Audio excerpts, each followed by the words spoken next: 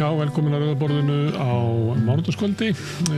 Það margt í boði hérna í kvöld. Hann hérna með mér Björn Thorlags. Hann samt ekki með það sem hérna aftast í þættinum. Þá hann Sigurjón Magnús Egilsson. Það hérna Vilhjálm Bjarnason, fyrrum þingmann.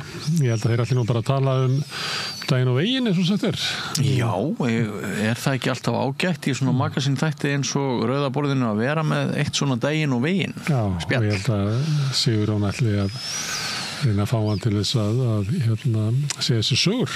Já, einmitt. Vilhjálmur nú sagnamaður og menningarmaður. Maður rekst ofta á tónleikum og svo leiðis. Þannig að hann virðist leggja rækt við hérna menningu og list, sagnalist. Já. Talandi menningu að þá ég hef verið með svona umfjöllun leikhús með því að fara á leikhússýningar og fá svo aðstæðendur sýningarinnar hingað við Rauðaborðið og spjallað sýningarnar og svona ýmislegt bara oft svona erindi verkanna eins og að hugmyndir eiginlega svo að verkin séu svona eins og framlag bara inn í samfélagsumræðuna ofta þegar ég hérna með náttúrulega leikara því að það eru leikhús eru leikarar en ég ekki með það í kvöld ég hérna fór á Heim sem nýtt verk eftir Hrafnhildi Hagalín og í uppfærslu leikstjórn Magnúsar Geirs Þórðarssonar sem leikustjóri og þau alltaf koma til mín og engin leikari leikustjórin og handritahöfundurinn og ég að því að Magnús Geir hérna þá býst ég við nú að ég reyni eitthvað að ræða líka bara leikhúsi svona almennt og svona við föllum þess Veistu okkur, ég ætla ekki að hlusta á þetta sem ég er að fara ætla ekki að hlusta á viðtalið kvöld, nei, ég ætla að hlusta á það þá frekar eftir viku vegna þess að ég var sko að bóka 4 miða fjölskyldunar á þessu sýningu og ég líti á þetta sem áhættu fjárfestingu ég veit ekki hvort ég er að fjárfesta rétt ég skítræddur við þessu sýningu 32 skall út í veskinu það er svolítið mikil peningur það er nefnilega peningur þetta er fín sýning, þetta er svona spennandi og svona, þetta er bara klassísk leikhús skemmtun þú getur kannski töða yfir þetta sé svona full klassíst og hefði mátt vera eitthvað svona meira ögrandi og eitthvað svona en þetta er ekkert að selja það mér fannst ég hafa lesið þannig dóm þetta væri svona aðeins, en þá hugsaði með mér en er það ekki bara fínt ef þetta er svona svolítið klassíst að fara með unga leikhúsgesti bara fólk undir 20 ég held að en það heldur þetta mikið 32 skall þetta er peningur sagði frá því hérna að því ég fer svolítið mikið í leikhús og þá tek ég oft með mér eitthvað gest og reyna að velja það svona í takt við sýninguna og ég bauð henni Sönnu Magdalenu á hérna Ifigenia á Ásbrú því það er svolítið svona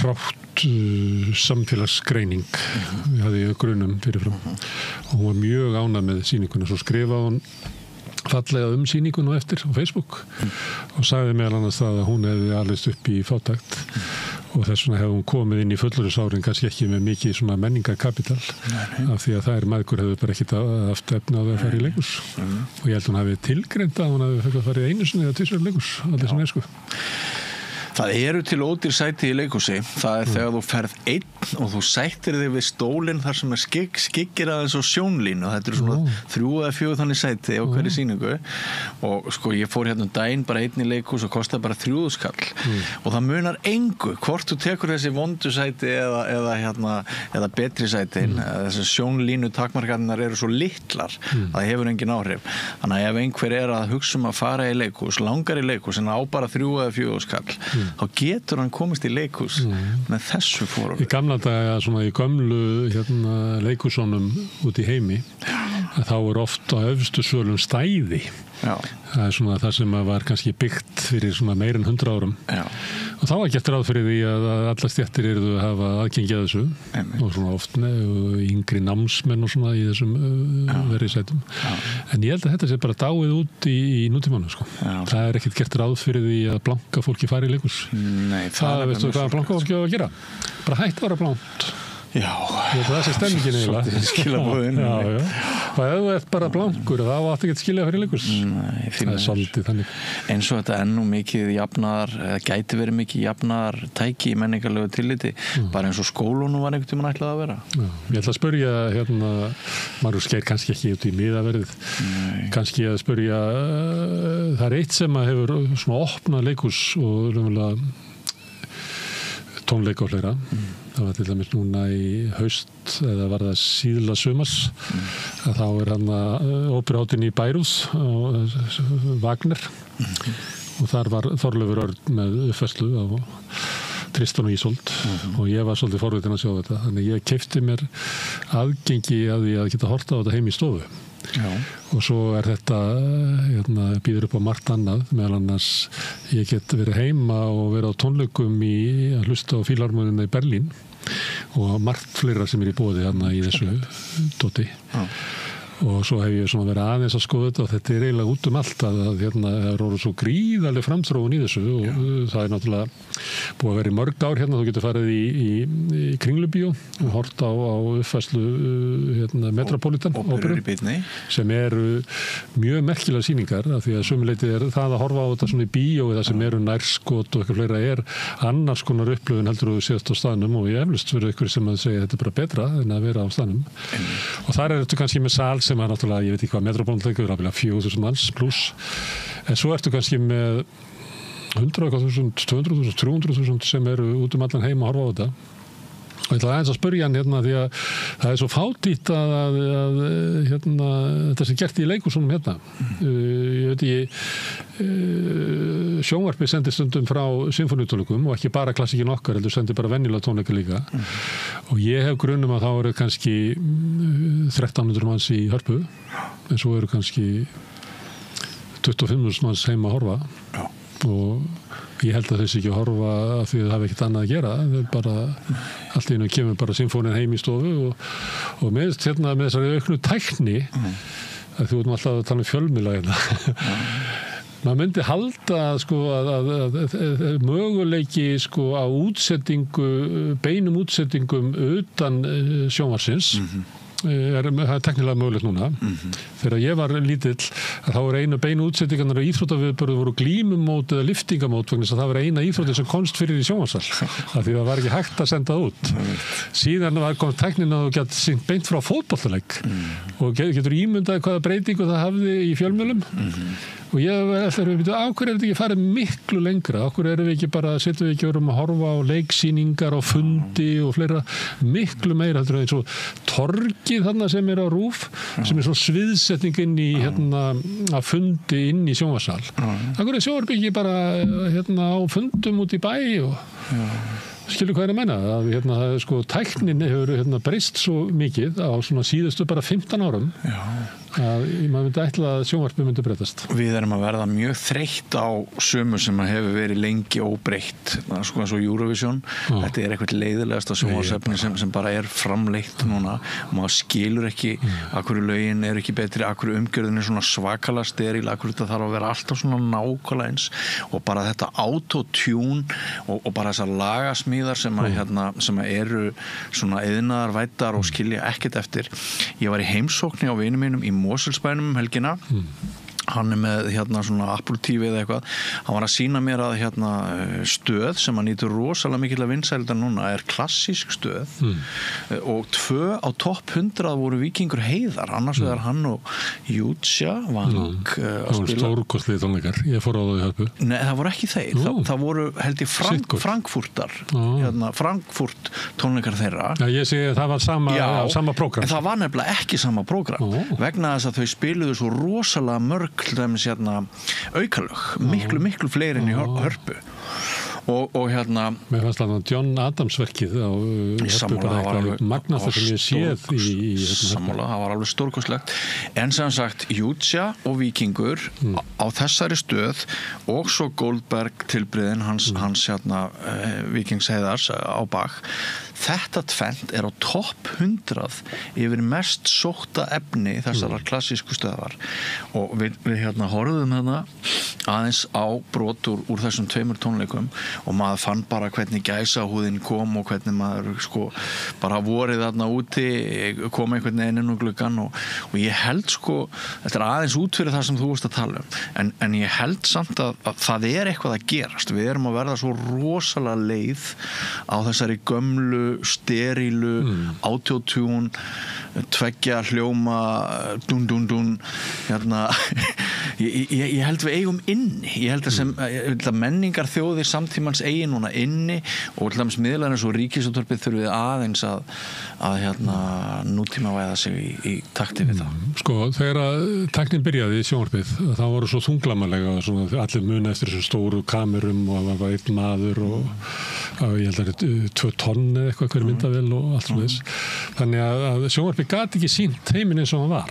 Þetta var það sviðsetjan inni hjá sér í spegilmyndir af því og svona alls konar spjall sem að leit kannski út eins og kaffihúsaspjall það var sviðsett fyrir sjónvarp. Fundur var sviðsettur fyrir sjónvarp og allt sviðsett fyrir sjónvarp og sömuleyti hefur þetta alltaf verið veikleikin í sjónvarpinu, það er svo mikil sviðsetningar því að raunverulega það að geta séð í mynd og hljóði atburði sjónvarpið er langhentugast fyrir því að bara taka upp það þarf ekki að vera að flytja leikritið inn í sjónvarpssal eða flytja fundin, við bara fara út og taka þetta upp. Ég hef alltaf verið að bíða eftir þessari svona stóru byltingu.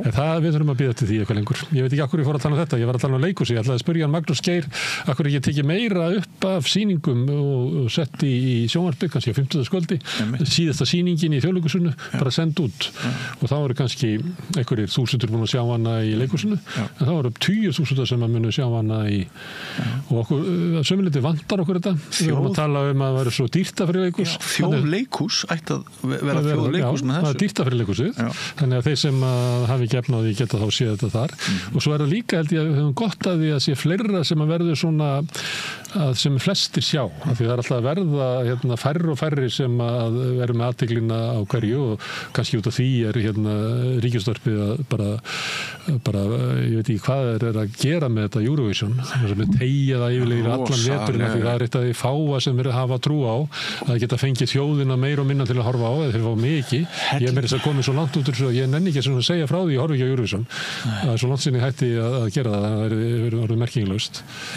en það var ekki skemmtilega að hafa svona eitthvað aðeins fjölbreytilegra efni ég heyri engan sem á eitthvað undir sér sem bara nefni það í menningarlegu tilliti horfa á Eurovision sko.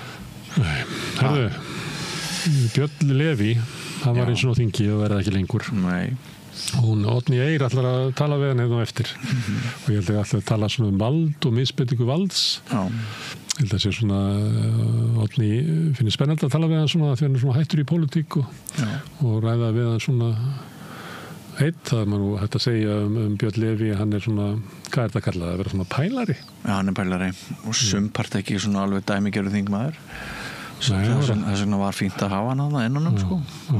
Hún ætlar að tala við hann þú ætlar að vera með það er búið að vera komin hefð á það að þú ætlar að tala um fjölmiðla hérna á mánudagskvöldum já, í alls konar mynd og og þú ætlar að tala um Björn Leví eitt umræðefnuna er umfjöllum fjölmiðla skipan Brynjars eða setningu hans til eins árs í Níelssonar í Héraðsdóm og þeir tveir tókust nú alltaf ansi hressilega á Brynjar og Björn Leví nú er Brynjar hættur að skrifa statusa á Facebook og þannig að hann er hættur að geta gert grín að Björn Leví eins og hann gerði alltaf Brynjar kunnið það reyndar að gera pínlítið grín að sjálfum sér fyrst og það gaf honum umboð til að gera grín af öðrum hann breytti sjálfum sér svolítið í svona teiknimyndafígúru hann kunni formúluna og eins og margir sem hafa verið að nota þetta form gerði svolítið persónu konunni sinni sem svona bossinum í sínu lífi þannig hann var eiginlega að breyta sjálfum sér og konunni sinni og fleirum í svona teiknimyndafígúrur en sko skipan konunur hans í Landsrétt á sínum tíma hún var svolítið umdeild og nú er aftur umdeild þessi skipan Brynjars og þetta er eitt af því sem við viljum að ræða hvort fjölmiðlar hafa verið að standa sig á vaktinni heimildin kom með svona alltaf beittan flöta á þessum máli öllu á föstudaginn en þá var allt búið það var með leiðara svona frá Ingibjörgu já líka bara Aðalsteinn Kjartansson var með bara beitta greiningu á þessu öllu og hann með nýjar upplýsingar hann vil að segja að hellingur af fólki sem að hefði sótt í meðal ári það gerði það ekki það var hvað rétt til þess að gera það ekki, það dró umsóknin sínu tilbaka þegar það vissi að Brynjar væri að sækja og Brynjar á inni greiða hjá Valhöll. Já, hvað greiða á hann inni á Samfylkingunni, Viðreisn og Flokki fólksins? Já, þú ert að meina það að hún Obba ráðherrann hefði bara ekki átt að stimpla þetta. Ég veit það svolítið svona, ég sá að eitthvað vera að skrifa þetta á Facebook. Það er stór ákvörðun hjá hann sko. Já, ég býtu, halló, er þetta fyrsta dómaraskipun þessar nýju ríkisstjórnar, Brynjar Níelsson, hvaða grín er þetta? Já, ég veit ekki alveg sko hvort maður getur krafist þess að einhver sagði, hann getur ekki dæmt nokkuð skapa hluti sem aður, hann er vanhæfur gagnvart öllu sem að snertir innflytjendur og útlendinga. Allt sem að tengist hann er líklega vanhæfur í öllu svona ágreining karla og kvenna. Þetta verður engin dans og feministar munu ekki upplöðu fái réttlæti frá honum, píratar munu ekki upplöðu fái réttlæti frá honum. En sósíalista náttúrulega, hann sko fyrirlítið sósíalista. Þetta er við sem fjöldamorðingar.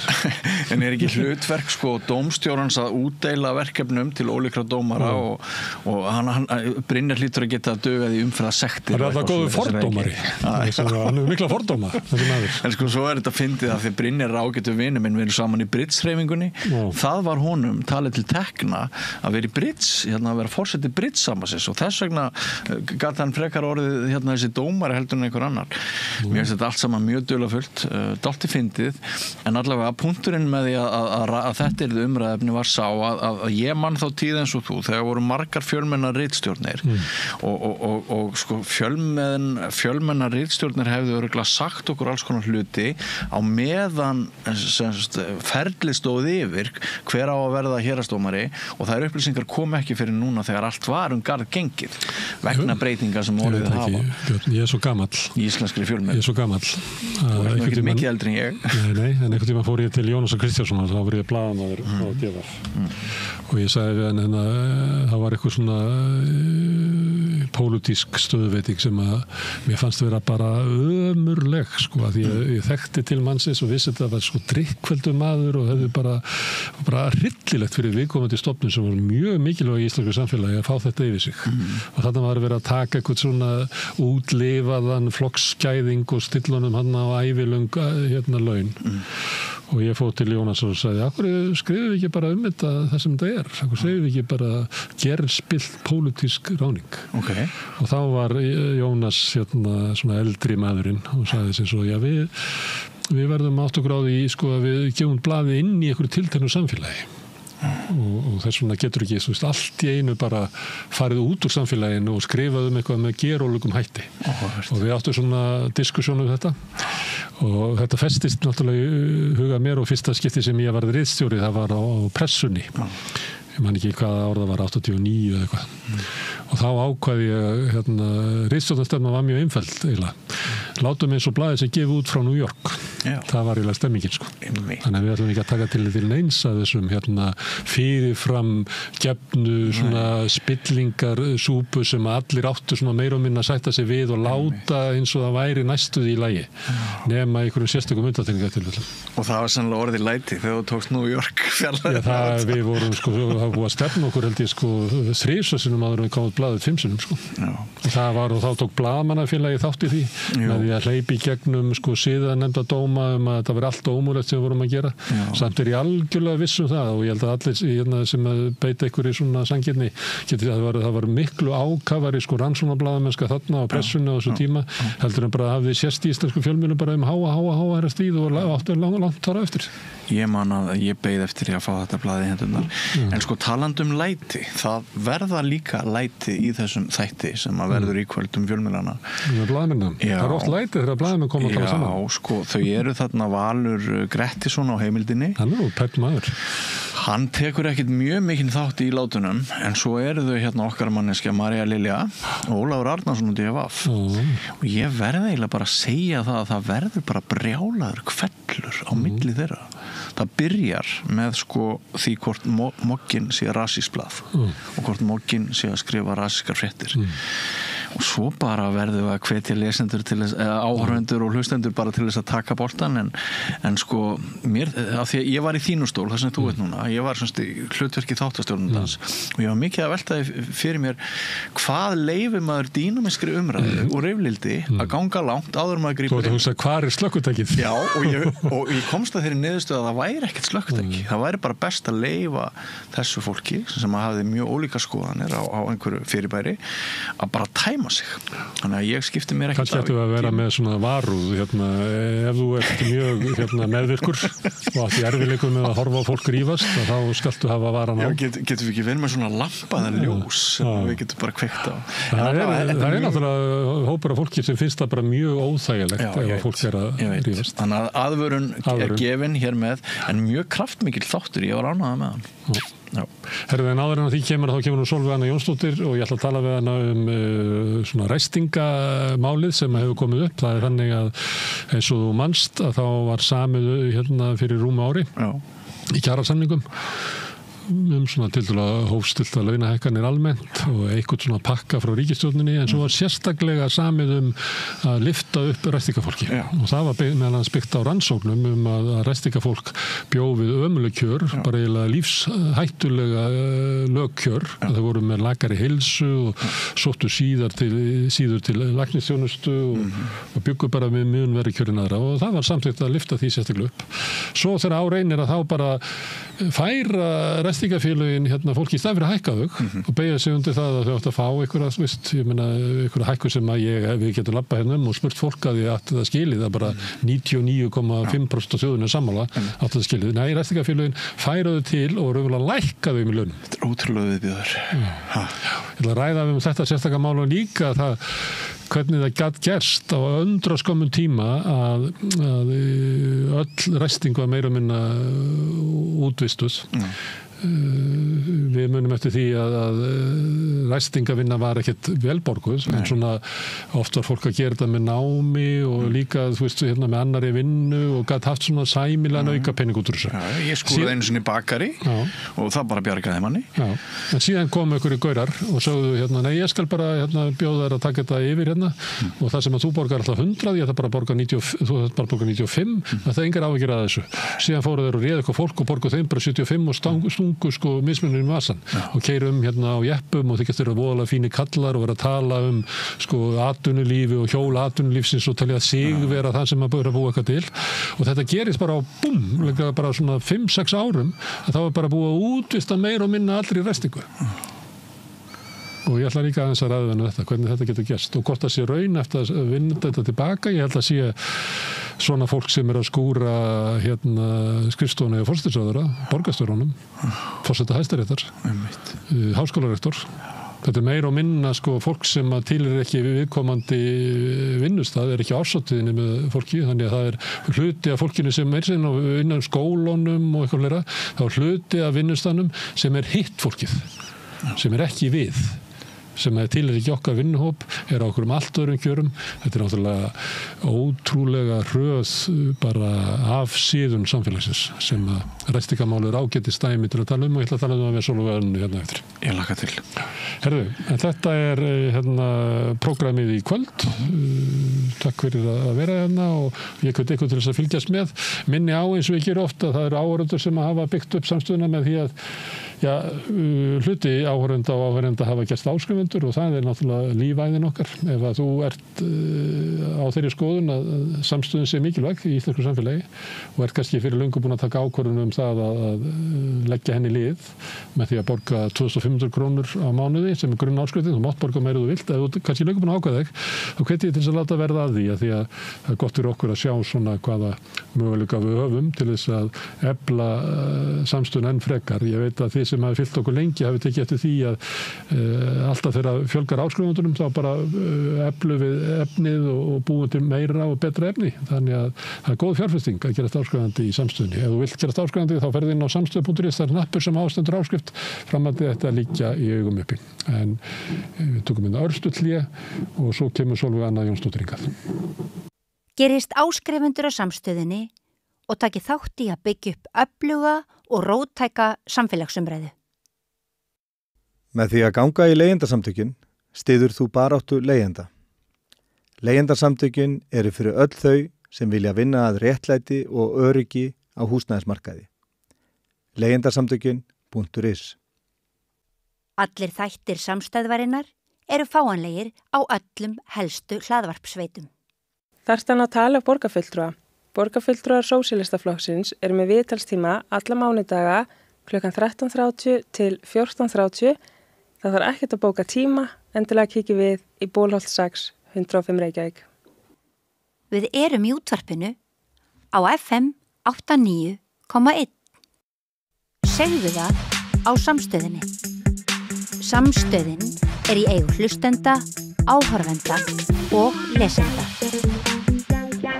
Sláist í hópinn og gerist áskrifendur.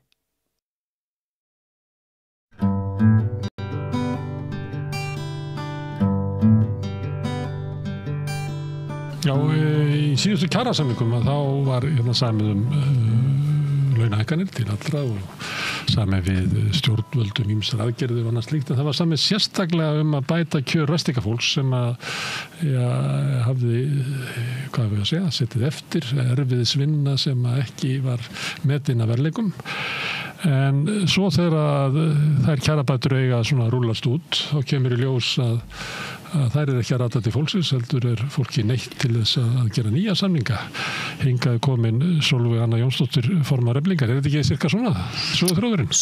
Jú, þetta partur af söguþráðinum í það minnsta, en hann dálítið flókin, eða réttar sagt kannski ekki flókin, en þessi ræstingabransi og fyrirkomulagið hér, þetta svolítið svona eins og laukurinn sem þú byrjar, þú veist, og svo alltaf bara meira. Og svo fara allir að gráta, þetta alveg þannig, sko.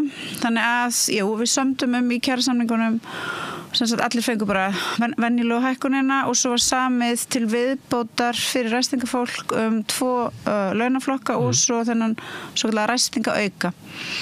Og á endanum var nálgunin við ræstingaaukan að einhverju leyti sambærilega við það sem við gerðum hjá Reykjavíkurborg 2020, sérstök hækkun. Til þess að þá vorum við að lyfta upp þarna lægslaunaðasta hópnum og þarna var þá sérstök hækkun til þess að leiðrétta kjör hóps sem að við í Eflingu og SKS-félögunum sem eru með ræstingafólk vissum að stóð höllum fæti og vorum til viðbótar með við þá vitneskju með niðurstöðu könnunar vörðu sem rannsóknarstofnun eða rannsóknarmiðstöð ASÍ og BSIB en þar hafði verið unnin sérstök könnun lífsskilyrði og tilveruskilyrði ræstingafólks sem leiddi í ljós að staða þeirra verri bara á öllum mælikvörðum en annarra. Vinna við lág laun, við mikið álag og þið gerir kröfur að það sé leiðrétt og við sem ykkur samþykkja það. Já.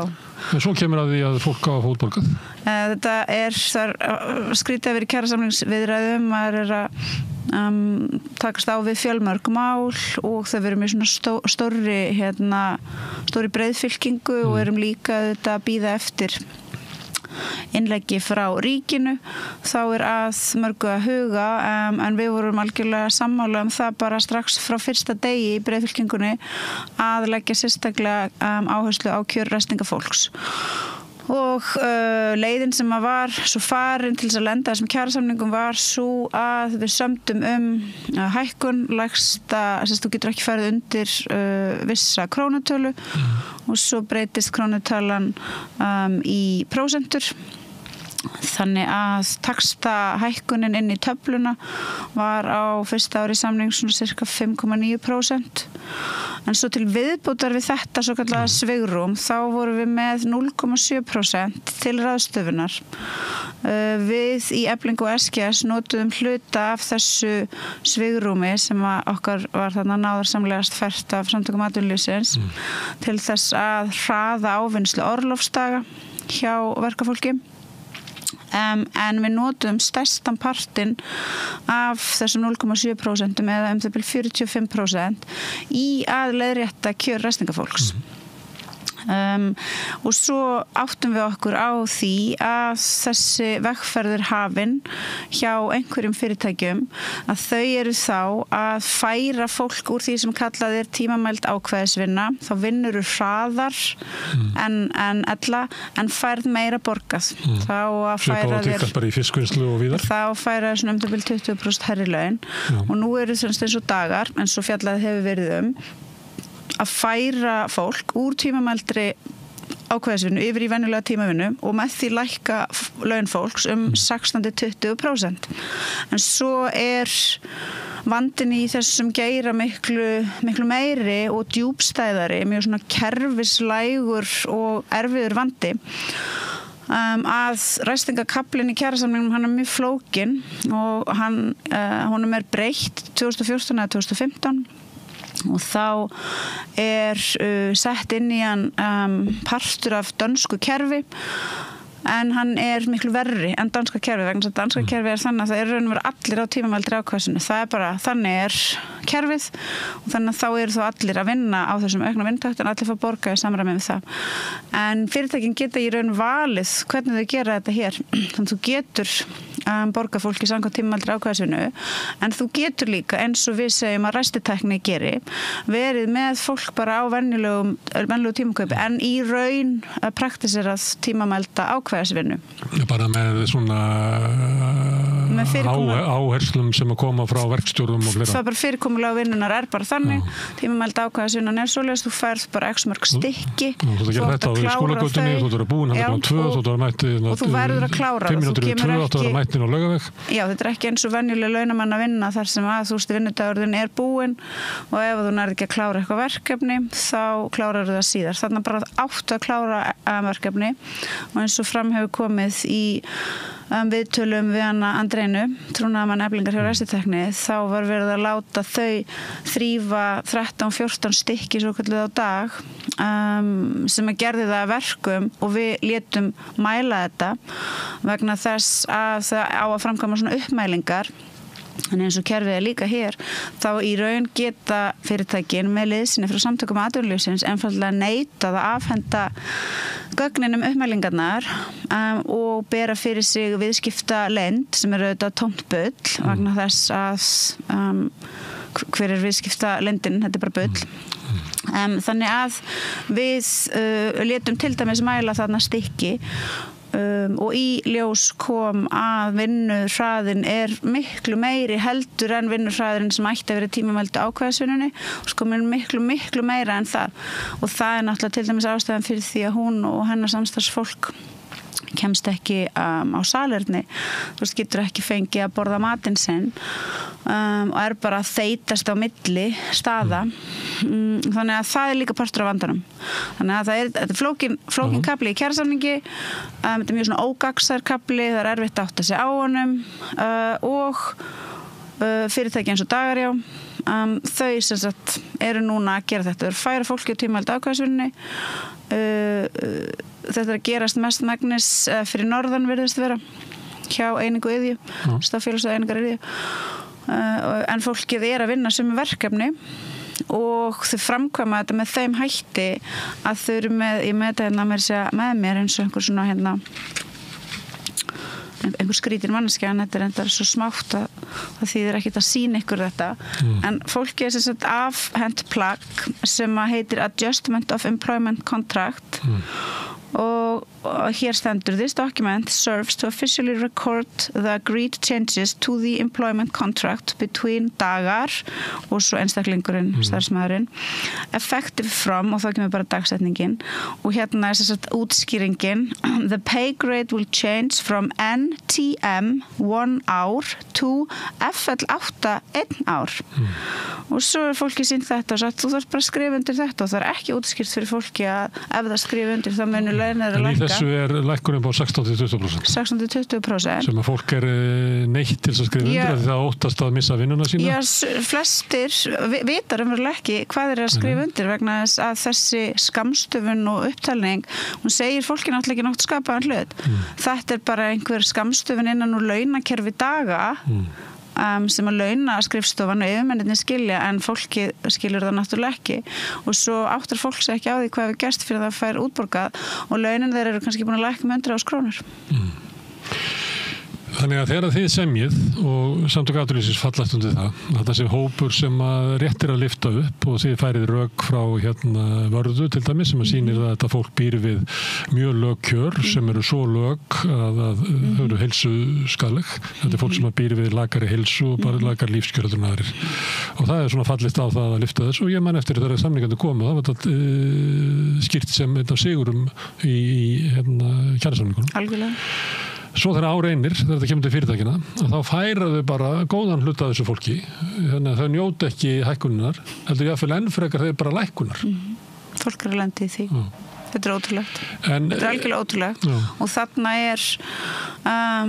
þarna eru fyrirtækinu þetta hefða sem er algjörlega svifrilegum hætti og þau eru að sjálfsögðu og augljóslega hefða sem er svifrilegum hætti gagnvart starfsfólkinu en þetta er líka aðför að kjarasamningunum og það er mikið verið að tala hér á þessu blessaðalandi traust og það sé vanti traust upp á þetta það verið til dæmis vera stærsta vandamálið í kjarasamningsviðræðum kennara við hið opinbera, það er ekki traust á milli aðila sko þarna nú aldeilis verið að rýra traust í raun er það svo að ef að þetta verður ekki lagfært hvernig í ósköpunum eigum við þá geta gengið aftur til samninga það bara segir sér sjálft að við skrifum upp á í góðri trú, við teljum okkur vera búin að ná eins miklum árangur og við getum að samningarnir fara í atkvæðagreiðslu hjá öllum sem að eiga svo að starfa undir þeim, þannig að við fáum lýðræðislegt samþykki félagsfólksins sem á að starfa undir samningunum fyrir því að þau fallist á þetta og við eins og þú ert að segja veljum svo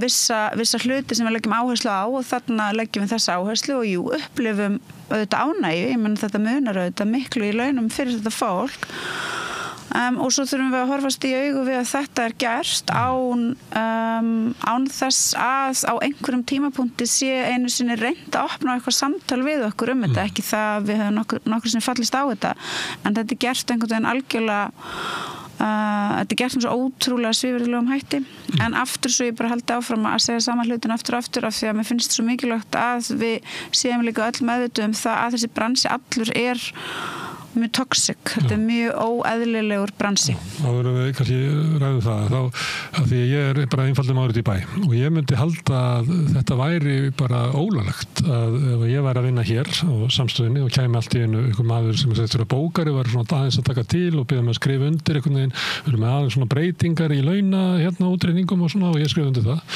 og ég er náttúrulega skítrættur að missa vinnuna þannig að það er svona ákveðin hætta á misneytingu held ég að sé lögfræðilega hugtaki, það sem að sá sem er með sterka stöðu og annar með veika stöðu að hann getur ekki þröngvað honum til þess að semja af sér launakjör eða semja af sér eitthvað réttindi og ég neittu til að skrifa undir ég myndi aldrei að það væri bara ólöglegt. Já, við teljum að það hvernig þetta er framkvæmt með þessum ótrúlega óheðlega, ógagnsæja óskiljanlega hætti sé brot á bara lögum það hvernig framkvæma skuli svona hluti. Og hvernig virka það? Er það hringt í lögguna eða gerir þið kröfu fyrir hönd þeirra sem að voru neitt til að skrifa undir þetta og kannski bara örlítill hluti þeirra treysti sér til þess að sækja til ykkar að annar bara vill halda vinnunni þóttu við taki 16-20% launahækkun en þannig að þið geti farið möguleg í mál fyrir hönd þeirra sem að raunverulega láta ekki bjóða sér þetta og gert kröfu að viðkomandi haldi áfram að vinna á óbreyttu launakjörum en þá vill kannski svo til að hann er bara búið að reka viðkomandi eða? Við getum auðvitað á einhverjum tímapunkti ákveð það að fara í mál en afstaða eflingar í svona hlutum er að við viljum fara aðrar leiðir, við förum í mál ef við þurfum að fara í mál og auðvitað er það oft þannig að það þarf að leita en við viljum gera þetta með öðrum hætti og við auðvitað setjum fram bara kröfu það að þessi breyting, þessar breytingar verði einfaldlega dregnar tilbaka Við erum búin að funda einu sinni með fulltrúum Samtaka atvinnulífsins og fulltrúar Eflingar, fulltrúar SKS og ASÍ eru núna að funda bara alveg reglulega á hverjum degi til þess að við séum öll bara meðvituð hvað er að gerast þá hjá hverju félagi og hvað alþjóðsambandið er að gera. Við skulum sjá hvað gerist. Ég á þessum tímapunkti auðvitað bara útiloka ekki nokkuð skapaðan hlut En ég ætla ekki bara... samt að lýsa því yfir hér að við séum eitthvað að það sé endilega leiðin sem við ætlum okkur að fara og ég tala líka einfaldum maður til bæ, sko, þegar eitthvað brýtur gegn einum þá dettur mann oft í huga að löggan komi bara þú talar þá kannski ekki beint eins og einfaldur maður til bæ heldur mér kannski eins og barn sem að einhver hefur sagt við að þú veist löggan kemur ef einhver gerir eitthvað ljótt og svo þegar við erum aðeins eldri þá eigum við að skilja það sé dómskerfi og svo eigum við að trúa því að þar sé alltaf dæmt bara hérna eftir þú veist lögunum og það fari alltaf allt vel Ríkisvaldi að verja hinn veika ég bara hef enga sérstaklega trú á því réttara sagt að sjálfsögðu getur það gerst og oft á tíðum gerist það en ég ekki svo barnarleg að trúa því að það sé einhver einfaldasta, besta, eðlilegasta, réttasta og svona hérna lausna miðaðasta leiðin til þess að fara og það samrýmist heldur ekki sín eflingar á baráttu vinnandi fólks að vera einhvern veginn bara við förum bara með þetta fyrir dómstóla og svo býðum við bara öll núna, við býðum í x marga mánuði eða við býðum í ár og svo kemur í ljós en það sem mér dettur í að því ríkisvaldið á að fylgjast með því að það sé ekki verið að brjóta gegn hinnum veikari og það ýmis svona lög sem í því og mér myndi ætla það að það félagsmálaráðuneytið sem að sér vinnumarkaðsmál að þeir fréttir af þessu myndi hringja ykkur bjöllum þar og segja það gengur ekki að það sé verið að gera ykkur samninga og svo bara fara fyrirtækin og færa starfsfólkið bara í löngum bönum raunverulega til lækkunar þetta ekki eðlilegt að við rannsökum þetta hérna í félagsmálaráðuneytinu? Ég vona bara allir séu eitthvað að hugsa það þegar ekki að fara að rannsaka ég veit ekki hvort að það er að gerast en það sem ég veit er að ég og Vilhjálmur Birgisson ætlum að fara núna á föstudaginn og funda með forsætisráðherra og formanni sambands íslenskra sveitarfélaga til þess að fara yfir stöðuna varðandi útboðsmálin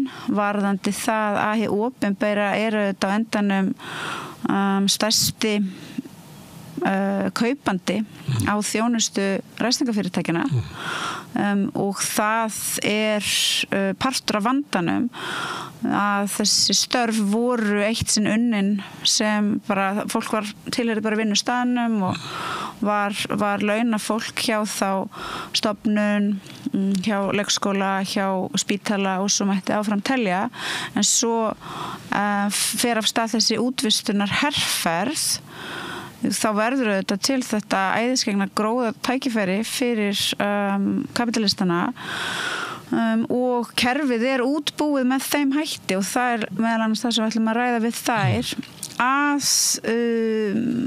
lægsta tilboð er mögulega bara alltaf tekið og við í Eflingu og það er starfsfólki sem borgar lægsta tilboð ég menn þannig eru bara einstaklingar þannig er ég bara að selja aðgang að vinna á aflinu þínu á útsölu verði og svo þarf ég auðvitað til þess að ég geti tekið til mín að gróðan þá þarf ég að einmitt halda verðinu niðri því annars gengur þetta viðskiptamódel mitt ekki upp og einmitt í stað þess að ráðuneytin og sveitarfélögin segja heyrðu við getum ekki kvittað upp á svona framkomu við borgarana, við getum ekki kvittað upp á svona framkomu við vinnuaflið við skattgreiðendur þá taka þau mjög einbeittan þátt í því að viðhalda þessu kerfi og eru að mínu viti einn helsti sökudólkur í því að svona er komið fyrir okkur að við erum með stóran hóp mest kvenna, fátækra kvenna sem að starfa við mjög erfið starfsskilyrði á mjög lélugum launum einmitt útkerðar á sál og líkama búið að vera skelfilegar fjárhags áhyggjur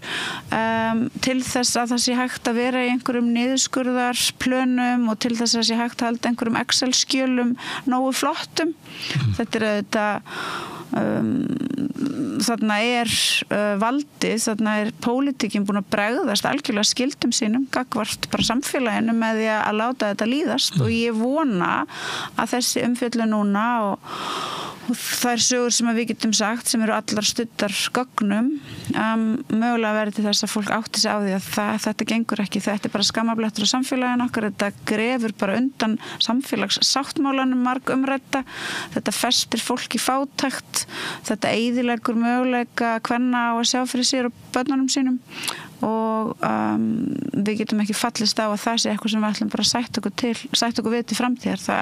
Ég trúi því ekki.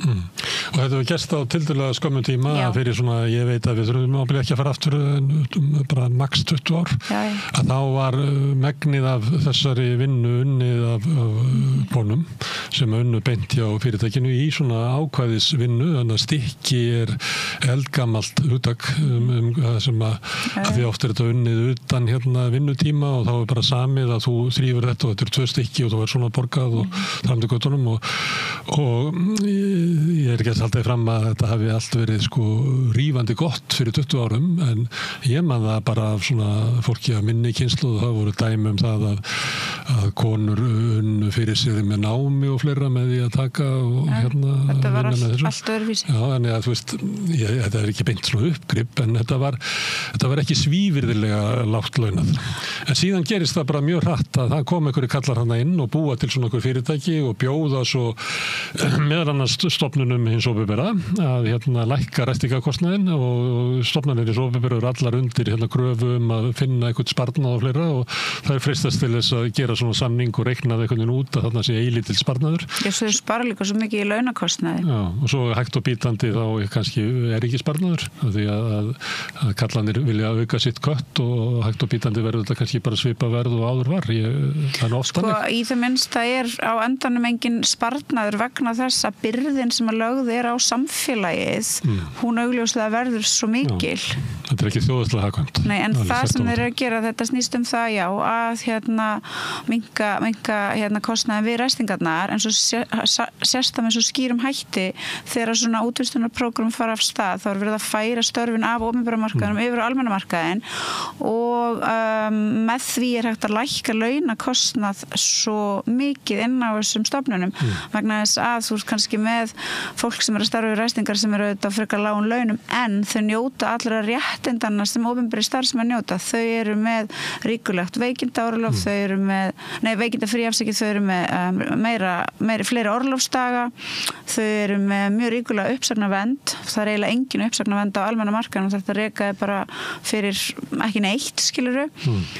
Þannig að það miklu svona tryggara, betra og öruggara ráðningarsamning sérstaklega fyrir láglaunafólk. Þannig að þú veist, það svo stór partur í þessu útvistunarprógrami og þetta í gangi allstaðar í kringum okkur og ekkert bara í ræstingunum. Ég í samskiptum við frábæran trúnaðarmann Eflingar konu sem búin að vera að vinna hjá einum leikskólum Reykjavíkurborgar í meira en 20 ár. Fyrst var hún lengi á deild og svo var hún í eldhúsinu á samstarfsfélaga sínum og svo eldhúsið lagt niður og því útvistað og henni sagt upp með basically SMS-i daginn fyrir gamlástag. Konan sem með 20 pluss ára starfsreynslu á borginni, eðal manneskja og til viðbótar trúnaðarmaður. En þetta að gerast allstaðar í kringum okkur. Svo maður skilji svona mélina bak við þetta til einföldunar. Þá þetta kannski þannig að þú ert rekustofnun og það kostaði 100 að vera með ræstingar og þá kem ég til þín og segi ég til að gera þetta fyrir 95 og þessi 5 sem að munar eru bara glötuð réttindi eins og þú varst að þylja upp með nefna veikindarétt og hverlega sem að eiginlega bara starfsmæður missir en engi fær raunverulega í staðinn en síðan ræði ég þig sömu konuna til þess að þrífa á 75, áður fekk hún 100 nú færði bara 75 og svo tek ég 20% kött og bara fýtt kalla á Range Rover og mæti á fundi á samtökum atvinnulífsins og bara fýtt maður og þetta tilboð að það náði að umbreyta aldrei þessari starfsgrein bókstaflega á mjög skömmum tíma á mjög skömmum tíma Þetta er alveg ótrúlegt. Þið talið svolítið hið opinbera því að það náttúrulega ekki að taka þátt í því að brjóta niður lífskjör launafólks. Það væri gott ef þetta gæti hægt því. Þið geti gert meiri móralskar kröfu til hins opinbera heldur en til einkafyrirtækja, kannski. Jú. En ef þú horfir á heildina þá veit maður að það náttúrulega ferðaþjónustan með gríðarlegan fjölda af ræstingafólki í vinnu og ég bý þarna niður í bæ og ég sé svona bíla koma, tvær konur hlaupa inn að þrýfa ykkur Airbnb og svo skuttlaði sér áfram og maður sér svona Hvað heldur að sé stór hluti af þessum bransa sem raunverulega seldur opinberum aðilum? Ég því meir ekki með þessa tölum. En kannski 40% eða jafnvel meira. Ég ætla ekki að segja því, við þurfum bara að komast að því.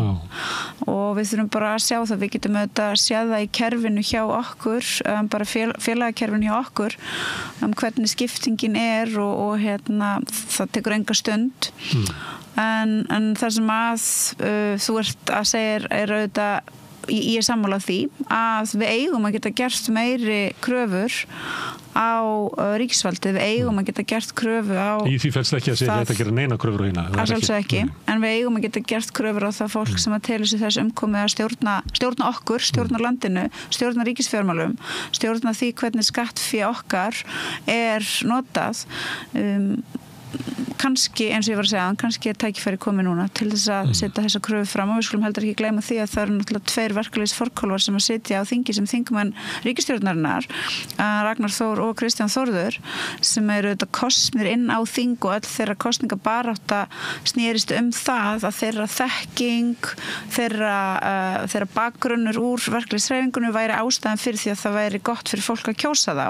Ragnar verkalýðs fyrrverandi formaður í Viðreisn, Reykjanesi. Já, ok, meitt. En við skulum sjá hvort að þeir upplifa að þeir eigi að axla ábyrgð í þessu máli og eigi að ganga til liðs við okkur í þessari baráttu og sjá til þess að áherslur okkar í þessu máli ná í gegn, að það verði hlustað á það sem við segjum og að þær tillögur sem við komum með muni fá áheyrn hjá ríkisstjórninni og þær tillögur munu þá mögulega fyrst og fremst snúast það að hægt verði á þessu útvistunarbrjálæði og það verði stoppað.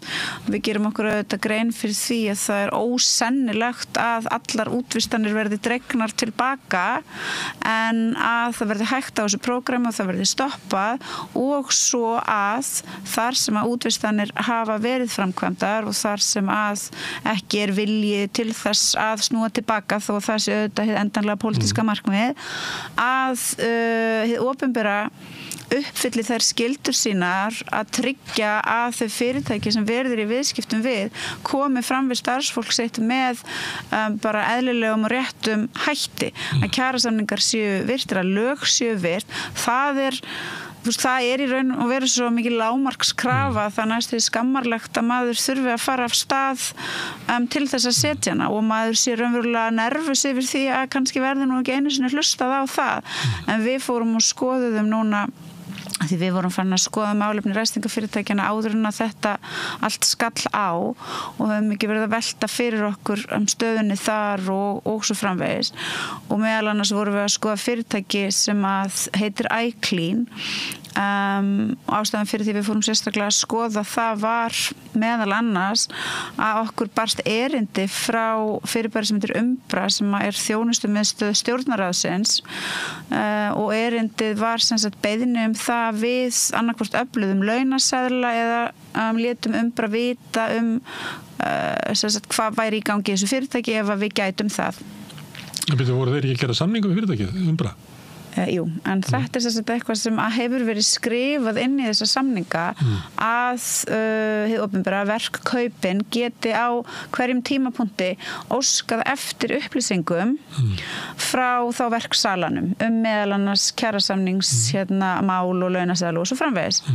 Við vissum ekki einu svona af þessu að það auðvitað fyndið á skrítin hátt að fatta það búið að skrifa mann inn í einhverja samninga og maður ekki látið vita af því en allt í góðu, bara fögnum því að þetta sé þarna til staðar, þetta ákvæði þannig að við fáum þetta erindi og við svörum tökum saman lítið bara minnisblað þar sem að við segjum að hjá iClean á síðustu 2 árum hafi verið ýmislegt í gangi og að inn á okkar borð hafi komið 28 mál og við rekjum nokkur, ég held að við höfum rakið svona í stuttumáli 8 mála af þessum 28 og reynum að sýna svona alla flóruna af kjarasamnings- og réttindabrotum sem í gangi, sem allt frá því að fólk sé sagt upp vegna þess að það meldar sig veikt yfir í bara mjög grófan launaþjófnað.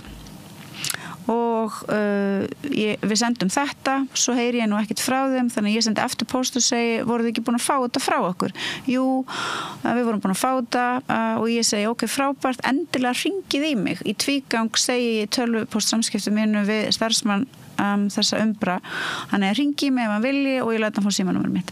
Mjög viljug til þess að veita upplýsingar. Svo heyrist ekkert og svo núna fyrir skömmu þá sendi ég post til þess að spyrja hvernig þetta hafi farið og þá kemur svarið tilbaka bara, jú, við vorum endurnýja til árs og ég svaraði og ég sagði, hvað meinar? Hvernig getur staðið á því? Til hvers voruð það að biðja okkur þessi gögn? Við sendum gögn og ég segi mér í einum postinum til þess bara, ég vona að þið ætla ekki að endurnýja og endilega hringdi í mig ef þú vilt heyra eitthvað meira.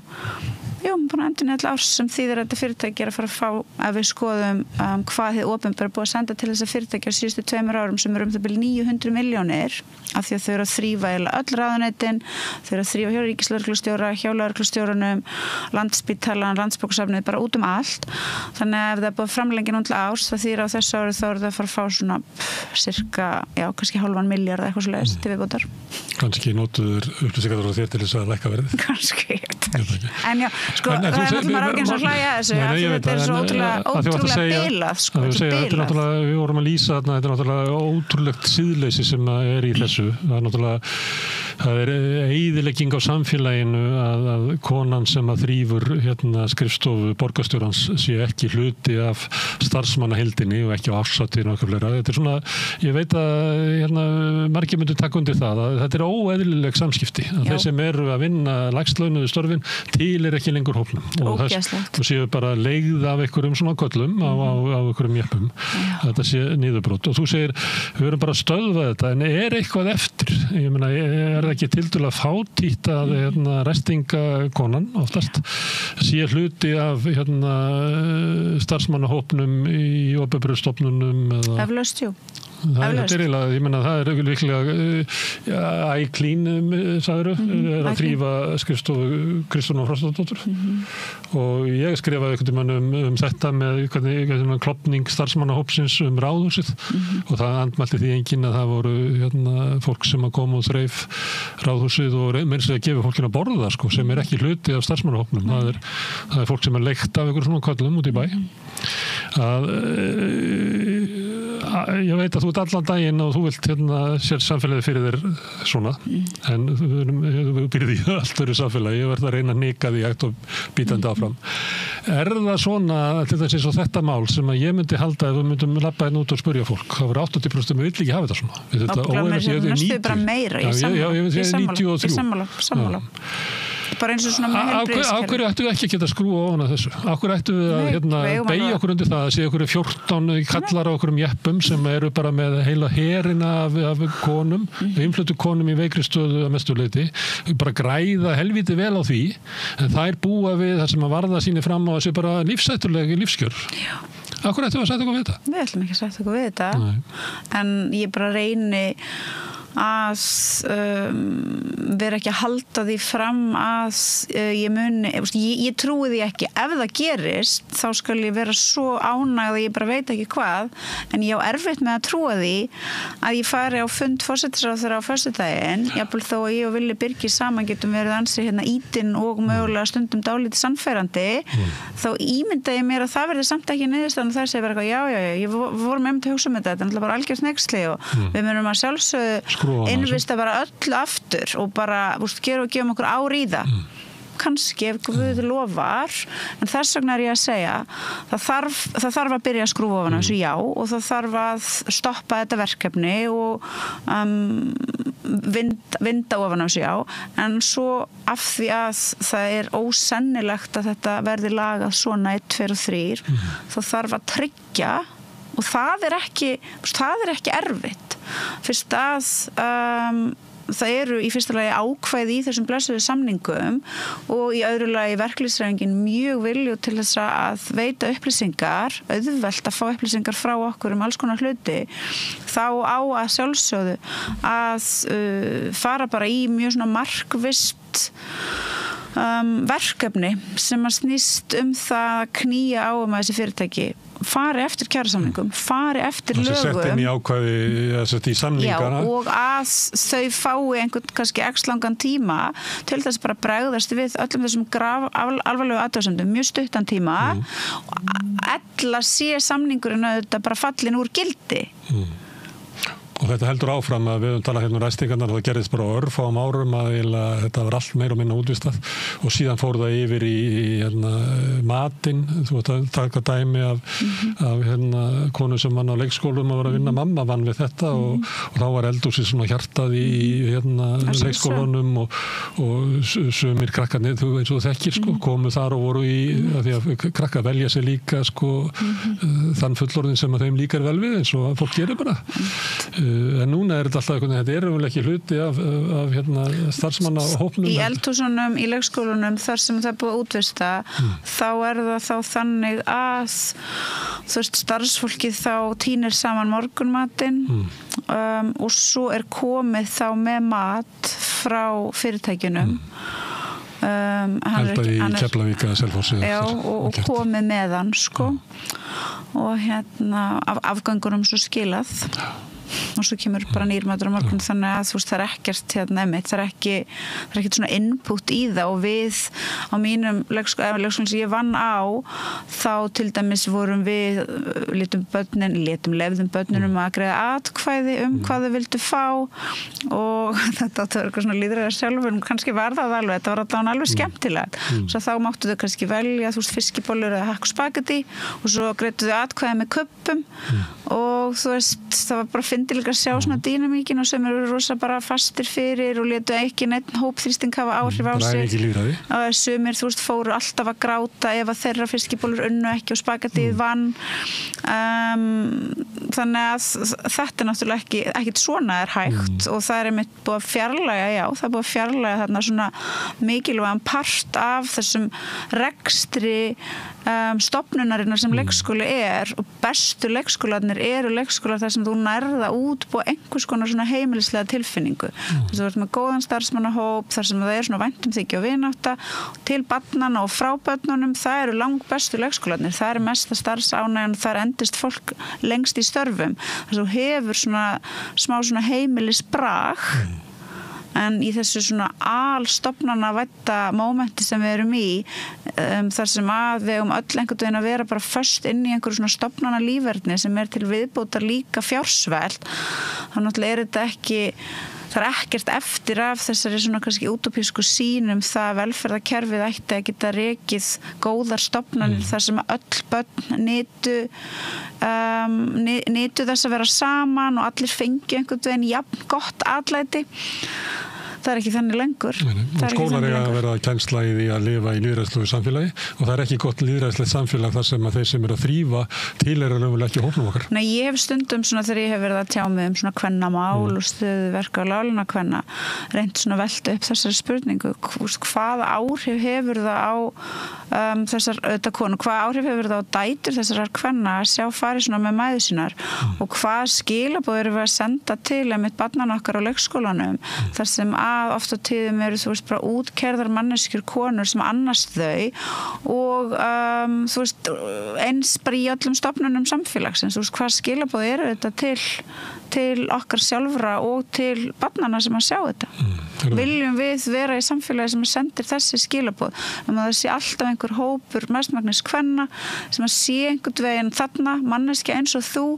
en samt svo jaðarsett að þú næstum því átt að gleyma því að hún sé þarna Sólveig, gangi vel í þessari orustu í þessu stóra stríði gangi vel í stóra stríðum líka Takk fyrir.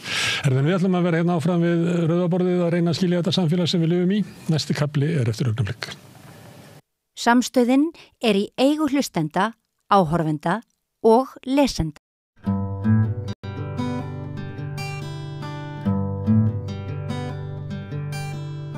Já, komið sæl og blessuð, velkomin í fjölmiðla spjallið okkar sem að hefðir komin fyrir að á sér stað á mánudögum.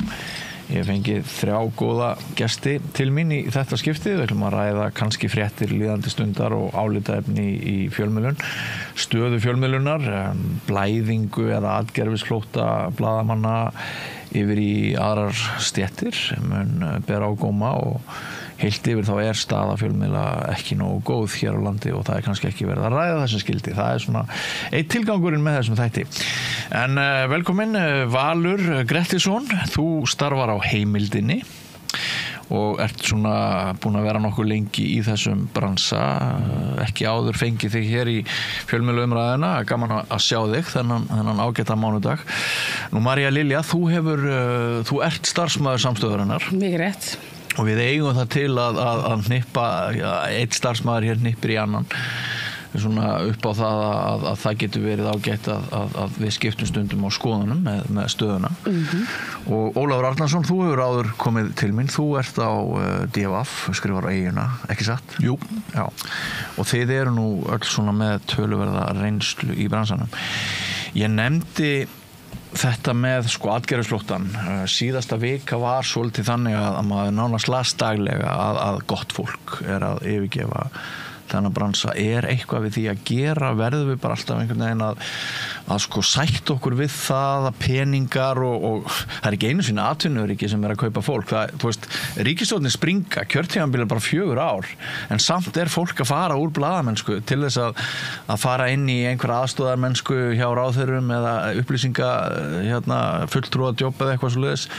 Þetta bara svona náttúrulegumál að blaðamennskan verði einhvern veginn, hún situr alltaf á hakanum. Við byrjum á þér, Valur. Náttúrulega að fréttamennska sitja á hakanum. Já, það augljóst að blaðamennska og fréttamennska yfir höfuð náttúrulega mjög svona mikið álag í blaðamennsku og þetta mjög erfitt starf. Þetta ekki svona kannski fyrir alla. Þú ert mikið í átökum sem kannski eitthvað sem margir eiga mjög erfitt með. Blaðamenn þrífast mjög vel í þannig upplausn, getum orðað þannig. Þannig að þetta augljóslega líka ekki kannski gott fyrir fjölskylduna, þú ert að vinna lengi oft, þetta oft líka vaktir og annað eins. Og þetta þegar þú kemur heim þá haldur áfram að hugsa það sem þú ert búin að vera að gera við daginn eða morgundaginn og svo framvegis. Þannig að hættir heldur aldrei almennilega í starfi. Nei, lífstíl frekar en starf kannski? Já, ég hef nú reynt að hafa ekki þannig. Ég hef reynt að vera bara meiri fjölskyldumaður heldur en blaðamaður og það bara getur verið mjög erfitt jafnvægi í alla staði. Þetta svona hugsunarstarf svolítið. Já, ég náttúrulega nýhilisti líka Mér almennt, ég trúi sjálfur sér ekki á margt. En ég trúi bara á fjölskylduna og og prinsipið sem maður hefur Okay. En aftur á móti þá hjálpar það líka mikið til að ríkið að borga 1,7 miljón fyrir í laun fyrir aðstoðarmann á meðan blaðamaður að fá kannski hvað það á milli 600 og 800.000 eða eitthvað meðallaun. Ég veit ekki hvað það allt saman, ég held að það sé nær 800.000 í dag. Og það þýðir það að ríkið augljóslega að leiða ákveðið svona ákveðna launaþróun hefur verið að gera lengi og mun stærra vandamál heldur en endilega bara fjölmiðlar. Þannig að mér boðin helmikið hærri laun, helmikið minni vinna og ég get slökkt á mér í lok dagsins, þá held ég að sé ekki vafi að fólk vilji frekar í fjölskyldunni heldur en að vera að ólmast í blaðamennskunni.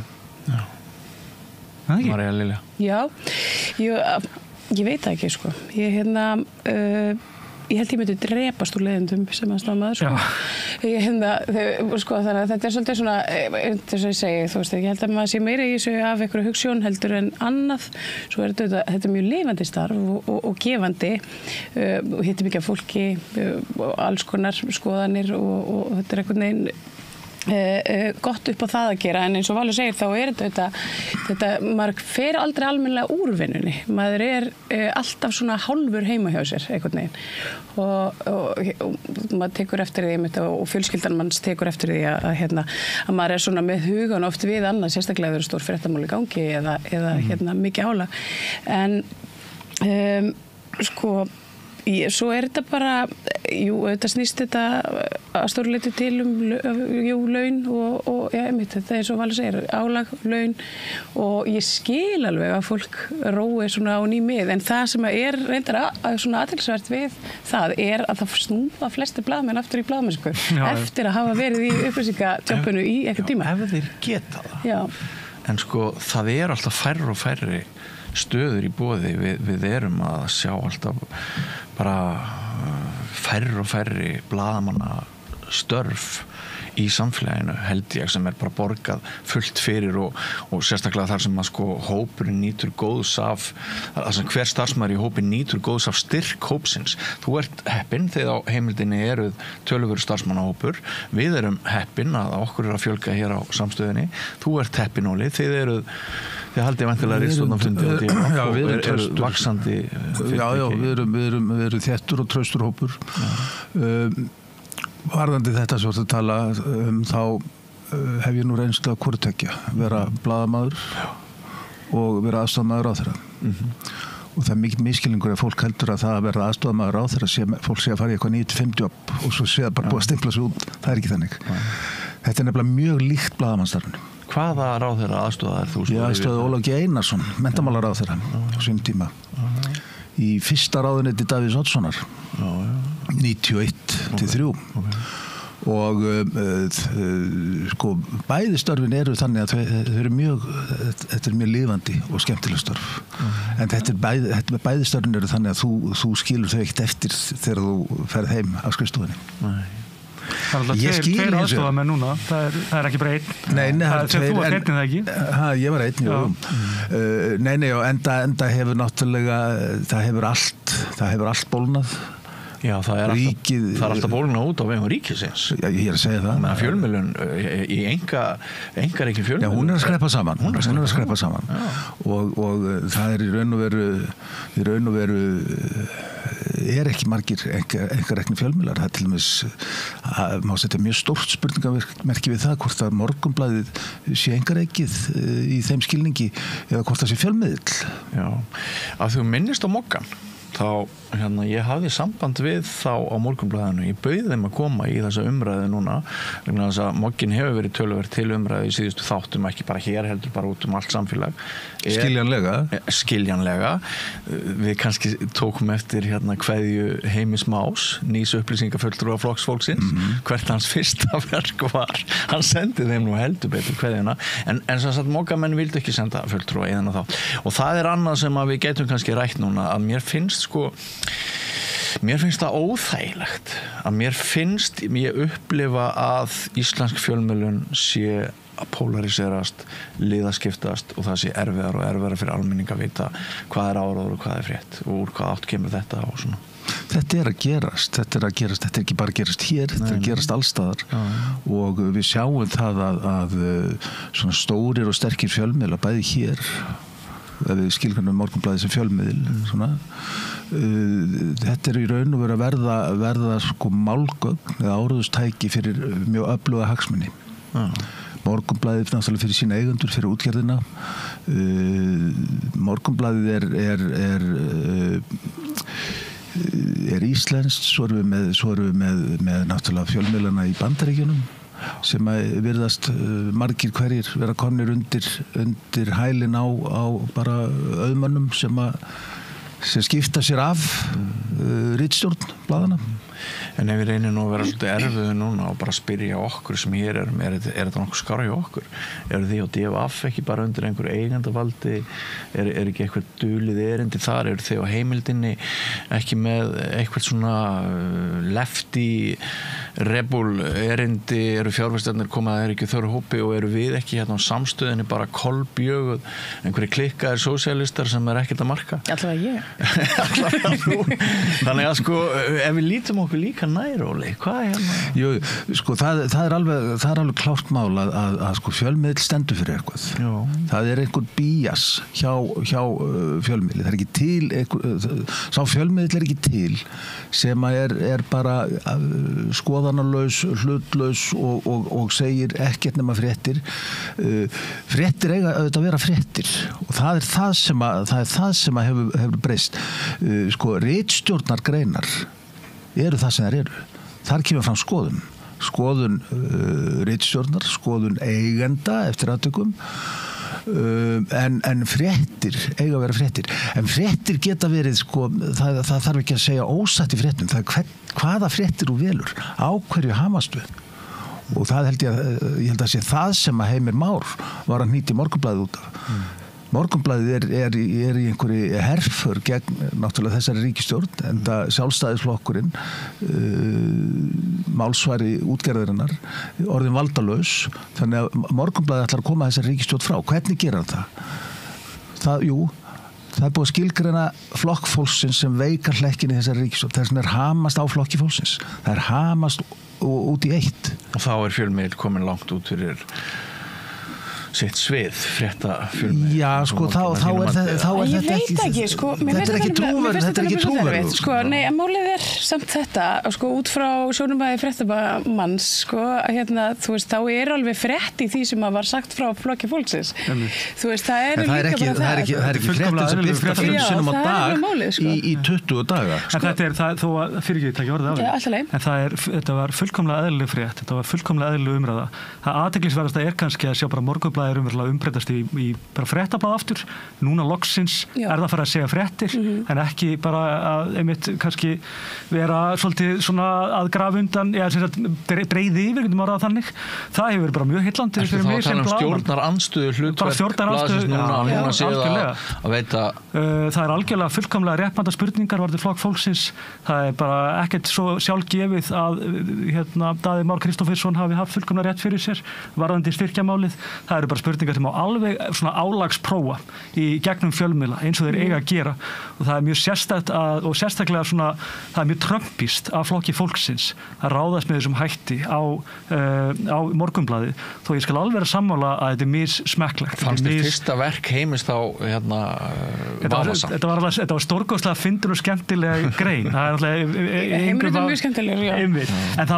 Og ég skil algjörlega fullkomlega hans sjónarmið en engu að síður þá er þetta með trömpisk aðferð til þess að þagga niður í fjölmiðlum eða ekki að beita þessum þögguna aðferðum eins og að þessu algjörlega obsessed bara einhvern veginn á flokki fólksins eins og Morgunblaðinu sé almennt ekki sama frétt er bara frétt, við vitum það alveg. Þetta er það sem ég er að tala um þetta er hvaða fréttir þú velur og þú keyrir á frétt sem að í raun og veru þetta er búið mál fjármálaráð þeir eru búin að afgreiða þetta mál. Ég er bara ósammála því. Já, nei, hann er búin að afgreiða þetta mál. Já, hann er búin að afgreiða, það er ekki búið mál. Jú, þetta er búið mál og það er náttúrulega alveg klárt mál og ég vitna bara í Flóka Ásgeirsson lögmann sem gerði þetta lögfræðálit. Það er alveg klárt mál að sko löggjafinn ætlaði ekki að hanna þetta þannig að einhver formsatrið eru til þess að flokkur eru gjaldþrota.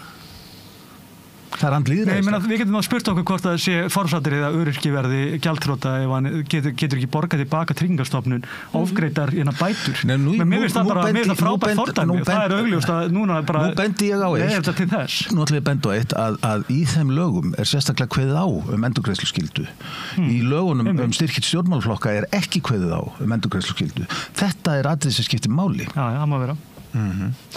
Sko það hefur nú þótt dyggð í blaðamennsku í þessu landi sem og í öðrum löndum að fjölmiðlar tali röddu almennings og ef þeir hjóli í eitthvað eða veiti einhverju aðhald þá sé það valdið þar sem það er þykkast og mest og mér heyrist að þú sért sko þú tellir það að moggin hafi áður fyrir sem sagt ekki sýnt þessu sterkasta valdi okkar aðhald vegna þess að þeir væri hluti að því en núna eru þeir ekki hluti að því þeirra menn eru ekki fyrir á fæti þar sem að aðrir sem voru tryggir mogganum voru yfirleitt og þess vegna sé Morgunblaðið að rífa af sér ákveðin ham.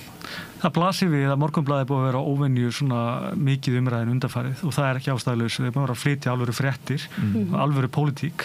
Það bara eitthvað sem ég hef ekki séð lengi. Nei. Þannig að hér í þessu herbyggi eru mjög skiptar skoðanir á því hvort Morgunblaðið með allt niður sig eða ekki. Sko, mér finnst ekki verið með allt niður sig, það var það kannski áður, einmitt eins og vel segir, einmitt, og þú bendir á að þau kannski svona, á meðan þau voru hluti af valdaklíkunni, þá svona fór minna fyrir þessu beittu blaðamennsku. Það fór ekkert fyrir þessari beittu blaðamennsku. Málið að Morgunblaðið, fjölmiðill í eðli sínu alltaf í stjórnarandstöðu, þannig alltaf að veita valdinu og valdhöfum aðhald. Þess vegna hljótum við bara að fagna því ef að Morgunblaðið í þeim skilningi er Morgunblaðið ekki fjölmiðill vegna þess að þegar sjálfstæðisflokkurinn í ríkisstjórn. Hvað áttu við með að segja ekki fjölmiðill? Ég að segja, hann ekki að sinna því hlutverki fjölmiðla að veita valdinu aðhald vegna þess að þegar sjálfstæðisflokkurinn í ríkisstjórn þá veitir Morgunblaðið ekki aðhald. Það fer ekki að veita aðhald. Það sé hagsmunasamtök. Það hagsmunasamtök, já. Þetta er raun og veru bara áráðust tæki. Eins og samstöðin þá hagsmunasamtök, eða? Að einhverju leyti. Já, að einhverju leyti, ég meina það það var allir fjölmiðlar, einhverja stefnu. Eru við 18% hérna bæjast við á samstöðinni, af því mér skilst að 18% af fénu sem streymi til okkar komi í gegnum sósíalista? Eru við þá 82% ekki bæjast? Þetta er náttúrulega, mér finnst bara heiðarlegast að menn séu bara, ef þeir eru heiðarlegi með það fyrirfram, hvar þeir standa, þá gerir ég sjálfur sér engar það skiptir í sjálfur sér mestu máli að þú vitir hvar þú hefur fólk. Jú, veitum við ekki alveg hvar við höfum Morgunblaðið? Jú, er það ekki bara svolítið þannig? Davíð Oddsson er ritstjóri, ég meina þetta þarf ekki að flóknara. Og við veitum alveg hverju eiga Morgunblaðið. Það er verða súrrealískari með hverju helginni þessar greinar sem eru kallað Reykjavíkurbréf. Já, það er ákveðin stígandi. Það er alveg rétt. En sko, vitum við líka hvar við höfum heimildina? Er þetta bara svona... Ég myndi segja að heimildin væri bara einbeitir sér augljóslega rannsóknarblaðamennsku með alls konar hætti. Það getur verið mjög umdeilt eða ekki. Ég er alveg sammála. Ég held að heimildin sé bara svona kannski frekar út allt á spektruminu. En þið eru með aðhalds- og eftirlits hlutverki svona, það er ykkar forte og svo einhver menningamál og svoleiðis. En varðhunds hlutverki er svona ykkar forte, ekki satt? Jú. Já. Og sjálfstæðar rannsóknir á því. Já. Og þetta gengur sæmilega. Mjög vel, verður.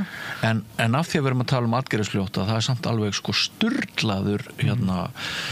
sturlaðar mannabreitingar og margir af þeim blaðamönnum sem við töldum okkar sterkustu blaðamenn, þeir eru farnir frá heimildinni yfir í eitthvað annað. Finnið þið ekkert fyrir því? Jú, auðvitað. Og þetta er dýrt auðvitað fyrir okkur, en það kemur alltaf maður í manns stað og allt það. Það er alltaf bara ótrúlega sorglegt að sjá mjög öfluga blaðamenn fara að gera eitthvað annað. Það er líka vegna þess að kannski heimildin á það hefur það sérstöð að það er blaðamennskar sem tekur mikið á.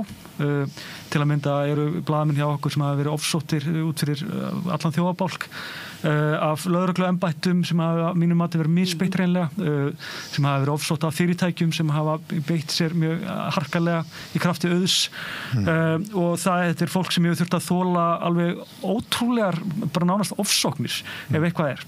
Það er ekkert sérstakt að þannig fólk til að mynda verið þreytt og vilji kannski draga þessi algjörlega úr sviðsljósinu. Það er ekki það sem við vorum sérstaklega blaðamenn, þeir eru ekki mikið fyrir að mæti sjónvarp og vera mikið á forsíðum blaðana. Þeir vilja helst vera og bakvið lyklaborðið sitt bara að skrifa og hugsa og lesa. En þannig að þetta er bara mjög krefjandi blaðamenn sko, eins og hún er hjá okkur. Hún er öðru sér krefjandi á öðrum. Það er meira bara svona vinnutímar og auðvitað það er miklu meira hraði oft og það getur verið mjög lýjandi. Mín persónulega skoðun er svo, bara svo ég haldi henni til haga, að í þessum rekstri öllum er bleikur fíll sem heitir Ríkisútvarpið. Já. Og ég heyri aldrei neitt annað en hundalógík finnst mér frá þeim sem að segja að við þurfum ekkit að ræða forgjöf Ríkisútvarpsins og nei, þetta truflar ekki okkar hagsmuni og eitthvað svona. Ég held að þetta sem meir og minna þetta viðhorf sem meir og minna tengt því að við erum öll vini á Ríkisútvarpinu. Það er nálægðarvandi, við erum meðvirk í hvert skipti sem við ætlum að fara að tala eitthvað gagnrýni um Ríkisútvarpið, þá líður mörgum eins og að þeir séu að stinga vini sína þar í bakið og eitthvað svoleiðis sem það ætti auðvitað ekki að vera. Við erum ekki svo fá, við erum ekki bara 5 manna fjölskylda, við eigum að geta rætt þetta allt saman. Þú ert nýkominn frá Ríkisútvarpinu, tiltölulega eftir 2 ára vinnu. Já, 2-3 ár, já. Ég var sjálfur á RÚV í held í 5 ár og þannig að við þekkjum núna báðir hvernig það að vinna hjá RÚV með hvernig það að vinna hjá einkareknum fjölmiðlum. Ertu sammála mér með að forgjöfin í auglýsingum og svona afnóttæki sem sagt, já, bara ég að heyra það að auglýsingasafnarnir þeir eru með á 3 milljón í laun á mánuði hjá Ríkisútvarpinu. Þeir eru opinberir starfsmenn, þeir eru að safna auglýsingum, þær fara þá ekki til okkar og ykkar á meðan að fara til RÚV. Þetta árangurstengd laun náttúrulega. Já, en þetta svo mikið no-brainer að öll fjölmiðlun í landinu, hún geldur fyrir þetta. Það mætti hafa hellingastörfum í einkareknum fjölbreyttum fjölmiðlum ef þeir fengju bara brota þessum tekjum og auðvitað myndu einkareknir fjölmiðlar fá brot. Spurningin er bara hve mikið brot fá. Það þýðir ekkert að halda því fram að þetta skipta engu máli. Ég ætla aðeins að stríða þér af því þú ert nýkomin úr þú ert akkurat á milli tveggja elda. Er einhver umræða þetta núna inn á fréttastofu Ríkisútvarpsins og bara innan Ríkisútvarpsins að ein ástæða þess að fjölmiðlun á Íslandi í hættu er of sterk staða Ríkisútvarpsins? Nei, og er það veruleikinn eða? Er það RÚV að kenna sér þetta? Ég til það, samanber það sem ég var að segja. Ég held að það sé svolítið mikil einföldun að halda því fram að RÚV sé einum að kenna. Það má vera að ég sagði ekki einum að kenna en þú veist, ein af ástæðan. Ein af ástæðan, já, ok. Það hefur svona það ástand sem er skapast á íslensku fjölmiðlamarkaði og blasir við öllum sem það hefur bara verið samdráttur og hann er bara mikill er vegna þess að auglýsingasala hefur minnkað töluvert eða ekki? Ekki á RÚV, hún er alveg í botni. Nei, á fjölmiðlamarkaði, á einkareknum fjölmiðlamarkaði þá. Já, hún er að sogast og þetta náttúrulega að fara til samfélagsmiðla en svo hefur RÚV hefur algjörlega haldið sínu hlut og jafnvel aukið. Einmitt, og það er náttúrulega svo hitt sem er heimspeki sem er einmitt að einhverjum ástæðum ef við tökum sláum út fréttastofu RÚV, vil ég taka út allt RÚV eða hvernig sjá menn þetta? Nei, nú er ég bara að tala auglýsingaforgjöf. Já, taka bara auglýsingarnar, bara taka hann af auglýsingamarkaði. Ég er ekki einu svona biðja að RÚV verði tekið af auglýsingamarkaði en að einhverjar hömlur verði setta. Ég verði tekið af auglýsingamarkaði og fyrir ekki hjá RÚV, hún byrti svo glimrandi vel þegar útvarpsráð bókar sérstaklega að fjárhagslega sé RÚV þröngt stakkur skorið. Ég hef bara aldrei lesið annað eins. 9,2 milljarðar á ári þröngt stakkur skorinn. Í hvað fara þessi peningar? Akkurat, þröngt.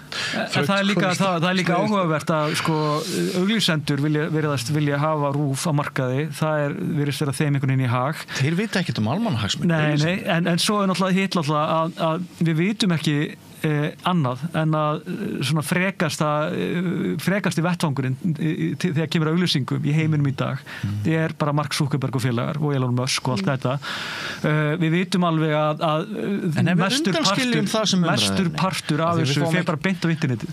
Já, en við höfum alveg svo litla stjórn á þessu. Það er þannig að innlent auglýsingafé fer á milli 55 og 60% núna út fyrir landsteinana á erlendar efnisveitur. Þá eru samt sem borgað vaskur af þeim auglýsingum. En þá eru samt eftir kannski 45% þessara peninga og ef RÚV heldur allt á sínu og hinir fá alltaf minna og minna þá deyr þetta allt drottni sínum þótt áskrifanda valdi sé aðeins að bústast hjá ykkur á heimildinni við séum að lifa af hérna vegna áskrifanda og svona. Ég segi bara að þið eru að horfa vitlaust svona óvit. Ég skil ekki af hverju allir að hamast í RÚV út af þessu. Þetta er bara gagnrýnin umræða. Hamast í samfélagsmiðlum. Þetta er engin óvinur en þetta er gagnrýnin umræða. Stöðu fjölmiðlunar. En ég er að segja, af hverju er ekki verið að setja meiri kröfu á þingmenn að talma einhvern veginn þessa auglýsingasögu sem þessi samfélagsmiðlar eru.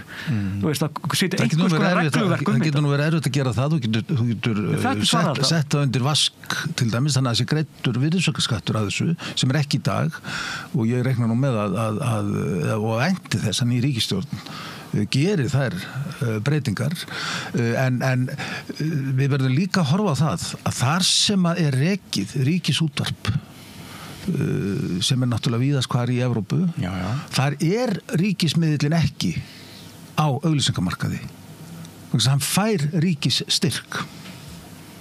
Ég meina, ef þið sáttmála það, þá skiptir það held ég einhver tilfengilega máli verið neitt, sko. Nema bara skakari endur auðvitað og svo ultra hægri menn, sko. Það er náttúrulega, því skal haldið til að haga skoðun mín örugglega einhverju leyti bæjast í ljósi þess að við vinnum hér á miðli sem þetta raddir okkar heyrast í útvarpi og sjónvarpi og internetinu og svona, og við eigum þetta í samkeppni við RÚV einhverju leyti auglýsingar.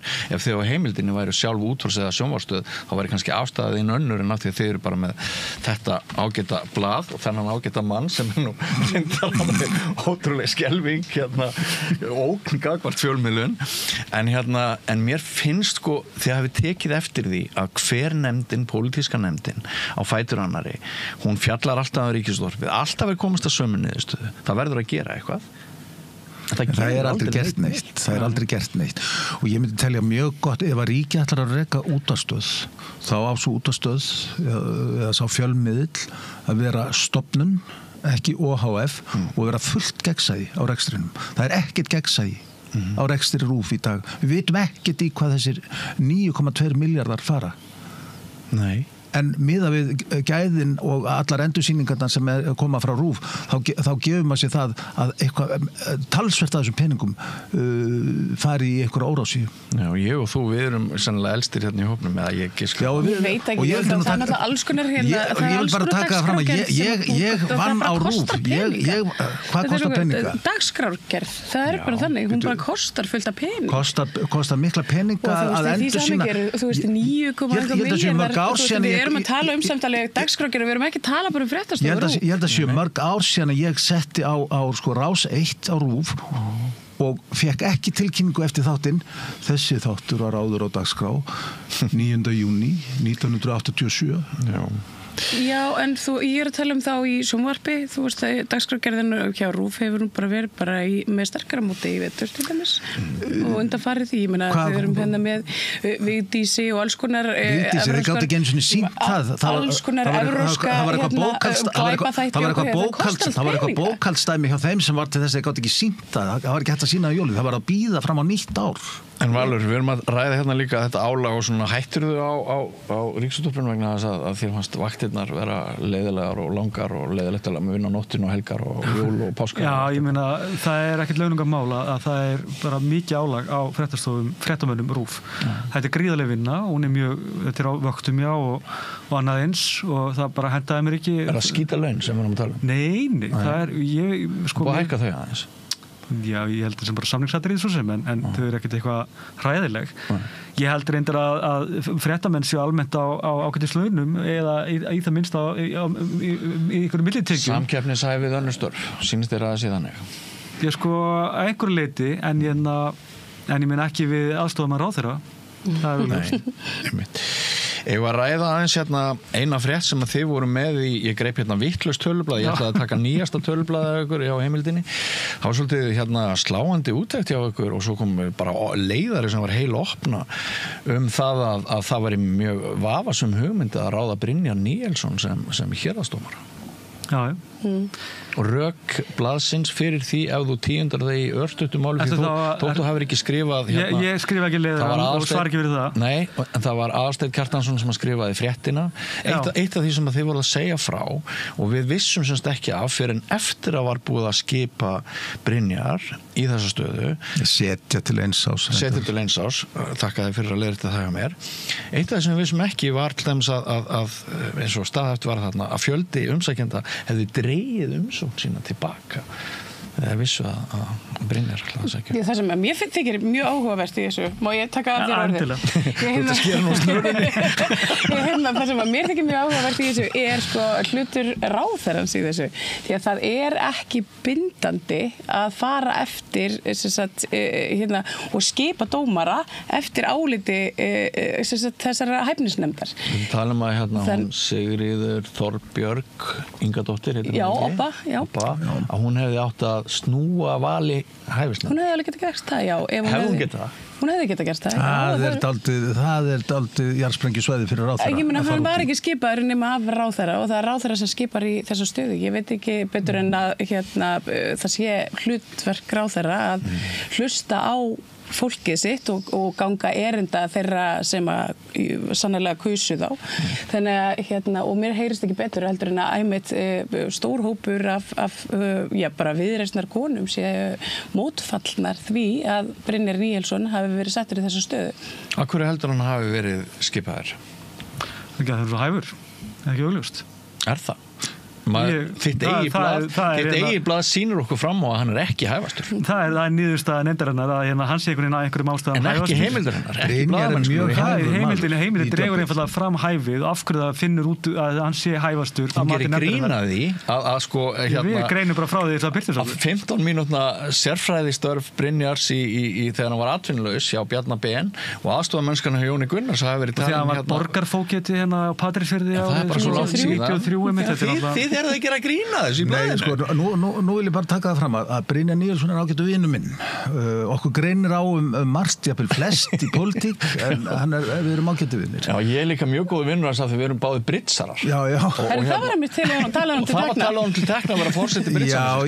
Ég segi við verðum að geta rætt hvert annað. Er hann góður í brits? Brynjar hann er nefnilega ekkert rosalega góður í brits. Mér veist að það hefði átt að koma fram hjá hæfnisnefndinni. En það gleymist aldrei í þessu að Brynjar var í mörg áratugi starfandi hæstaréttarlögmaður, einn af færustu hæstaréttarlögmönnum í landinu. Að draga hæfni hans til þess að gegna dómarastöðu í efa, það er bara út í hött. Já, bara hann hafi verið hæfastur. Já, klárlega með þessa reynslu ég horfi til lögmannsstarfans og hann hefur dómarareynslu að því að hjá fógeti var með dómsvald áður en að þeim lögum var breytt. Já, akkur var þeim aftur breytt. Já, nei, sko, það breytir ekkert því að í því felst dómarareynsla. Já, okay. Og Brynjar er sko, hann hefur sína skoðanir en hann hefur sjálfur bent á það að dómara ber ekki að dæma eftir sínum skoðunum, honum ber að dæma eftir lögunum og ég treysti Brynjar alveg fullkomlega til þess. En þú sem að hefur María Lilja verið hérna í baráttu fyrir minnihlutahópa svona mjög aktíft með dettur í huga að þú setir spurningamerki við svona traust. Ég er bara menn sem að tala til dæmis niður hælisleitendur og hérna fara mikinn í því að við erum að fordæma sína svona opinberu vettvangi og svo hérna ekki bara hælisleitendur heldur líka þetta þolendur ofbeldis. Það er þetta bara þannig að við þurfum að standa vörð sko hérna bara álit almennings á réttar og dómskerfinu okkar og þetta var ekki til þess að auka það. Ég held einmitt að þetta eftir að vera mjög problematíst og margan hátt fyrir Brynjar og það er mögulega bara verið að gera honum hérna, hvað heitir þetta? Þetta er ekki mikil greiði gerði með þessu af því að það þarf ítrekka líklega að reyna á hæfans í alls konar aðstæðum sem bara aftur kosta tíma, peninga og orku sko. Ég hef ekki miklar á að gera þessu. Það er ekki eins og hann sé einn dómari hér á Reykjavíkur. Það eru margir dómarar þar. Málum er úthlutað, dómstjóri úthlutað málum. Ég er bara að segja að það mun augljóst að reyna á hæfans oftar en hjá Símoni Sigvald skilur af augljósum ástæðum. Af því að Símon er ekki búin að vera alþingi og búin að tjá sig allt og ekkert. Nei, hann er nú heldur betur með blettóttan dómaraferil. Ein af ástæðum þess að ég dreg þetta hérna inn í sem umræðefni í umræðum fjölmiðla er að sko mér fannst að ég var að hugsa aftur í tíman. Og mér fannst það svolítið miður að sko mér fannst fréttnæmar upplýsingar sem komu fram hjá ykkur á föstudaginn þetta mál að þær komu fram svo seint. Við vissum þetta fyrir langalöngu og þetta var á leiðinni. Það er sitt hvað sem bendir til þess að þessi gamla Ísland að mínum mati að véla gamla valdabandalagið þar sem þeir hérna tökum bara dæmi þegar Þorsteinn Davíðsson var skipaður héraðsdómari fyrir norðan þá voru bara samantekið ráð að ef þú ætlaðir að vera áfram í náðinni hjá Davíð og Sjálfstæðisflokknum þá sóttur náttúrulega ekki þá stöðu.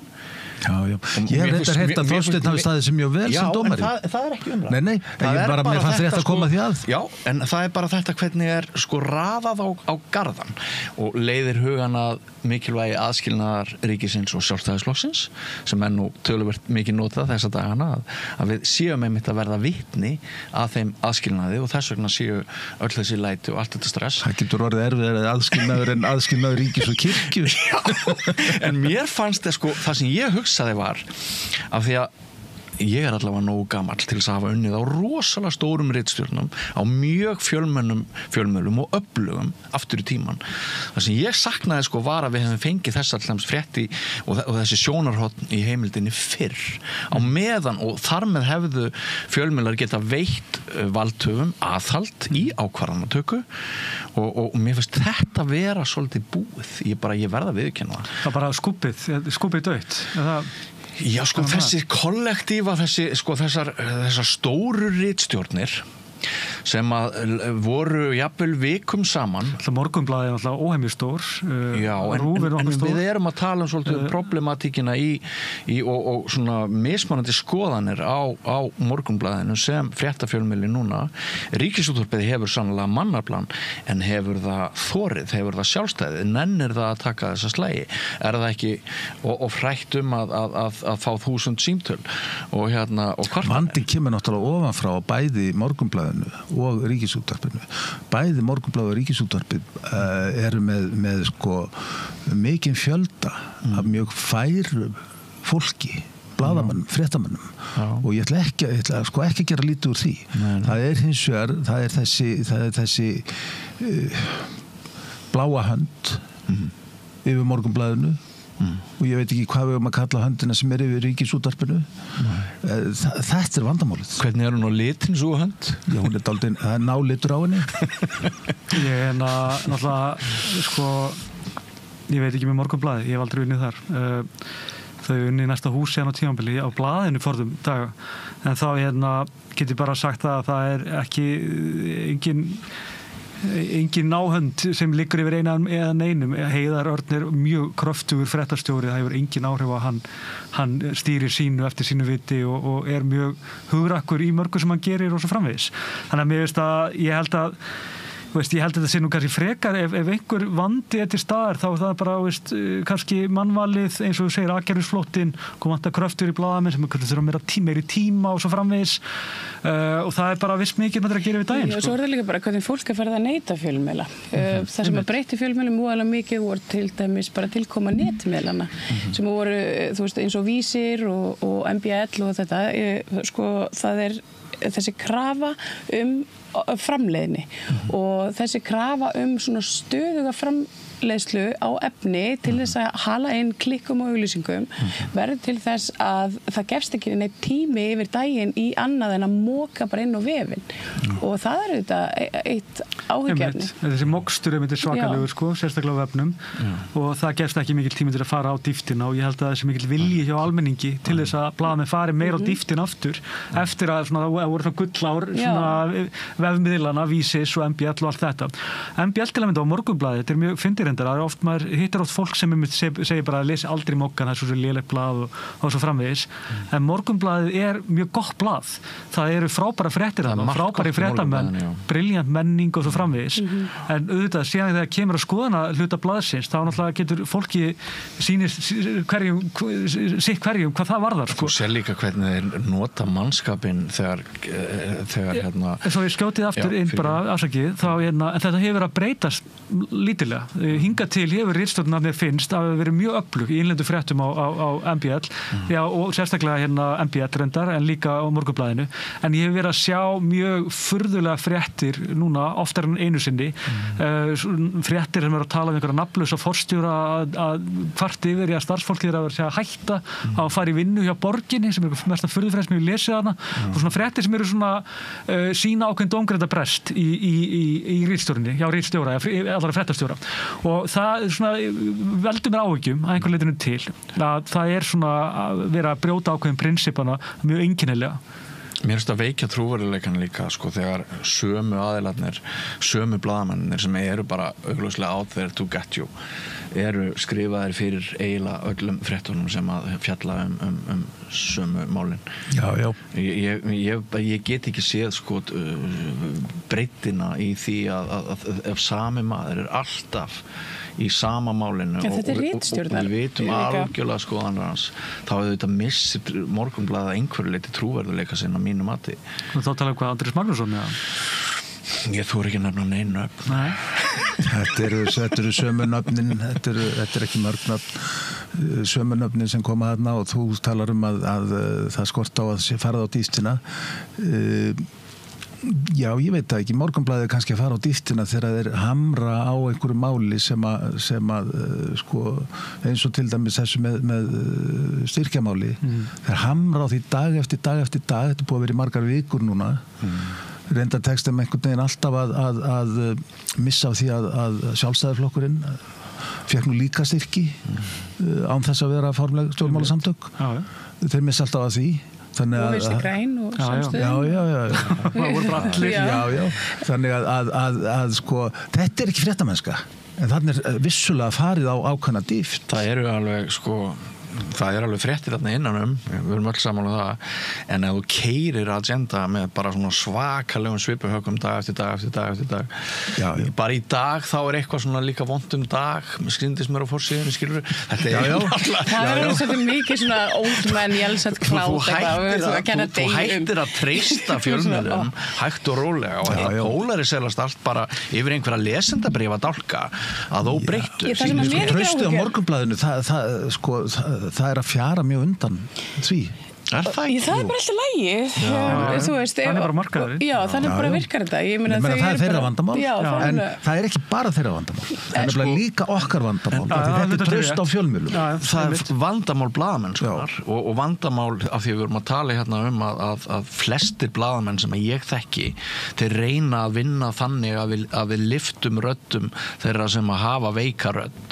Flestir bara blaðamenn sem ég þekki. Flestir blaðamenn sem ég virði, þeir lyfta valdinu neðanfrá. Þeir eru ekki að hossa því valdi sem er stærst og öflugast og þykkast og er efst uppi vegna þess að þeir eru með upplýsingafulltrúa og hera fólki til þess að styrkja sitt eigin vald. Blaðamennskan þarf að huga að þeim sem eru ekki með sem öflugasta stöðu í samfélaginu og trúverðuleiki almennings gagnvart upplýsingum blaðamanna náttúrulega, það skiptir máli að við förum ekki bara öll í ólíkar áttir hvað varðar þetta traust. Er það ekki? Skiptir það ekki máli? Sko, það sem skiptir bara, það sem mér þykir áhyggjuefni, bara svo við höldum áfram að hnýta í Morgunblaðið því það mætti ekki. Það er sko þessi rasíska slagsíða sem að hefur verið að birtast á síðum Morgunblaðsins. Það sem að ákveðnir blaðamenn verðast þarna að draga taum múslimahaturs og fordóma í garð fólks frá Mið-Austurlöndum og ég er með alveg sérstaklega í huga frétt sem að ég las í gær ofbeldisöldu barna í Breiðholtsskóla sem að er einhvern veginn núna eða einhverjum blaðmanni á Morgunblaðinu eða ákveðnum blaðmanni á Morgunblaðinu tekst einhvern veginn að snúa upp í það að sé trúarbrögðum og menningu foreldrans að kenna þeirra hlutahópsins að kenna að ekki hafi tekist betur til af yfirvöldum og samfélaginu öllu að taka utan hópdrengja sem er augljóslega á einhverju sprengjusvæði hvað varðar hegðun og hegðun að vanda.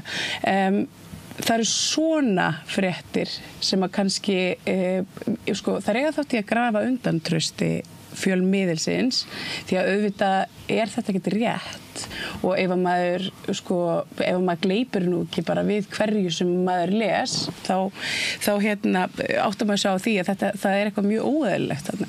Þetta var mjög sérstakt. Þetta var einhvern veginn fullýrt að börnin væri einhvern veginn menguð af þessari menningu og viðhorfi til kvenna og þar að leiðandi var þetta einhvern veginn einhvers konar vandi. Ég hef aldrei lesið svona grein á þau og mér finnst það mjög sérstakt. Og þetta er líka að fullyrða það að múslima kallar hati konur bara svart og hvítu. Það má alveg vel vera það sem staðan og svo framvegis.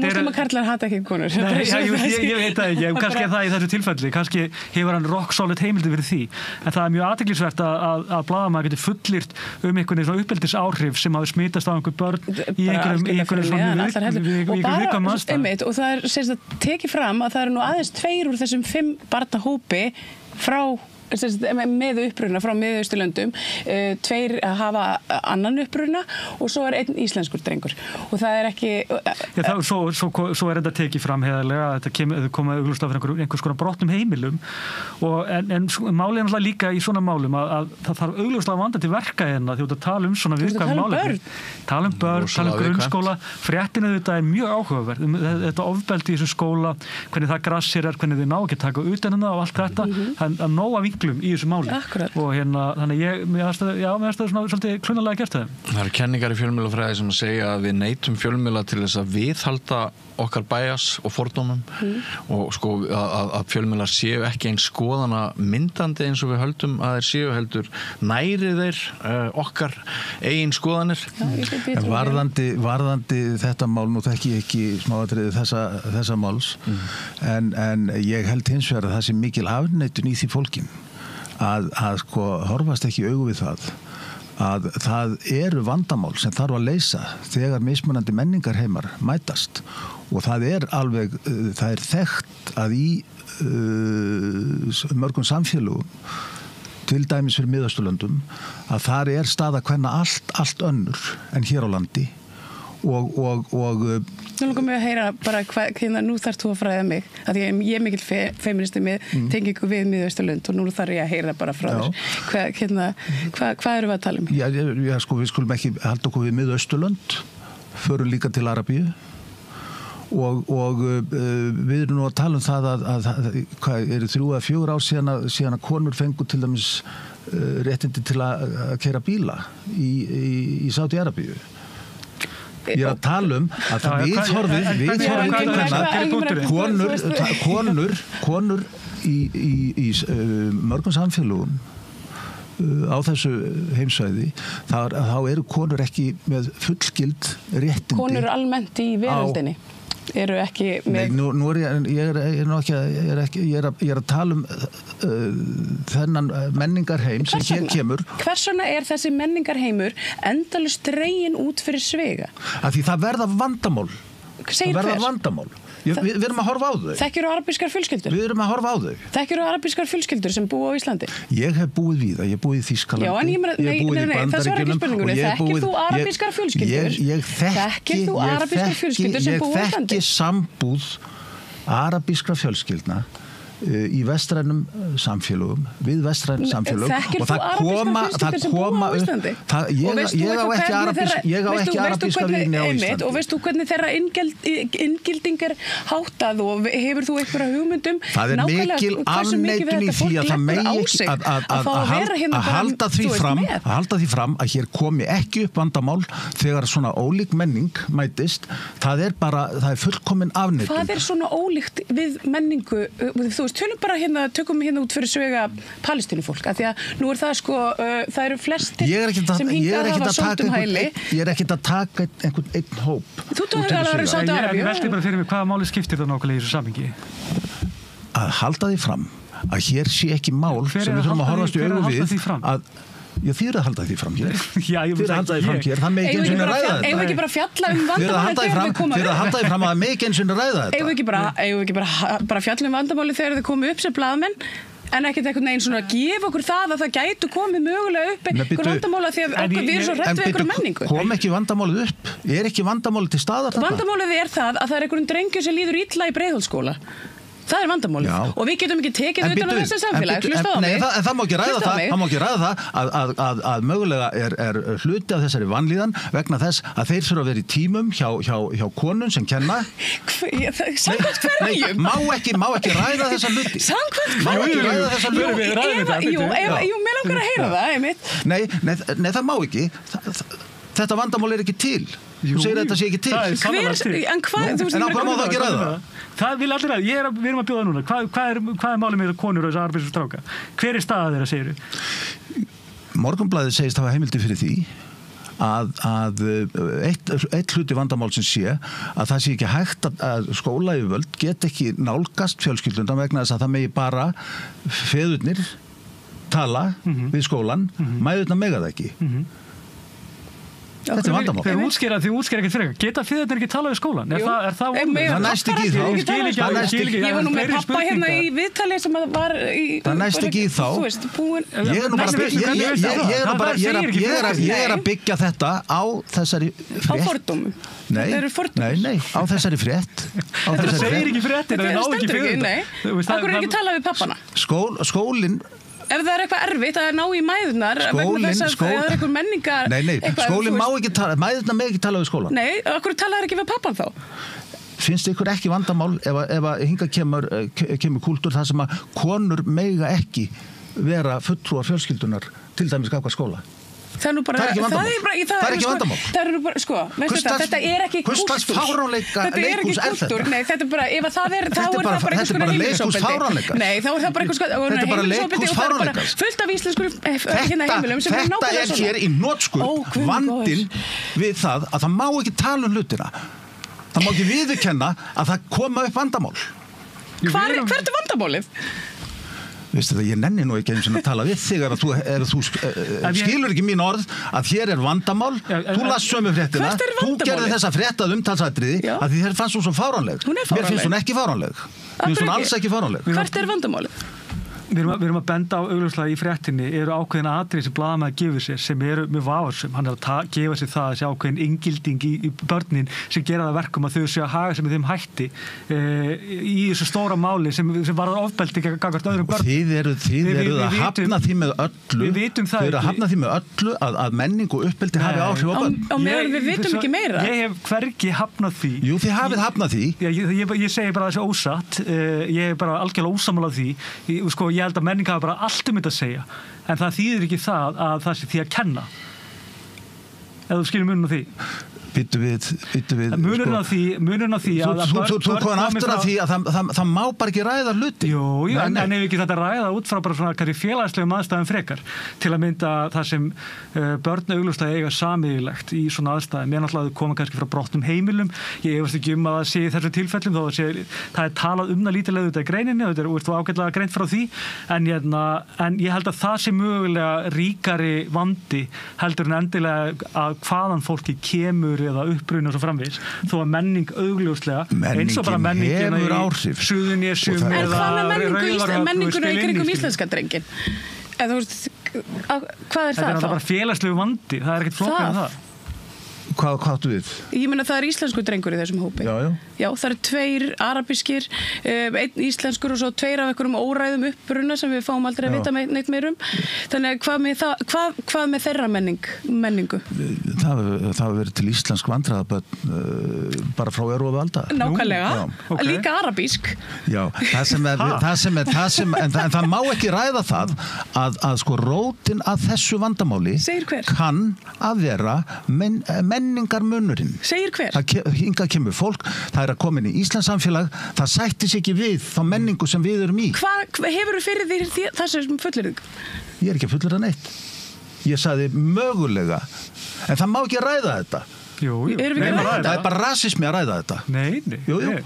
Já, það fyrir eftir hvað orðu finnst sko, en mér finnst bara allt til að ræða þetta. Ég held að við höfum bara of lengi sleppt því, of lengi sópað þess af borðinu og ég held að svona, við sem erum frjálslynd, við það sé okkur hefnist fyrir það núna með þessari íhaldsbyltingu sem eiga sér stað mjög víða í heiminum og ég held að við ættum bara... Vorum við það of frjálslynd? Já, mörgu liti. Ég held að við vorum ekki of frjálslynd, en ég held að ekki rætt þetta með nógu svona opnum hætti. Það er ástæða fyrir því að fólk ræðir þetta ekki. Við höfum séð það hérna síðustu 10 mínútur. Ég veist allt í lagi að fólk takist á. Men það er bara ekkert að því. Já, það er bara mjög fínt. En sem sagt, og ég er sammála því, mér veist bara, ég veit ekki hvort það voru 10 eða 15 mínútur, en mér veist bara mjög áhugavert að heyra ykkur ræða þetta. Og ég ætla ekkert að dæma þetta spjall eða krýna einhvern sigurvegara. Mér veist bara fínt að þessar umræðir, það var þá tappað einhverju af, einhverju þrýstingi. Og ég er sammála þér. Mér finnst við ættum að íslenski fjölmiðlar ættu bara að reyna að þora aðeins meira að pota sér út úr þögninni og... Ég held að það myndi bara allir hópar hafa bara svo litið gott af því að við myndum fjalla bara hlutina eins og þeir eru. Og ég meina ef við erum að horfa fram á okkur stórkostlegan menningalega vanda, þá þurfum við náttúrulega bara að gera grein fyrir honum, en það hefur ekki verið gerst. Við erum bara að gefa okkur hluti. Það er líka Ísland náttúrulega kannski hefur náttúrulega verið gæfusamt hvað það varðar, enn sem komið að það, ég meina félagsleg vandamál og svona í ættu það sem við séð kannski í öðrum löndum ekkert sérstaklega mikilega rík út af það kemur innflytjendum og það bara aðalega vegna þess að Ísland ennþá svona viljum við meina stjættlaust samfélag. Það auðvelt að komast inn í Íslands samfélag, auðvelt að fá sér vinnu, auðvelt að fá sér alls konar vinnu og þannig að ég held að sú inngilding sé líklega svona sterkasta í öllu sem máli. Ég held að það sé alltaf til einhver, ég held að það sé ekki eitthvað bara að þau eru arabískir og þess vegna þetta einhvern veginn hræðilegt alls saman. Ég held að það sé bara félagslegur þættir sem eru mun sterkari í þessu vandamáli allavega, en það er mjög áhugavert að sjá blaðamann að fullyrða annað á þess að hafa mikið fyrir sér að því ég fellst ekki alveg á þessa túlkun ykkar á sko frétt Morgunblaðsins. Ég les ekki sama rasismann út úr þessari frétt og þið virðist lesa út úr henni. Við munum ekki leiða þetta til lykta, en mér langar svona rétt í lokin, tíminn er þóttinn frá okkur. Mér langar til þess að bara svona af því mér persónulega langar til þess að vita þú getur kannski ekki sagt okkur í hvaða máli þú ert núna, Valur, sem blaðamaður vegna þess að kannski verður að ríkja leyndi við því. En hvert var síðasta mál sem þú skrifaðir og hvers vegna? Bara svona stutt í lokin fyrir okkur.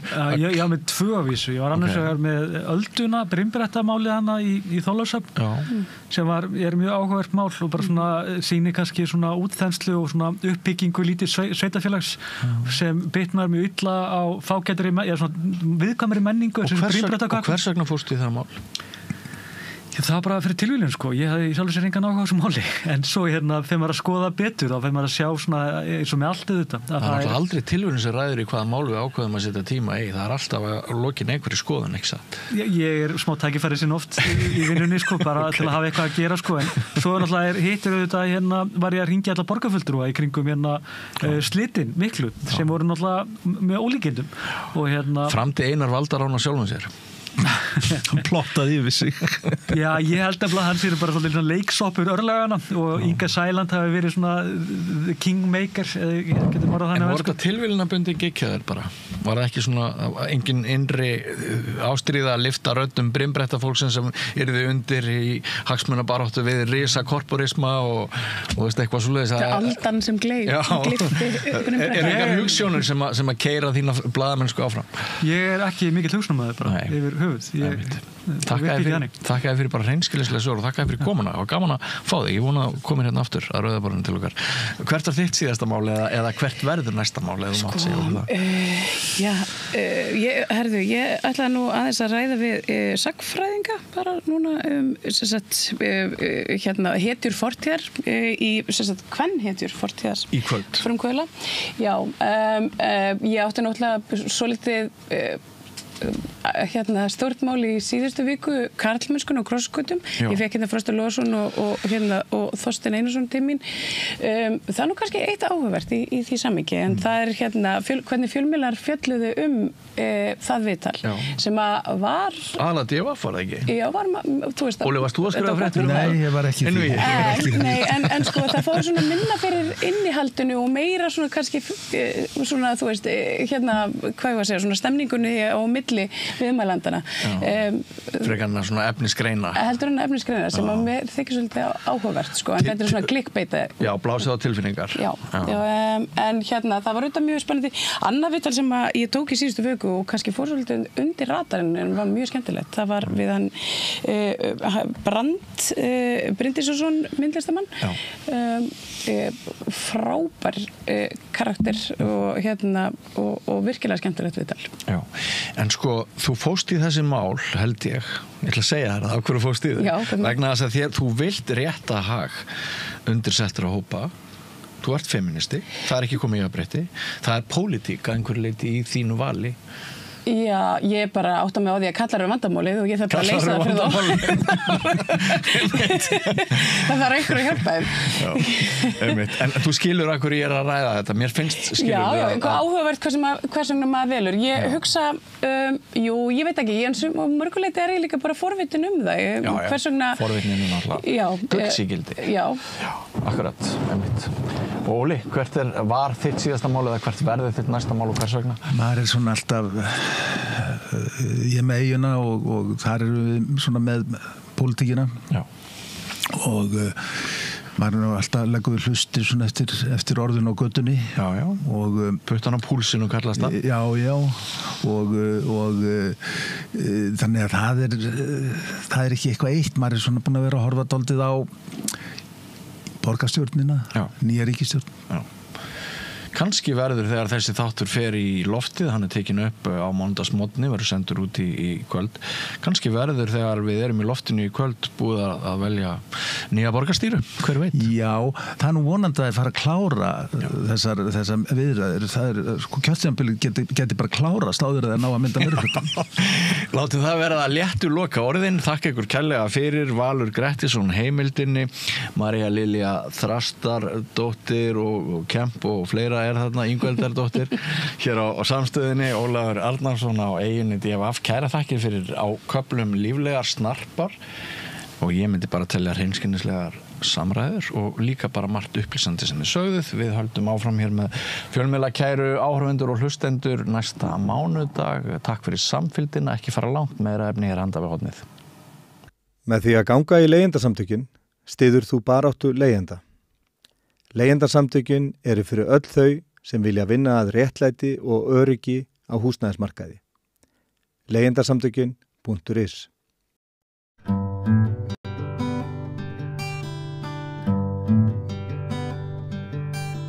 Komið sæl og verið velkomin í einhvers konar stöðumat. Ég heiti Oddný Eir og til minni komin fyrrverandi þingmaður Pírata, engin annar en Björn Leví Gunnarsson.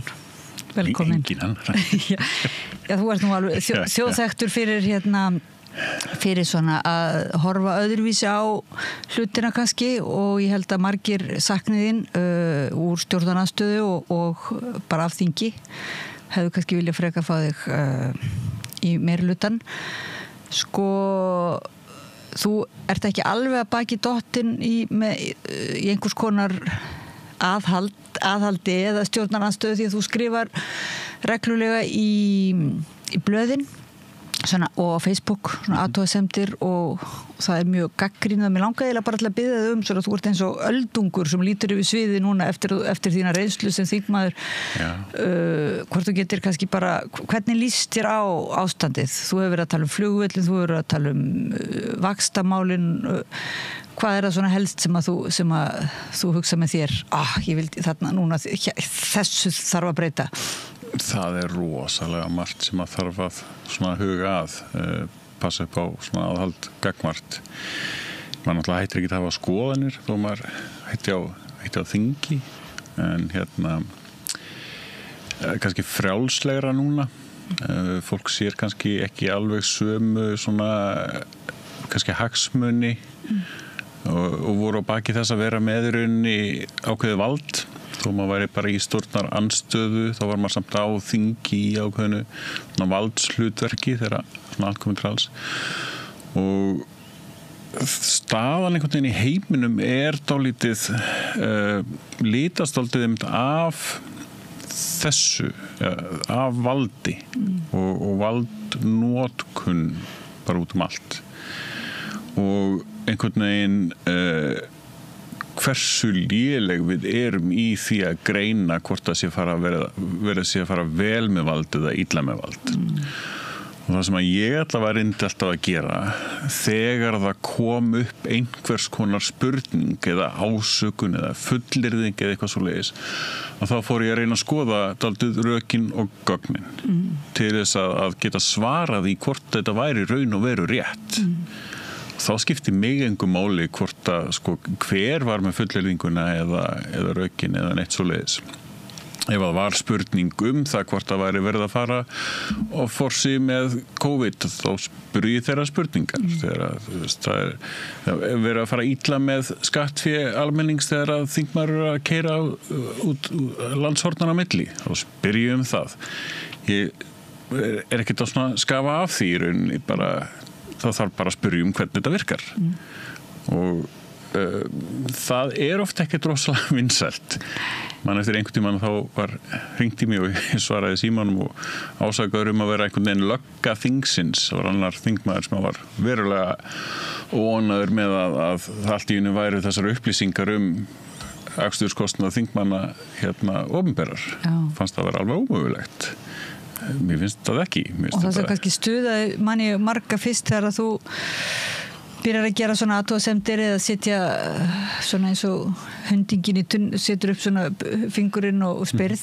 það virtist oft vera mjög sakleysislega spurningar og það kannski byrjaði að pirra fólk að þessar sakleysislega spurningar reyndust síðan affjúpa kannski eitthvað miklu stærra samhengi og þannig að þitt sjónarhorn var oft svolítið sérstakt Fyrirmyndin mín þarna bara strákurinn í 9 fötum keisarans mér fannst það að vera æðislegt svona ævintýri mér fannst einhvern veginn svona í mínum rótum bara að stíga í það hlutverk þegar það eitthvað sem er augljóslega undarlegt af hverju má þá ekki spyrja það en það sem kannski frekar reykist á að það ekkert rosalega vinsælt að spyrja þeirra spurninga fólk fagnar ekki þeim spurningum og sístu öllu svörunum við því heldur sussar frekar á af því að ég veitir ekki af hverju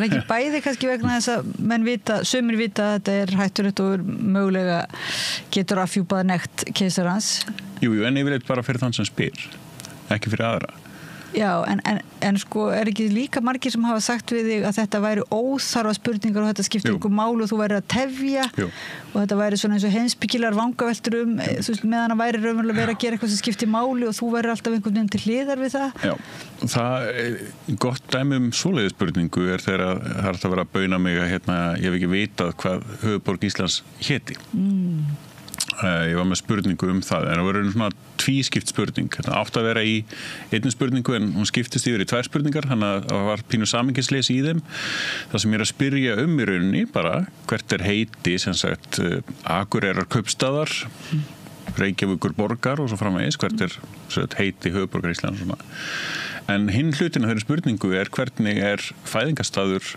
barna skráður þannig að einhver sem að fæðist í Grímsey hvar skráður fæðingarstaður viðkomandi og það ekki Akureyrar kaupstaður þannig að Akureyri skráði fætt í Reykjavík, ekki Reykjavíkur borg og einhverjum finnst þetta kannski óþarfa smá munir en það skiptir alveg máli að hafa þetta rétt og í kjölfarið á þessu rauninni þá var ég með þingmál sem að snýrist líka það að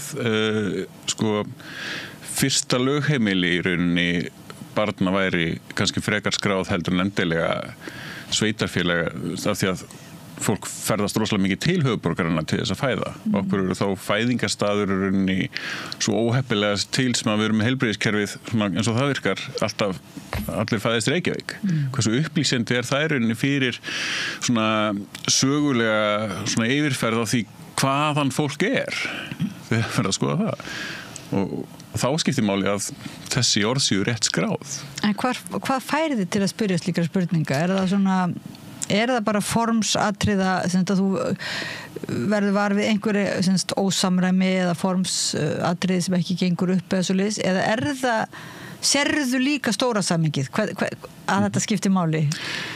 Þetta skiptir máli upp á svona samhengið skiptir alltaf máli og þarna möguleiki á ákveðnum bara villum í kjölfarið hvort það sé eftir 50 ára eða 100 ára eða hvernig það verður það bara framtíðar kaos sem hversu smátt sem þetta getur verið þá getur það búið til ákveðið svona framtíðar kaos og alltaf líka í kosningadæminu þegar að kosningaklúðrið var þarna í Borgarnesi og þá varst þú nú svona í kannski fararbroddi að fylgja því eftir að þetta yrði rannsakað og yrði komið í veg fyrir þetta hvernig fannst þér síðan ganga Síðan var eitthvað klúður núna daginn hann í nóvember. Eitthvað ekki verra klúður? Já, það var eitthvað, því var ekki beint svona fyllt eftir eða hvað? Nei, það bara heyrist alltaf múkk yfir því. Svo Helga Vala skrifaði góða færslu það, góða grein. Gert athugasemdir það en hélt aðeins að mér höndunum til þess að sjá í rauninni hvað annað myndi koma en það einhvern veginn gríðarlega alvarlegir misbrestir sem að geta breytt niðurstöðum kosninga og samkvæmt lögum að það ógildir kosningu og samt ekkert gert í því. Og þetta svona grundvallar atriði í því sem að munar á milli þeirra sem að ráða, þeir sem hafa völd og þeir sem hafa ekki völd að lögin oft virka ekki á þá sem hafa völd af því að einhvern veginn geta látið bara hunsað bara hvað lagabókstafurinn þýðir og það svona tilhneiging eða ásýnd þess sem að fólk kannski sér að það sé einhver stigskipting í landinu. Þá hægt að koma með ásakaður elitisma og þess áttar af því að maður sér það í reynd að það sé að gerast. Að sumir sleppa við rannsókn þegar að rannsókn tvímælalaust augljós óháð því hvort að eitthvað verður síðan úr því að það var kannski bara heitaleg mistök sem að eru síðan ekki lögbrot leita einhvern veginn öðru út heldur en að var síðan í alvörun einhver öðru heldur en að leita út og ymlið svoleiðis þá á viðkomandi ekki að sleppa við rannsókn að leyfa þess að lýðræðin að njóta vafans eða þannig og leyfa Já, það er þetta er kjarnin í sem sagt svona þessu hvað er oft að kalla hvað pólitíska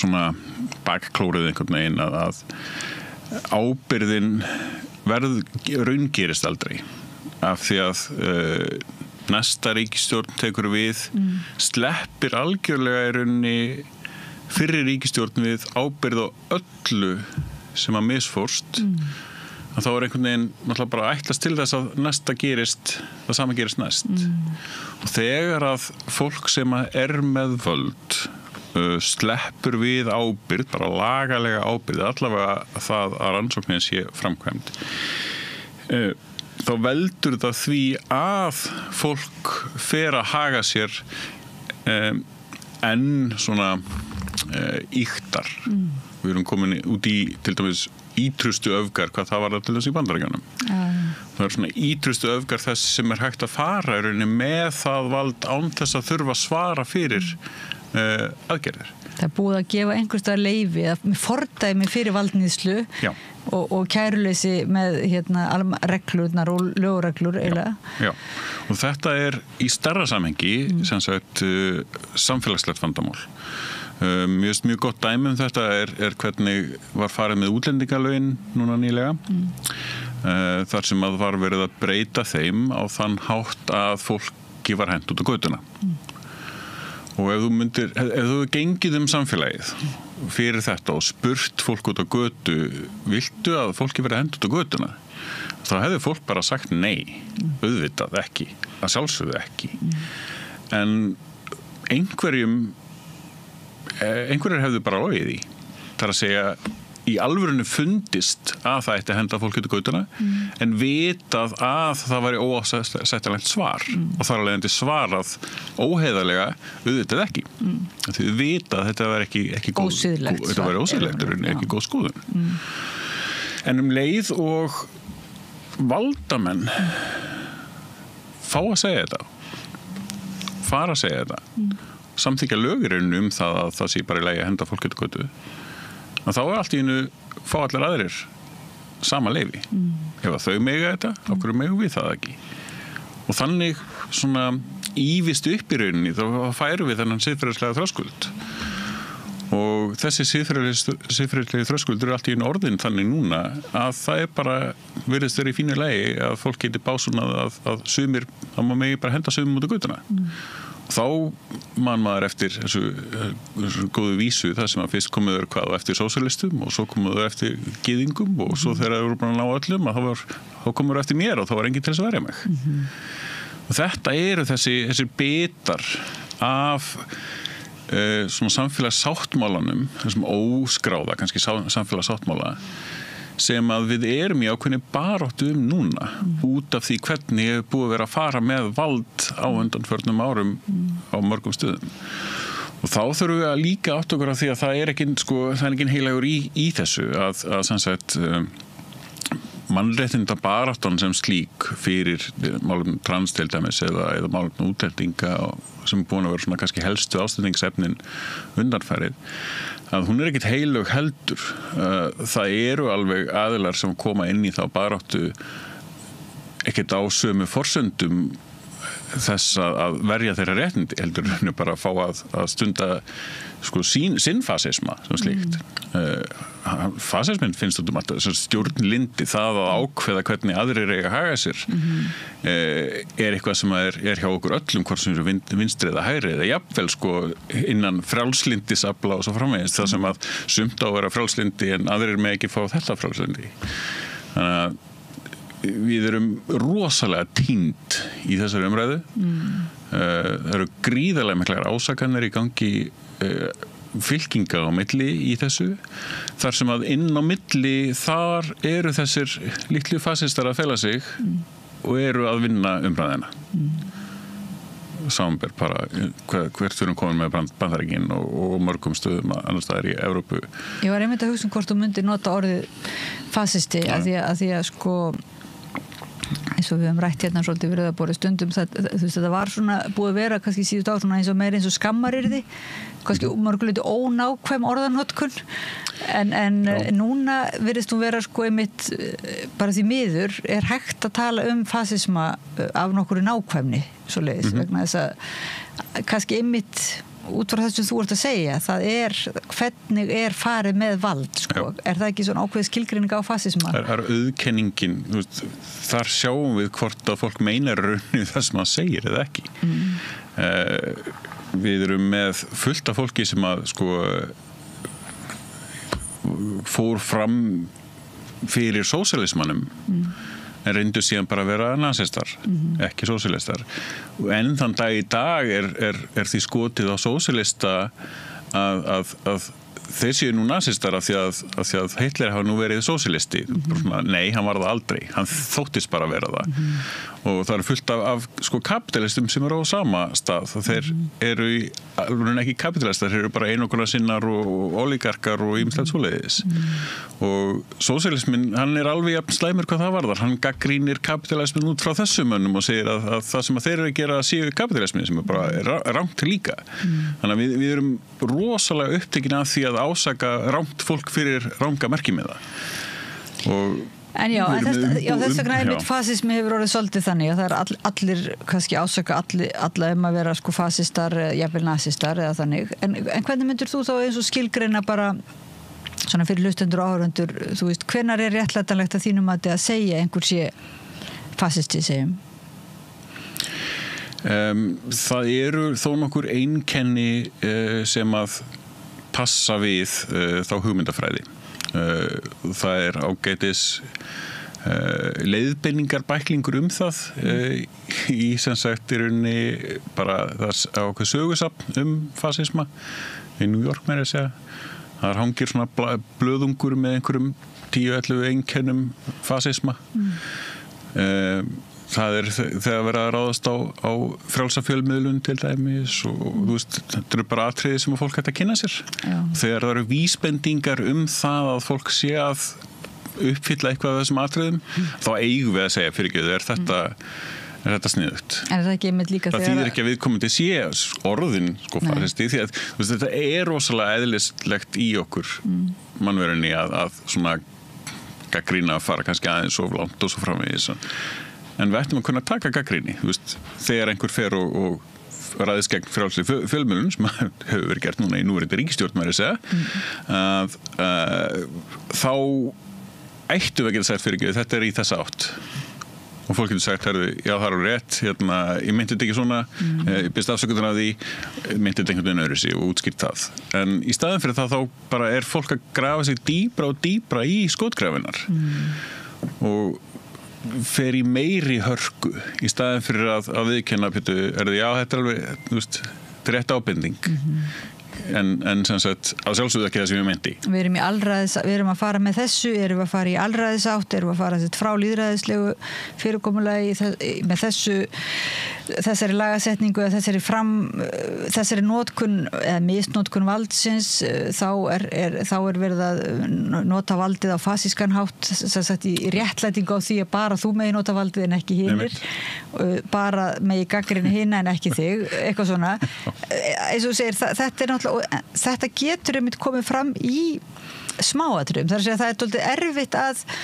kannski bara hrópa og segja þetta eru fasistar eða hérna eru við bara ekki lengur lýðræðisríki og þá kannski svolítið merkilegt að það þarf stundum að fara ofan í saumana á ákveðnum lagasetningum þótt að ég vel sé einhver ég veit ekki, kannski ekkert verið að fara eftir lögunum, þannig að þetta eitthvað svona almenn hegður eins og þú segir, en þú allan hefur reynt, þín leið hefur svolítið verið að fara ofan í saumana eða grípa eitthvað svona atrið, það ekki? Jú, það sem rosalega nöðsilegt við gagnrýni líka að gagnrýnin sé útskýrð. Það ekki nóg bara gagnrýna, það verður að rökstyðja af hverju ég að segja að þetta sé fasismi. Það út af því að þetta uppfyllir 3-4 skilyrði af þessum lista sem við talað sem enginni þess að séu fasismi þess að segja þetta sé fasismi hvernig ætlar að svara því ég ekki ásakaði að vera fasisti að segja að þetta uppfylla ákveðin skilyrði og við held ég eigum í rosalega miklum erfiðleikum með alhæfingar í tungumálinu alhæfingar eru tvennskonar, kannski það svona almennar alhæfingar og bara starffræðilegar alhæfingar. Þegar ég segi, þú ert fasisti eða eitthvað þvíumlít, þá ég að segja, hvort ég að segja á almennan hátt eða starffræðilegan hátt. Yfirleitt meinum við í almennu tungumáli á almennan hátt þar að segja þegar við segjum allir hvíti karlmenn eru vandi þessa samfélags þá meinum við í alvörunni ekki bókstaflega allir hver einn og einasti hvíti karlmaður sem sé vandamálið heldur stereotýpa þess sem að þessi miðaldra hvíti karlmaður er vandamálið alltaf þegar við finnum eitthvað vandamál í samfélaginu þá virðist einhver hvítur miðaldra karlmaður að vera bak við það þá getum við sagt í alhæfingunni, málfræðilega svona almenna alhæfingunni að það séu vandamáli séu meðaldra hvíti karlmenn. En myndur ekki segja þá ef þú lítur yfir sviðið og stöðuna núna og þú ert ekki á þingi sko ekki svolítið erfitt ekki ykkur vandi í umræðinu sjálfur einmitt, ef við eigum erfitt með sko því það eins og segir, það miklar alhæfingar alhæfingar eru ekki útskýrt, það einhver svona grundvallar það er náttúrulega fullt af breytingum í gangi einmitt eins og þú segir, smátt og smátt kannski hefur orðið til einhvers konar leyfi til að misnota vald og við áttum okkur ekki á því einhvern veginn hvernig og við vitum ekki hvernig við að gagnrýna það og fólk prófar að ásaka og síðan kemur þá raunverulega einhver vörn og missir marks og það þín upplifun að þetta bara eiginlega við náum ekki að vinna úr svona okkur helstu bara vandamálum algjörlega þannig þetta var það sem ég var að gefast upp á í pólitíkinni ég var bara ég var að klukka sjálfa mig út sjálfur, svo koma skyndi kostningar og bara hlutir fara eins og þeir fara en ég var að gefast upp í rauninni á þessum óheiðarleika í pólitíkinni á þessari morfíspólitík eins og kannski ég hef kallað hana að þetta bara samkeppni það hver ásýnd umræðunar tekst mér að koma frá mér einhverjum rökum, einhverjum fullyrðingum og svo framvegis sem fólk skynjar að sé rétt óháð því hvort hún sé rétt eða ekki og Og þegar þú segir Morfís, þá þetta ræðukeppni framhaldsskólan. Þetta bara svona sniðuga að þú kemur með eitthvað svona nýtt í lok ræðunar og sem að fjölmiðlar geta tekið upp og það verður það fyrirsögn. Já, og þú færið út í allar rökvillunar, persónuárásir og hvaðina, bara svo lengi sem að gott dæmi þetta, og ég hef ekki hort á það en ég hef séð umræðunar, ræðurnar, stefnuræðunar á þingi. Að þar ein ræða sögð vera best, ég hef ekki hugmynd hvort það sé best eða ekki og ég ætla að giska á hann sé það ekki þegar allt kemur til alls. Og ástæðan fyrir því að það munur á því hvort að ræðan sé góð flutningslega séð og innihaldslega séð. Og ég ætla að giska á í þessu tilviki bara, á þess að það var síðan bara eftir að séð umfjölluna, hún hefur verið rosalega góð flutningslega séð og verið alveg tjekka upp á það að það sé besta ræðan flutningslega séð. Og ég ætla á sama tíma að segja að þetta hefur örugglega ekki verið besta ræðan innihaldslega séð. Upp á það hvort þetta sé uppbyggjandi umræða til þess að ná góðri niðurstöðu fyrir samfélagið í nokkru máli. Viltu nokkuð segja okkur hvað þetta sem Jóhann Páll. Já, það var Jóhann Páll. Jóhann Páll sagður hafa verið bestu ræðina. Já. Og ég trúi því alveg hann var mjög góður ræðumar flutningslega séð, en það var hann í Morfís sem bestu veit, en innihaldslega séð þar sem hefur verið að ásaka fólk lygar fram og tilbaka þegar að alveg rétt en þurfti þess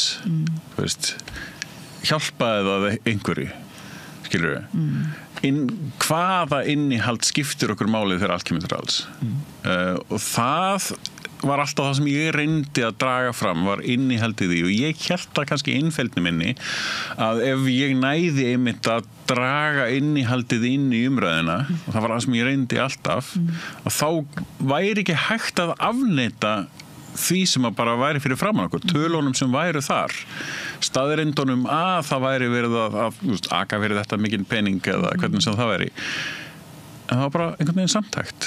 Þannig að þú kemur hann inn sem drengurinn í eventýrinu nýju föti keisarans og þú bendir á að keisarinn ekki í neinu fötum eða stundum hann sé ekki neinu sokk eða hann sé ekki neinu skó eða svona byrjar á einhverju og það bara ekkert gert með það, það bara skiptir einhvern veginn ekki máli, það samt bara heldur áfram leikurinn. Já, þetta nákvæmlega leikurinn, þetta nefnilega leikurinn að svo rosalega miklu leiti og það rosalega mikilvægt að fólk skilji það að langflestir þarna inni á þingi meina vel, reyna vel, gera vel alls konar og í vel flestum málum þá bara gengur það af því að það ekki mál sem skipta í rauninni neinu. Þetta eitthvað sem allir eru sammála hvort þið og svo framvegis.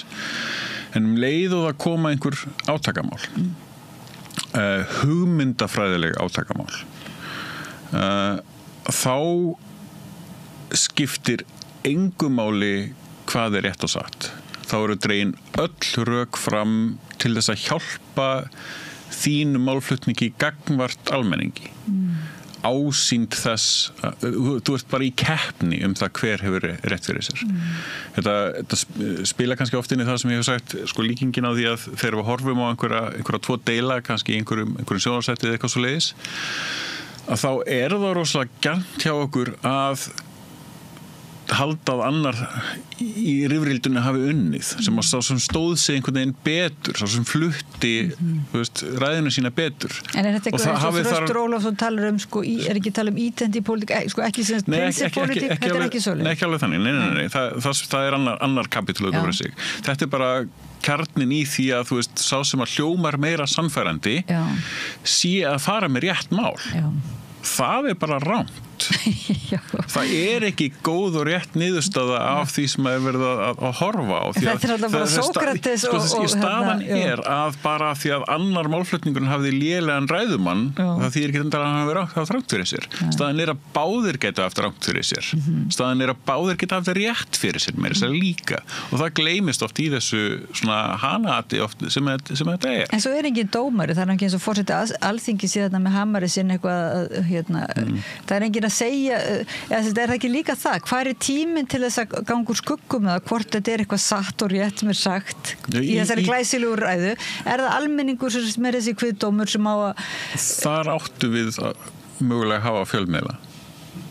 Já, það var það sem klikkaði. Það er alltaf það sem hefur verið að klikka. Þeir eru bara orðnar málpípur ýmis konar svona hagsmuna. Miklu leyti í bara öllum heiminum, ekkert endilega hérna bara á Íslandi, sko. Samfélagsmiðlar eru það líka og þú veist, þetta þannig að við erum dálítið á dálítið slæmum stað hvað þetta varðar. Það var reynt að koma með svona fact-checking, það var náttúrulega bara misnota líka, þú veist, hvaða séns eigum við þá? Og ef við skoðum bara rannsóknirnar í þessu, af því það er það sem ég ger, ég er að draga inn, sko, þú veist, hvar eru upplýsingarnir þetta, ef við skoðum rannsóknirnar þetta, þá eru þær niðurstöður bara verulega slæmar fyrir okkur. Þar sýna okkur að það er Dunning-Kruger áhrifin, að fólk sem að er ekkert endilega hæft í umræðu eða veist, ákveðið málefni ofmetur þekkingu sína í því málefni. Það sýnir okkur að fólk sem er almennt séð mjög hæft í að skoða tölur verður allt í nú rosalega lélegt í að skoða tölur þegar það stangast á við hugmyndafræði þeirra. Og fleira álíka Hvað með háskólasamfélag, þú talar fjölmiðluna, nú ert að vísa í ákveðna svona einhverjir sem eru hæfir að lesa úr upplýsingum og þannig, það ætti að vera kannski vísindasamfélagið eða fræðasamfélagið eða háskólasamfélagið meðal annars rannsókna lífið og það hefur kannski allavega í skýrslu þarna eftir hrunið, þá kom kannski eins og Hagfræðistofnun og viðskiptadeildin og svona, höfðu nú kannski Þú aldrei klikkað á því að allavega vera á einhverjum verði eða má ekki líka... Ég skil það raunin bara mjög vel því að leið og þau segja múkk að þá ræðstýrivaldið á þau ef það fer gegn í raunin hagsmunum valdsins.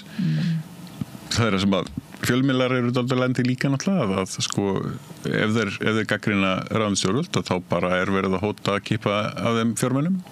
Það er ekki hjálplegt. Þannig að þú upplifir þegar núna lítur tilbaka eða bara og lítur núna að það er við líði alveg sama hvaða flokkar komast til valda, það er búið að gefa einhvers konar fordæmi, skotleyfi á valdbeitingu. Já.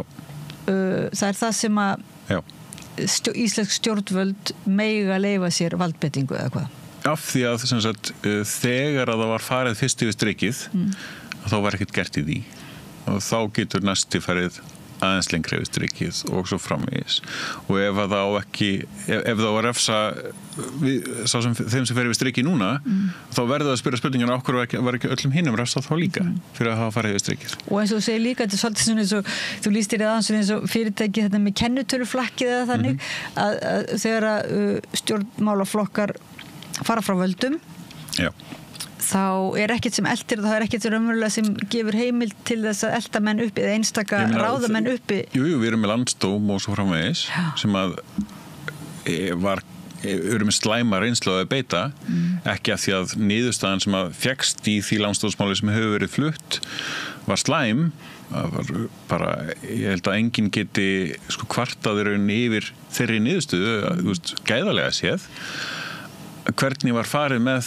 það hverjir fóru fyrir landsdóm var það sem var ömurlegt gjörsamlega ömurlegt og meira segja fyrir þau sem að sluppu við að fara fyrir landsdóm það var ömurlegt fyrir þau af því að þau fengur ekki kannski þá uppreist æru sem að þau málaferli hefðu veitt þeim þá sýknu eða sagt hvernig sem það er ferið en það er það sem þú vilt stundum líka við fá við þá rannsókn þegar hún er heiðarleg sem að við höfum alveg í ýmsum tilvikum sko efni til þess að efast líka við höfum séð landsréttarmálið, við höfum séð hvernig var farið með blaðamenn á Norðausturlandi út af samherjamálinu og svo framvegis.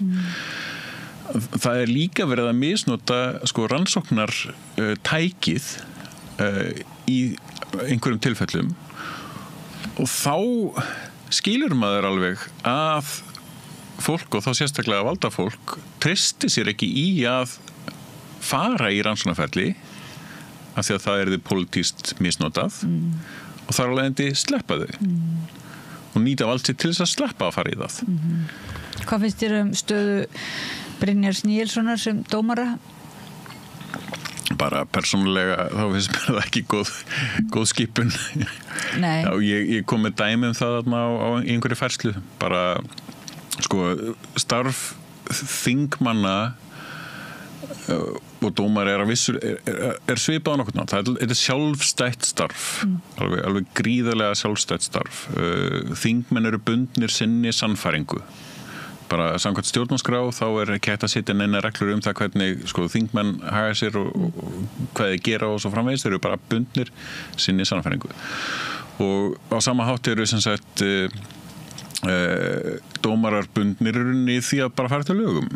Og þar erum við með mjög strangan ramma utan það hvernig hlutir virka. Og það er ekki þetta að fara út fyrir lagaramann. Við þurfum að vera ströng á honum. Leið og við gefum okkur einhverjar svona línur á lagaramann sem eru daufar og eiga stundum við og stundum ekki við, þá erum við búin að brjóta á svona jafnræði. Þannig að þegar að við leitum eftir fólki til þess að passa upp á þennan ramma, að þá viljum við að sé samkvæmt sjálfu sér. Að hafi ákveðna sannfæringu fyrir því að það geti tekið ákvörðun sama hvaða þrýstingi þau verða fyrir, því að dómarar verða tímalaust fyrir þrýstingi í smáræði. Þannig að og þingmenn alltaf. Og þingmenn líka tímalaust, en þeir eiga sinni sannfæringu. Já, og lögum alltaf, þingmenn líka lögum. Jú, bara eins og allir landsmenn og svoleiðis, en þú veist, þingmenn eru að semja lög. Og eru að taka ákvörðun það hvort að lög eigi að verða svona eða hinsegin eða þess að og þar kemur sannfæringin kannski aðeins út í. Þannig að þegar við finnum fólk sem að bara, eins og ég vitnaði gleypir æluna og fer gegn sannfæringu sinni, mér finnst það ekki rosalega traustvekjandi fyrir einhvern sem á að dæma það hvort að það megi fara út fyrir lagaramann eða ekki. Það er bara mín persónulega skoðun. En hvernig myndur þú segja með Brynjar hann fari gegn sannfæringu? Getur ekki sagt að hans sannfæring sé bara raunverulega svolítið, hvað er það, ókonsekvent eða hann sé stundum ósamkvæmur sjálfu sér en hann sé í hvert skipti mjög sannfærður? Við erum það öll í rauninni, Við skulum ekkert plata okkur með það, að við séum öll alveg strangheiðarleg og óbreytanleg og alls konar svoleiðis. Einu rökin sem ég dreg fram í þessu bara þetta að fólk sem að opinberlega viðurkennir það að hafa ákveðin mörk en stígur samt yfir þau í ákveðnum tilfellum út á ákveðnum hagsmunum. Það er ekki eiginleiki sem ég leitast til gagnvart einhverjum sem ætlar að fylgja sannfæringu sinni eða að fylgja lagaramannum. Það er bara mín persónulega skoðun. Þannig að ef ég segi, þetta er mín sannfæring og svo kemur á daginn að ég ger eitthvað annað, þá er ég upp í þessar hestni og ef ég myndi breyta skoðun minni, þá myndi ég frekar tala það áður en ég myndi, því að það geta alltaf breyst aðstæður, auðvitað. Nei, en ég hugsa bara því að ég held að mörgum hafi dálítið bröskrað að sjá þessa skipan og þetta er nú ekki eina málið svona sem að mann finnst skringilegt, en það er eins og líka samt okkur vanti. Landsréttar tótið verra, Já, það er eins og okkur vanti svolítið svona tungutakið eða ég veit ekki, fordæmið til þess að gagnrýna. Við veitum ekki alveg hvað forsendum við eigum að gagnrýna það og að því einhvern veginn að minnst þar umræðan vera komin svolítið í vanda Já, við fáum oft á okkur líka að á mótið spurt hvað viltu gera í staðinn þú gagnrýnir þetta, hvernig hefði þetta átt að vera og svo framvegis. Það er ekki oft alveg sanngjarnt. Maður á að geta gagnrýnt á þess að segja hvernig hlutirnir eiga að vera í staðinn. Maður á að geta sagt þetta er vandamál, ég veit ekki hvernig á að lesa það, en getur við verið sammála að þetta sé vandamál. Þó að við breytum ekki neinu en vitum að eitthvað er vandamál, að þá þýðir það að við getum komið í veg fyrir að eitthvað mál í framtíðinni lendi innan þess að vera vandamál þegar það kemur upp. Með sölu bankana til dæmis, við vitum að það verður vandamál eða hagsmunaárekstur, þannig að það er inn í regluverkinu og ýmislegt svoleiðis, en það getur samt gerst. Svo gerðist það og hvað gerðu þið? Ekki neitt. Það er náttúrulega sama þetta með keisarinn er nakin. Það er ekki skilgreint sem vandamál. Þá er það bara, hvað má hann ekki vera ekki lagi að sé bara fatalaus, þú veist, það einhvern veginn ekki, það þessi raunverulega fína lagi, bara ekki þykjast að vera þú veist, klæddur, skilur það það sem sko, en það komin, ég meina það það sem kannski ósvífninu líka eins og í Bandaríkjunum, það meiri segir orðið leifilegt eða þykir ef bara sniðugt að ljúga sko, veist, það bara ekki eins og einhvern veginn alternative truth já, þannig að og þar með náttúrulega missum við svolítið mikið þú bendir á það en það öllum sama, þú veist Já, sko, ég held til dæmis að gagnrýnin á Trump og það sem að vera að gera varðandi sko ríkisreksturinn sé algjörum villigötum að demokratar sem eru að koma að gagnrýna hvað hann að gera með því að rífa upp alls konar ríkisstofnanir og svo framvegis það eitthvað sem að fólki sem kaus Trump vill að gerist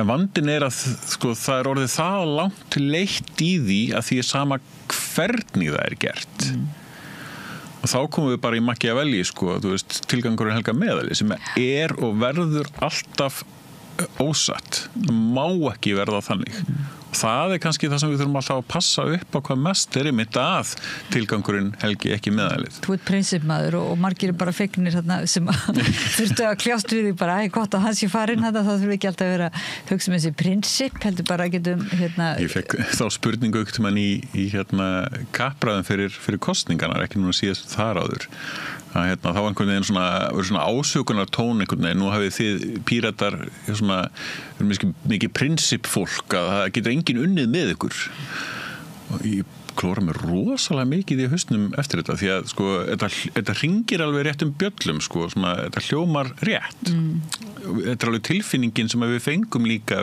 samstarf við aðra að fólk var ekki tilbúið til þess að vinna með okkur af því að við myndum standa á prinsum okkar, við myndum standa á gildum okkar og mér finnst það ótrúlegt því að hvað annað pólitík en einmitt varsla ákveðin gildi og það að prinsipur okkar voru einhvern veginn allt of ströngið, allt of íkt allt of brjáluð eitthvað slegis bara þegar nánar skoðað, nei, auðvitað ekki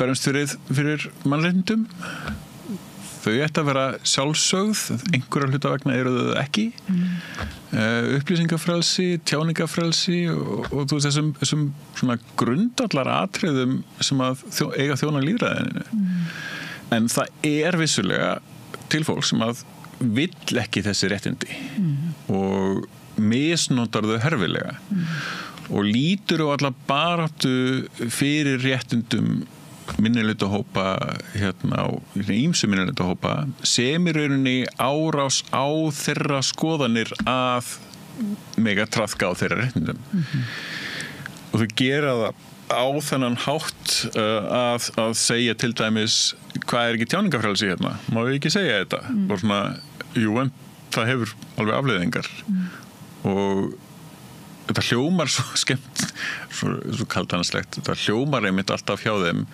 eins og þau séu að beita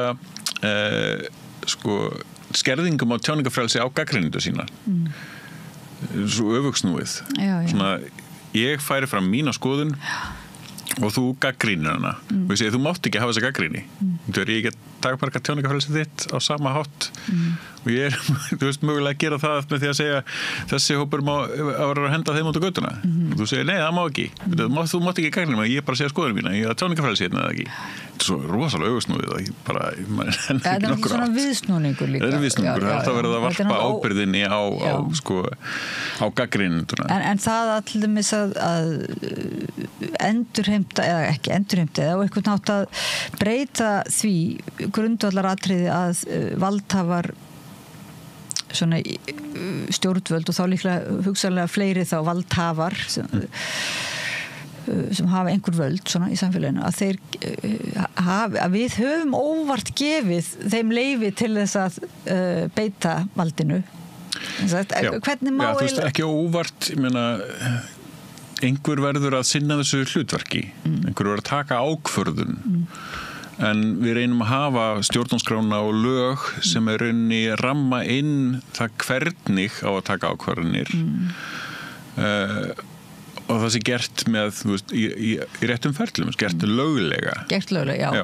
Já, við kannski hefum ekki gefið leyfi, en þetta hefur, ég meina, það er komið fordæmi fyrir því að gera það á einhvern nátt að gráu svæði, er það ekki? Þetta er svona, og hvernig getur við, ertu með hugmyndum, nú höfum við 5 mínútur eftir þessu spjalli, bæði langaðum að spyrja hvort þú ætlar að halda áfram í pólitík á einhvern nátt, og svo langaðum líka að spyrja hvort að þú sérð, getur þú svona ímyndað, sérðu grilla í þessa leið sem að, sem við þurfum að fara? Ég myndi ekki. Ég sé það nefnilega ekki lausna á þessu eins og því miður. Það er kannski þegar uppi staðið eftir allt þetta drasl mitt í pólitík. Sko, ég er ekki pólitíkus, ég býst ekkert við að halda neitt áfram í pólitík. Sko, ég var bara að taka þátt í þessu einhvern veginn á mínum forsendum eftir því sem að mér sýndist vera best. Það sem að Píratar voru að berast fyrir var það sem að ég var sammála, aðferðafræðin, hvað það er á bakvið. Og ég rétt upp hendi einhvern tímann hefði getið sett með einhvers þar á lista og það var prófkjör og ég endaði bara ofalega. Ég er bara búin að vera það einhvern veginn síðan þá og fólk bara segir síðan, nei, það er komin á þessu og þá er það bara þannig. Og það er kannski vandinn. Ég sé ekki hvernig er hægt að ná tökum á þessu á neitt góðan hátt. Því miður held ég að niðurstaðan verði að þetta springi allt upp í loft framan í okkur á einn eða annan hátt. Hvort sem það verður líklega alþjóðlega frekar heldur en náttúrulega hérna á Íslandi en þó verður svona jaðaráhrif hérna á Íslandi hvað það varðar. Og eftir það að þá verður fólk passa samara en það breytist ekkert sko. Bara þetta er spurning hversu passasum við erum á, hversu vel við finnum fyrir því bara í svona sálinni hjá okkur þessi varúðar orð sem eru á gula miðanum á safni fasismans. Að þá sjáum við varúðar orðin sem eru þar skýrar og segjum frekar nei eða þorum síður að fara í þá gagnrýni, stíga þessi skref í áttina að fasisma.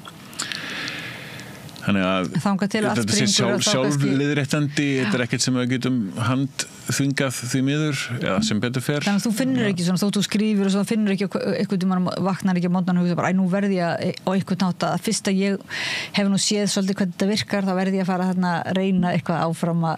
Jú, maður reynir áfram, þú veist, maður hefur skoðanir og svo framvegis hvað það var þar, maður segir bara sína skoðanir. En kannski þú býður eftir þetta springi og þá, jafnvel þegar á að fara að safna einhverju saman, þá kannski getur þú komið, þá ert þú búin að safna kröftum á einhverjum öðrum vettvangi? Nei. Kannski. Ég bara, eins og ég held áfram að hafa mína skoðanir og tek bara minn þátt á minn hátt og úrverður það sem verður. En það verður ekki hægt að, held ég, afstýra því að eitthvað sprengir áttu. Ég veit ekki hversu stór svo bóla verður. Þetta er samu hagkerfið. Það eru pólitískar bólur í gangi. Hvernig það springa framan í okkur. Þú veist, við erum að fara í gegnum pólitíska kreppu bráðum. Við erum pólitísku bólu eins og Þannig að ég veit ekki hvernig svona þingan eftir að sú bóla springur verður. Hún gæti orðið allt og stórt stríð.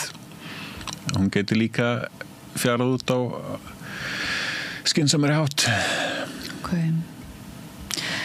Og við vitum ekki hvar þú ætlar að... Ég veit ekki hvað ég ætlar að gera. Þú veit ekki hvað þú ætlar að gera. Nei, þú ætlar allavega bara að vinna í jafnvel einhver allt öðru. Já. Líklega það sko, en þú veist, ég er ekki að fara í pólitíkina sko, en því ekkert. Ég var eiginlega búin að gefast upp á henni hvort þið er sko, út af einmitt, ég meina það sem getur breyst eins og segið, þetta aðstöða breytast, umhverju breytist og svo framvegis, kannski ef að pólitíkin verður eitthvað aðeins heiðalegri og tilbúin til þess að tala efnislegu hlutina en ekki bara yfirbors útlitslegu morfís hlutina, og nennum að kannski að taka þátt í það aftur. Þannig verður áhugavert ef þú hefur verið skipað dómari. Nei, ég er ekki alveg nægilega löglærður. Nei, þú er ekki löglærður, nei. En allavega takk fyrir spjall og takk fyrir að koma að Rauðaborðinu og taka stöðuna og horfa svona yfir sviðið eins og maður kallar til því eins og öldungarnir í Róm þegar þeir létu á störfum en hins vegar erum við ekki eins og í byrjuð að tala um það svona ákveðin við ætlum að ræða ýmis svona málefni en við kannski gerum það kannski næst Björn Leví Gunnarsson fyrrverandi þingmaður Pírata, kæra þakki fyrir að koma til okkar og áhorfendum og hlustendum. Þakka ég fyrir að vera með okkur og biðja að íhuga þessi orð hvert við stefnum og þakka Pétri Fjellsteð fyrir að varpa samræðinni yfir til ykkar og ég heiti Oddný Eir og við höldum áfram að ræða málin við Rauðaborðið svo farið ekki langt, við fyrir bara skreppum í frímínútur. Takk. Ertu á leið heim úr vinnu?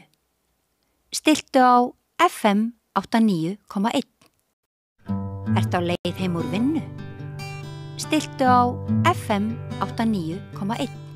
Það komið að leikhúsinu.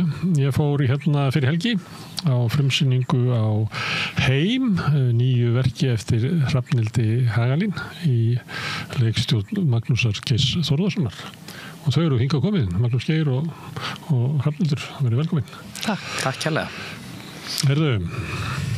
Þetta verk náttúrulega bara ramklassíst, hvað heitir þetta? Stofudrama með fjölskyldu leyndamál. Já. Fólk var að ráða leyndamálið í lénu. Er það ekki? Jú. Já. Ég þurfti að hlusta á leiklistagagnrýnanda, útskýra fyrir mér hvert leyndamáli var ég. Er það? Og hafði hann rétt á standa? Nei, bara það skoði svo langt í stúku að það var að lægilegt. Það er gott að heyra. Til þessi leikur svolítið gerði, sko. En hann skrifaði reyndar þetta væri auðleysaleg gáta. Þegar maður er búin að sjá hana, þannig er það alltaf gátur. Þegar maður er búin að heyra lustina, þá er þetta líkut í augum uppi. En það er ekki ósakett að segja það, þetta er bara ramklassíst. Já, ég má vel að segja, ég ætlaði mér það. Ég ætlaði að skrifa svona eiginlega well-made play og hverfa svolítið aftur, kannski svona aftur í það sem ég gerði bara þegar ég var kottnung með ég er meistarinn, af því þá fannst mér ég þurfa að sanna það að ég kynna að skrifa handbragðið. Já, í rauninni handbragðið og ég hef gaman af því og svo fór ég eftir það svolítið mikið út í svona formpælingar og alls konar tilraunir og þannig að mér fannst eiginlega komið tími til þess að ég svona færi aftur í þetta og sýndi svona að ég gæti gert það líka. Mér finnst það að maður verði varfið svona handbragðið, það er svona góð innri spenna í senunum og svona, ég veit ekki hvort það sé réttu hugtaki sko, en maður finnur fyrir því að það er svona eitthvað spenna sem að toga mann áfram og ekki bara lausnin á stóra leyndarmálinu eins og svona byggir á, þetta líka bara í samtölunum. Já, þetta er það er kunst að skrifa í þessu formi og Og hver er hann? Hver er hún? Spyr ég eins og þetta er svo ramgert form í rauninni til þess að halda athygli áhorfandans í hvað ég var að segja 2,5-3 tíma, það má eiginlega ekki vera meira þó að áhorfendur í Berlín geti setið hlélaust í 3 klukkutíma að þá er samt svona hið vel skrifaða verk það er svona svolítið mikið formfast og byggist náttúrulega eins og menn vita sem að þekkja til, það byggist upp á svona einingu í stað, tíma og framvindu og það er svona það sem að einingu í stað, tíma og framvindu? Já, það er rauninni þessi hinn gullna regla Aristótelesar sem að byggist á þessu þrennu, það er að segja einn staður tími sem er ekki lengri en 1 sólarhringur og eining í í rauninni órofin framvinda getum við sagt. Þannig að þetta er svona þessi gullna regla. Það sem er kannski ekki klassíst, svona með mann horfa kannski lengra tíman að þetta er ekki svona fyrsti, annar og þriðji hluti. Heldur þetta senur og sömuleyti þar leðandi líkara bara bíómynd. Heldur en svona leikriti Já, þetta reyndar í 4 þáttum sko. Þannig að því að það koma senur hann á milli. Magnús slekkur ljósin á milli og býr til svona þessa tilfinningu fyrir senum. Þú hefur kannski séð þetta fyrir þessum kafla. Nei, það eru 4 þættir og þetta alveg í rauninni ramgert þannig að klassíska verk í rauninni 3 eða 4 þættir og þetta eru 4 þættir en svo eru styttri senur innan þessara þátta. Þannig að það getur líka verið svoleiðis. Ég var ekki varð við, þegar þið segja það, Þetta er mjög svona hagalega byggt út frá þessar reglum 4 þætti, en svo eru senur innan hvers þáttar og það er alveg rétt sem þú segir, sko, það er klift stundur svolítið á milli, svolítið eins og gert í bíómyndum, þú veist, og það eru senur sem að krossa og svona.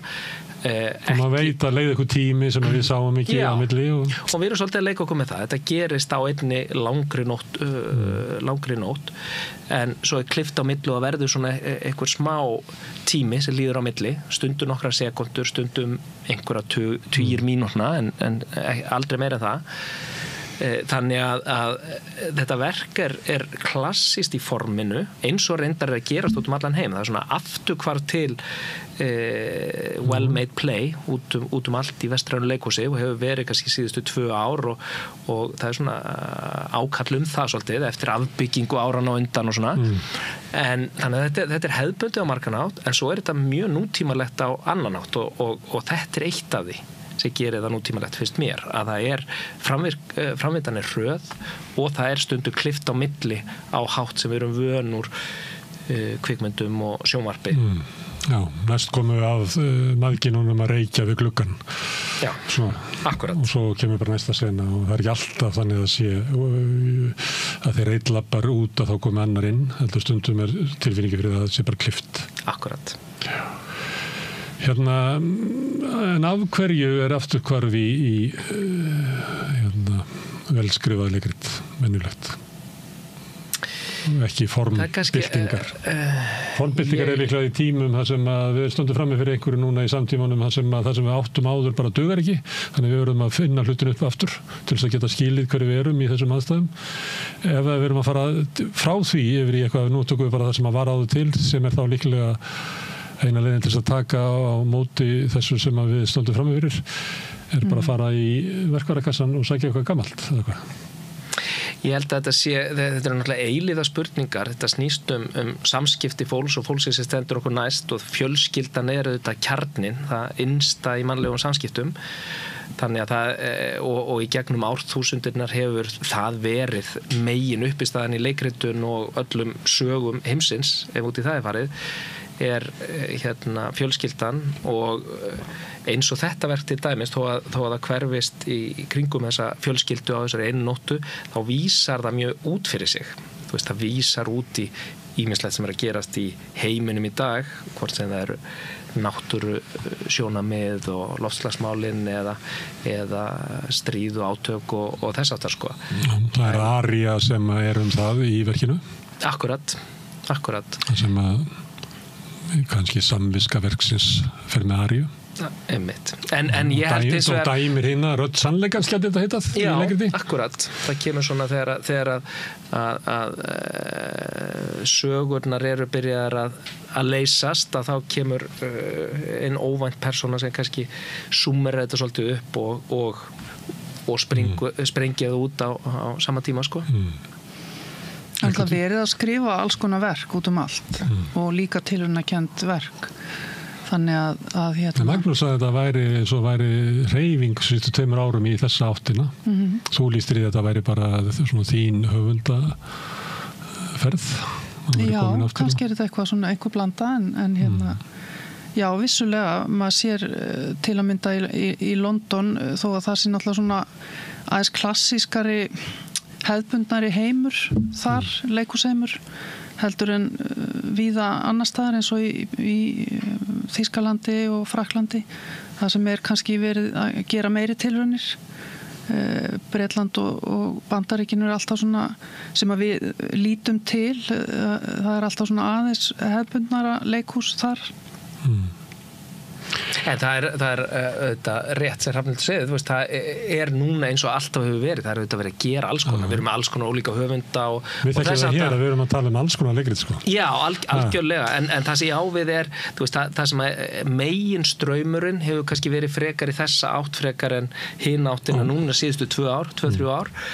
Og kannski einhverju leita af því að það hefði verið svo mikil áhersla á afbyggingu og þess að það sem áhorfendur svo farnir að lesa svo auðveldlega að þá þarf að beita öðrum meðlum sko. Veist, þannig að þetta er eins og margt annað, þetta er kannski svolítið svo pendúl sko. En Hrafnhildur, eitt er að vinna með formið og fara aftur til einhverju svona grundvallarþátta og leysa það vel og gera það vel. En það er líka á þetta eitthvað erindi við áhorfendur. Þessar persónur er eitthvað erindi. Já, vonandi. Það er náttúrulega bara að tala sínu máli og vonandi á það erindi við íslenska áhorfendur og mér sýnist það svona á viðtökunum. Það mættu náttúrulega bara til mín heim og fór ekkert þessar persónur og fór að spinna þennan söguþráð. Þannig að ég vona það sannarlega að það séu spennandi fyrir áhorfendur. Og hvort áhorfendur kannist við þar? Duglegi pabbinn? Konan sem er leitandi og skortir sjálfsröst eitthvað? Já, mögulega, já. Já, ég held að það sé í þessum persónum sem að heilluðu í það minnst okkur.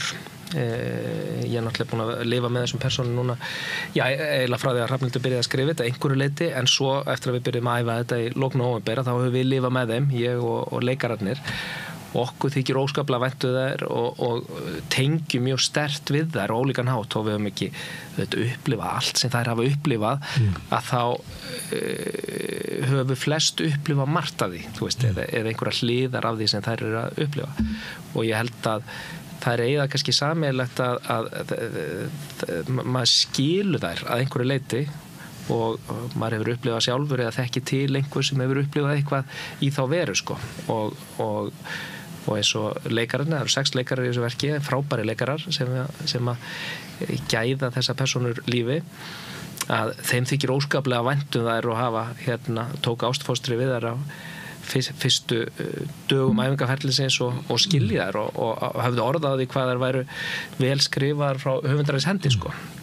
Og svolítið svona allar, hvað ég að segja, svona stórar persónur frekar. Þetta er svona rík tjáning í þeim. Já. Þetta er líka á svona ykkur uppgjörstíma og ykkur slíku, þannig að það er ábyggilega ekkert leiðilegt að leika þetta. Nei, þetta er náttúrulega ögur stund hjá þeim öllum sko.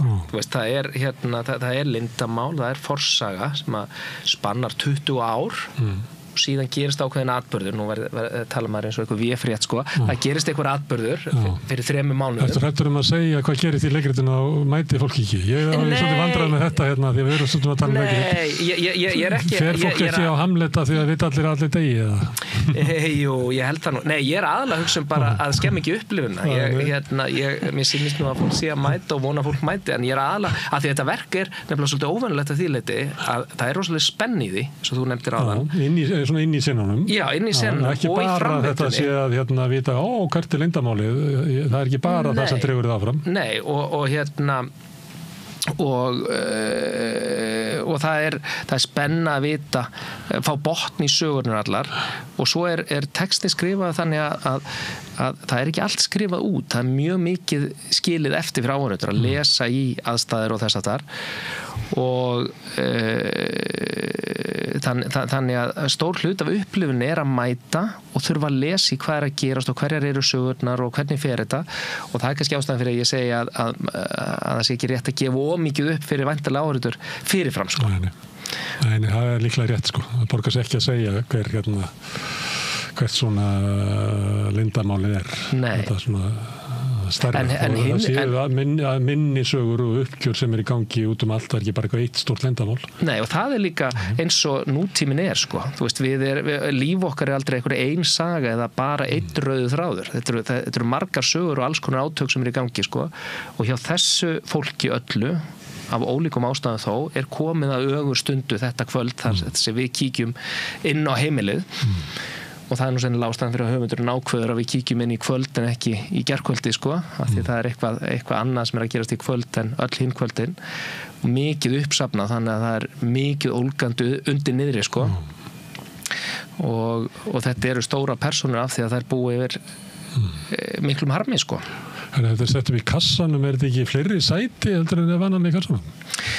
Jú, við ákvað kassin þetta leikurstjórinn setur þetta tróða allavega 3 auka sætaröðum Já, það vill til að leikurstjórinn og leikstjórinn voru rosalega sammála þessu tilviki og ég sá andir á erfiðleikum með að þola þennan fjölda. Já, það nú bara svona stemning, sko. Nei, en í þessu verki, þetta listrann ákvörðum fyrst og fremst, að þá fannst okkur svo mikilvægt að ná mikilvægt nálað við áhorfendur og leikarinn að leika alveg upp við áhorfendur og þetta mikið samskipti og það sé fólk allstaðar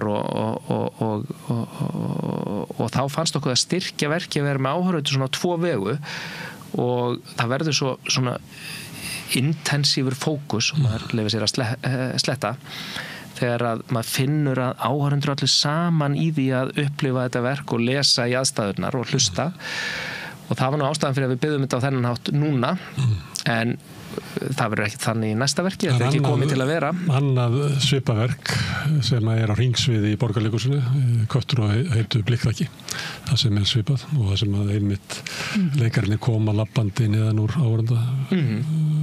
Já, nú erum við ekki búin að sjá það. Við ættum að vera á það. Já, það stendur til. Ég hugsaði einmitt þegar ég var að horfa á það, ég meina, já, þetta eiginlega leikrið sem að svona í planinu hefur örugglega mátt fara upp á stóra svið en hefur ákveðið að vera á litlu svið og vera í hring og vera að ná þessari nálægð sem að stóra sviði næri ekki alltaf.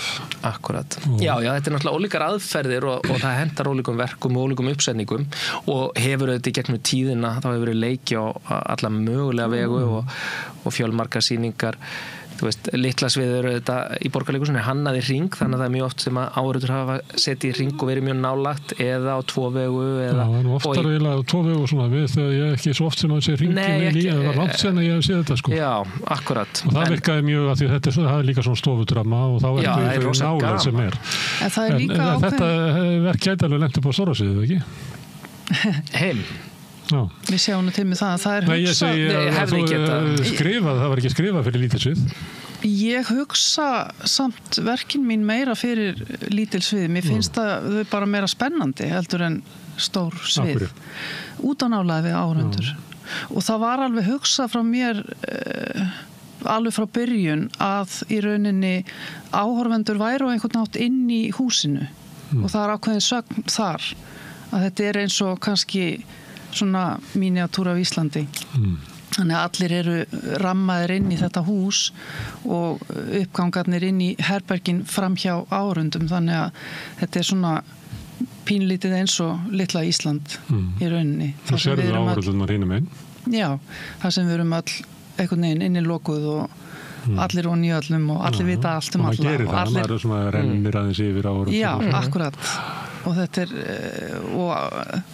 nágranninn í næsta húsi er svo nálægur og við blöndust öll einhvern veginn saman og þannig að þetta var alveg útgangspunktur hjá mér hérna alveg frá byrjun og við áttum samtal þetta strax leikstjórinn og leikmyndaönnuðurinn Filippía Elísdóttir þannig að þetta það þróaðist svona hérna. En það hefði að sjálfsögðu verið hægt að setja upp á stóru sviði og þetta eru stóra tilfinningar og svoleiðis en við vorum sammálaði að þetta væri með spennandi leiðin fyrir okkur til að setja þetta verk upp og það gefur mjög mikið inn í þetta verk og þessa sýningu að áhorfendur séu svona nálægt og með í þessari upplifun allri en þá eflaust eftir að setja upp oftar og víðar og þá gæti það vel verið að það væri á stóru sviði sko. Það myndi rata þangað. En varðandi litlu sviðin og stóru sviðina, mér finnst svona því að ég verið að fara í leikhús svona þetta ferið, ég hef tekið þetta í svona skorpum með mæfina, stundum fyrir ég og lítið og svo við til að sniður að fara bara á allt eða ekkert. Það því að maður hittir aldrei á réttu sýningarnar eða maður ætlar bara að pikka út sko. Og mér finnst sko sterkustu sýningarnar eiginlega allar á litlu sviðunum. Já. Og kannski, ég veit ekki hvað það stundum finnst mér eins og svona dramatísk verk bara drífi ekki alveg út í salin og stóra sviðið náttúrulega, menn eru komið með mikrofóna og þar eru söngleikir og svona stórar sýningar og blastsýningar og það eiginlega sjaldan sem maður sér orðið svona sterka nálaðar sýningu á stóru sviði sko. Eins og í Jermu sem hjá ykkur þá þetta ídaðinni sko hérna svolítið nálagt áhorfendum. Þannig að stórt svið erfitt sko. Já og hvert svið þetta ólíkt öðru og hérna stóra sviðið Þjóðleikhúsinu reyndar býr yfir óvenju mikilli nálægð við áhorfendur með við stór svið bara það arkitekturinn þannig og það svona einn af kostunum þar og við setjum auðvitað upp alls konar sýningar þar og sumar eru risa svona grand stóra sýningar sem að keyrt á með miklu sjói sko en svo alveg niðri verk sem eru meira intím eins og Vertu Úlfur og Mayenburg 3-leikurinn hérna X og LMB og Ekki málið og þetta þar sem að hefur oft tekist að mínum mati að flytja verk sem eru frekar intím nálægt áhorfendum en það tekst ekki alltaf en það það sem við reynum en hins vegar að þá þetta allt öðruvísi samband milli áhorfenda og leikara í þessum verkum eða á litla sviðinu eins og til dæmis í Heim sko. Að því við erum bara nær, við erum alveg með þeim. Það bara skynjar líkams orkuna verður bara ofan í fólki. Já og það kannski líka það sem svo spennandi við leikhúsið akkurat einmitt í dag og það sem það hefur fram yfir þessa risamiðla eins og kvikmyndir og annað, það þessi mikla nálægð og einmitt þetta eins og þú segir að finna orkuna á milli áhorfenda og engin sýningar eins af því að það eru mismunandi personur í salnum áhorfendur hafa svo mikil áhrif á leikarana líka þannig að það það sem svo skemmtilegt og spennandi eini staðurinn sem eftir það sem við slokkum á símanum Já, einmitt Akkurat Hérna því þú nefndir hérna þríleikinn ég spurði ekkert með þessu hérna í óperuhúsum og þá oft þannig að það eru bara 2 nýjar uppfærslur svo bara keyrt á gömlum og ég var að spyrja eitthvað hérna eins og Bjáni eins og ég spyr oft hérna Akkur ekki teknar upp svona bara gamla sýningar og ég meina myndi þeir nokkuð munum að taka þríleikinn í 3 skipti svona páskana svo að ég næði að sjá hana því ég misti á hana sín tíma Ég búin að berjast fyrir þessu í mörg ár Já, ég skildi ekki, akkur ekki að taka upp gamla sýningar Þetta gert í leikhúsum út allt en Við erum með leikhússtjóran hérna Þetta bara geymslu erfiðleika Já, það Ætlar að segja að það hent leikmyndir Ég nú ekki alveg viss nei, ekki endilegur þríleiknum sko, en til dæmis Frost bara sko, Þjóðleikhúsið gamalt leikhús það verður 75 ára á þessu ári og frábært leikhús bara svið og salur og sambandið þarna milli algjörlega stórkostlegt og eitt af betri leikhúsum sem ég hef farið í þó ég hef farið í mörg bara af því að þetta allt í svo réttu hlutvöllum vandamál hins vegar hliðasvið og baksvið og tækniðastaða hún mjög þröng í Þjóðleikhúsinu Þráttur að vera byggt við Já, og til dæmis bara í samburði við hitt stóra leikhúsið hérna, Borgarleikhúsið, segi ég þekki ágætlega líka, að þá bara, það svo þröngt allt að við höfum svo lítið pláss til að geyma leikmyndir og þess að þar og þetta auðvitað óskup leitt af því að leið og maður hefur meira hliðasvið og baksvið að þá aukast möguleikarnir og alls konar svona geymslum og þess að þar og vera með margar sýningar í gangi einu líklega? Já, þú veist að þetta þrengir að og þess vegna þurfum við oft í Þjóðleikhúsinu að hætta með sýningar og losa okkur við leikmyndirna, bara koma út úr húsi bara til að næsta komist inn og til dæmis með Frost sem dæmi sem stór og mikil, það var ákveð að leggja mikið í hana og hún gekk afskaplega vel en hún bara varð að hætta áður en að leikmetin fyrir Storm sem við erum að frumsýna núna eftir 3 vikur sem nýr söngleikur, kæmi inn í húsið. Þannig að það svona bara konkrétt praktískar ástæði fyrir það er ekki hægt að vera með margar sýningar í einu, en svo spila líka inn í þetta sko, En í þríleiknum var þetta ekki bara einhver eitt sófi og eitthvað? Já, það var ekki mjög mikið leikmynd, en það var nú svolítið meira, það var pallur sem að keyrðist áfram og svona, en samt sem áður að þá er það leikmynd sem þarf að geyma en svo til viðbóta við það þá kallar þetta á svolítið breytt fyrirkomulag ef menn ætla að reka leikhús eins og er gert í Þýskalandi. Það er mikið þar að sýning sé bara sýnd einu sinni í mánuði og svo kannski hvílun og komið aftur eftir einhverja ár og svona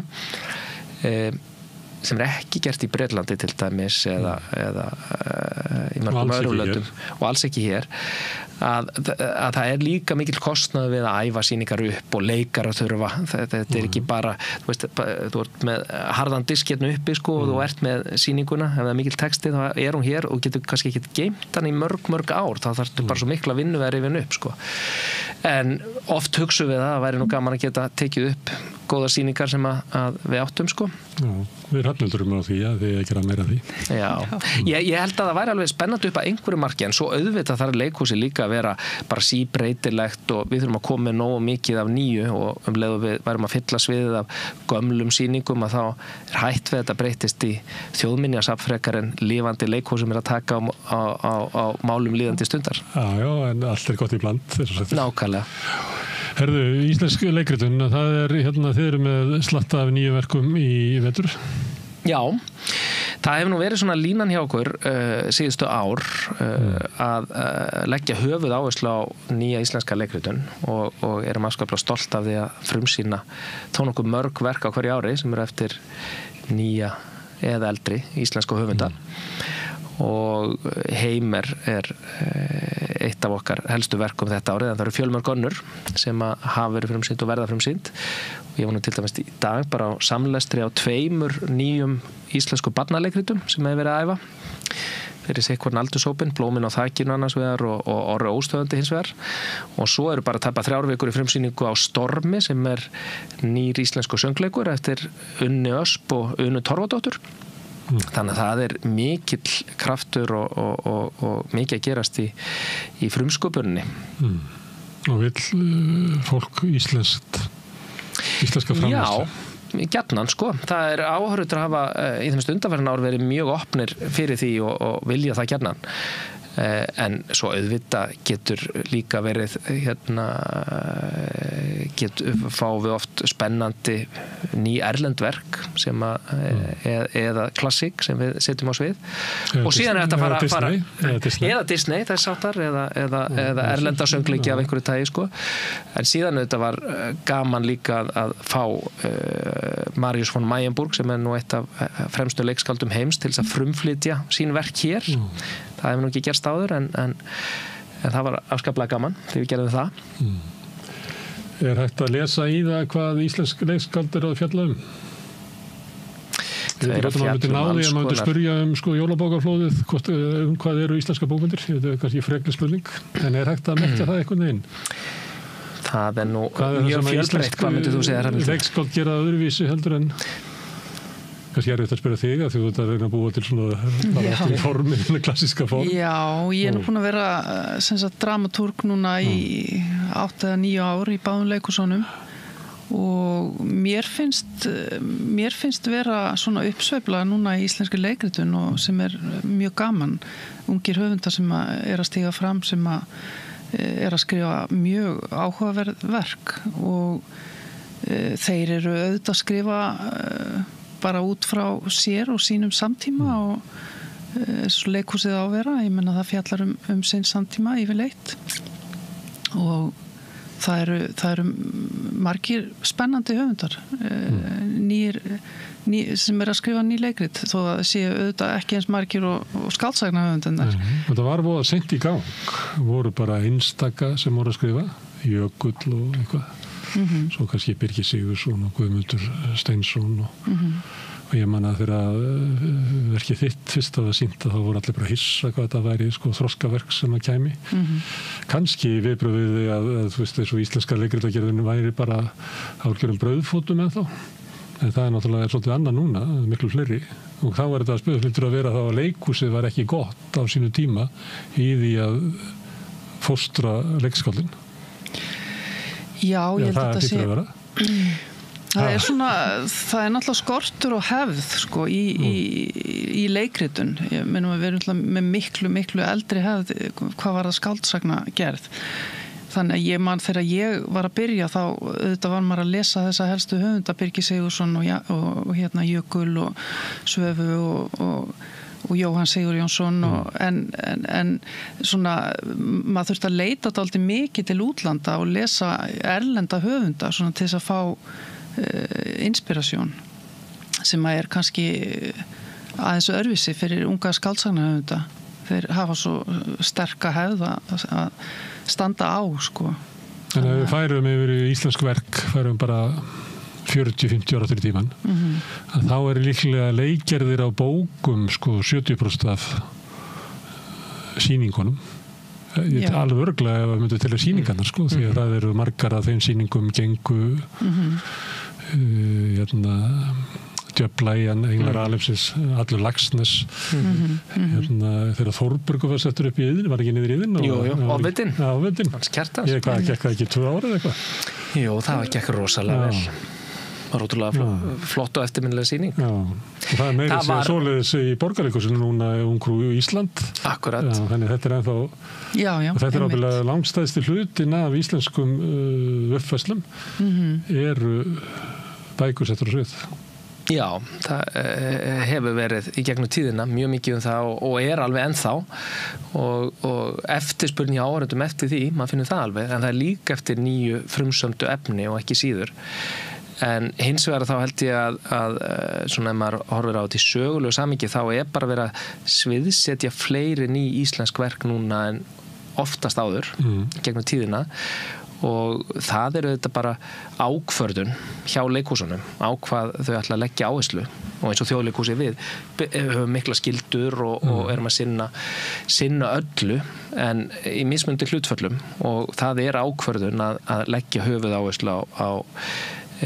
frumsköpun Ákvörðun af því að þú telur það muni gangu upp Já, bara ákvörðun að ef áhorfendur vildi þetta ekki, þá myndir ekki taka þessu ákvörðun Nei, en við erum ekki að taka ákvörðun bara út frá því að því hlutverk Þjóðleikhússins sé víðar en það ef við ætlum bara að segja hvað vilja áhorfendur sjá þá væri sennilega auðveldari leið að velja bara verk sem hafa verið sannreynd erlendis það auðveldara það alltaf meiri áhætta að vera í frumsköpun en það þarf auðvitað að horfa til hlutverksins í svolítið víðara samhengi og eitt af hlutverkunum bara rækt íslenska leikritun en annað að segja sögur sem eiga erindi í dag og hreyfa við einhverju málum og breyta einhverju og þá getur verið áhrifaríkt að fara í frumsköpun þannig að við getum unnið út frá okkar samfélagi og okkar samtíma frekar en að taka eitthvað tilbúið erlendis frá þó að það geti líka oft virkað sko en það þeim að hefur verið ákvörðun hjá okkur að leggja höfuðáherslu á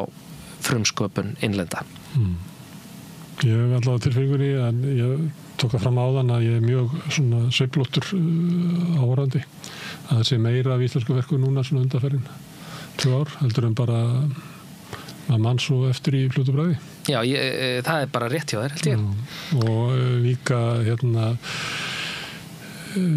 svona kemur manni oftar óvart hvað eru vel gerð Sammála því að kannski að því að maður var að fara fyrir 20-25 árum og þá var svona ójafnvægi líka meira jafnvægi í sýningun núna fyrir svona 30-40 árum þá var oft ójafnvægi í leikhópnum og það svona meiri fagmennska og það tekið því bara ég meina Sinfónía var að spila Maler 9 daginn og Sinfónían hefði ekki ráðið við það fyrir 25 árum það bara komið meiri fagmennska Það hefur verið mikil áhersla á íslenska leikritun alveg frá núna bara í 9-10 ár alveg frá því að Kristín Eysteins og þú náttúrulega varst á undan henni í Borgarleikhúsinu.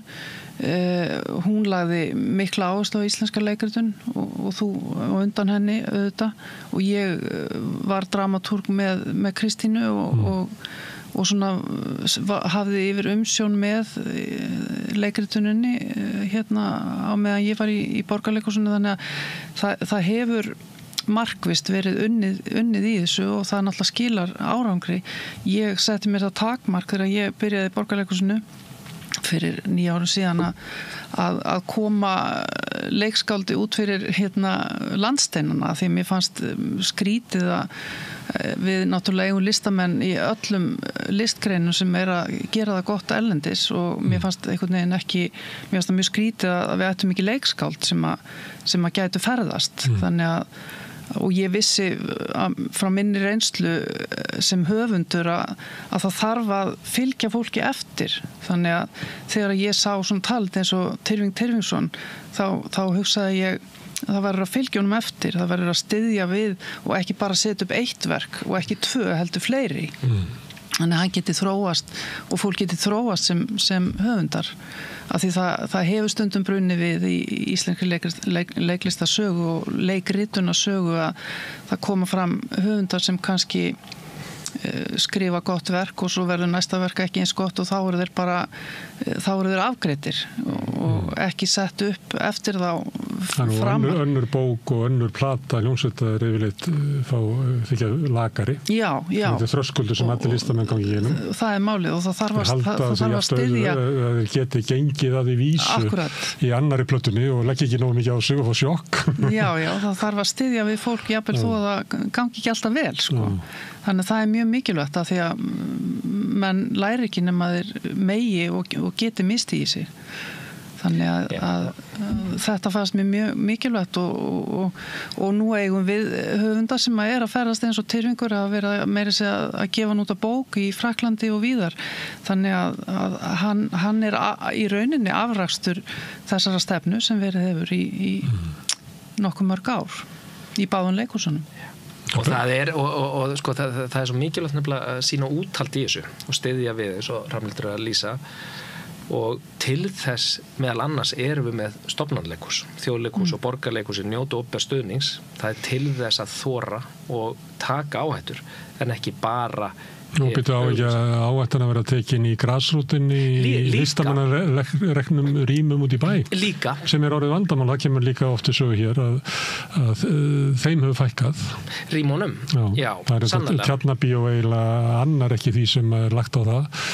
Gablararleikhúsið misti sitt húsnæði og það eru fleiri svona dæmi. Já. Og það er líka að segja mér yngra fólk sko að það er ekki hægt að komast inn einstaðar og þá eru menn með í gamla daga þá var þetta suða út að vera ég nefndi Djöflaugin á þann sem var sett upp í einhverju skemmu. Já, það var í Bragga þannig að það var hægt ýmislegt þannig en núna það er allt húsnæði orðið svo verðmikið í túristabólunni að sko listamenn komast hvergi inni og það er eiginlega hvergi listamann að reykja rými, þetta er vandamál í tónlistinni þar sem við höfum kannski salinni í Hörpu en svo vantar kannski, þú veist 700 mannasali og 400 mannasali og 200 mannasali og 50 mannasali til þess að fóðra þetta stóra og sömuleyti er þessi staða mögulega í leiklistinni líka.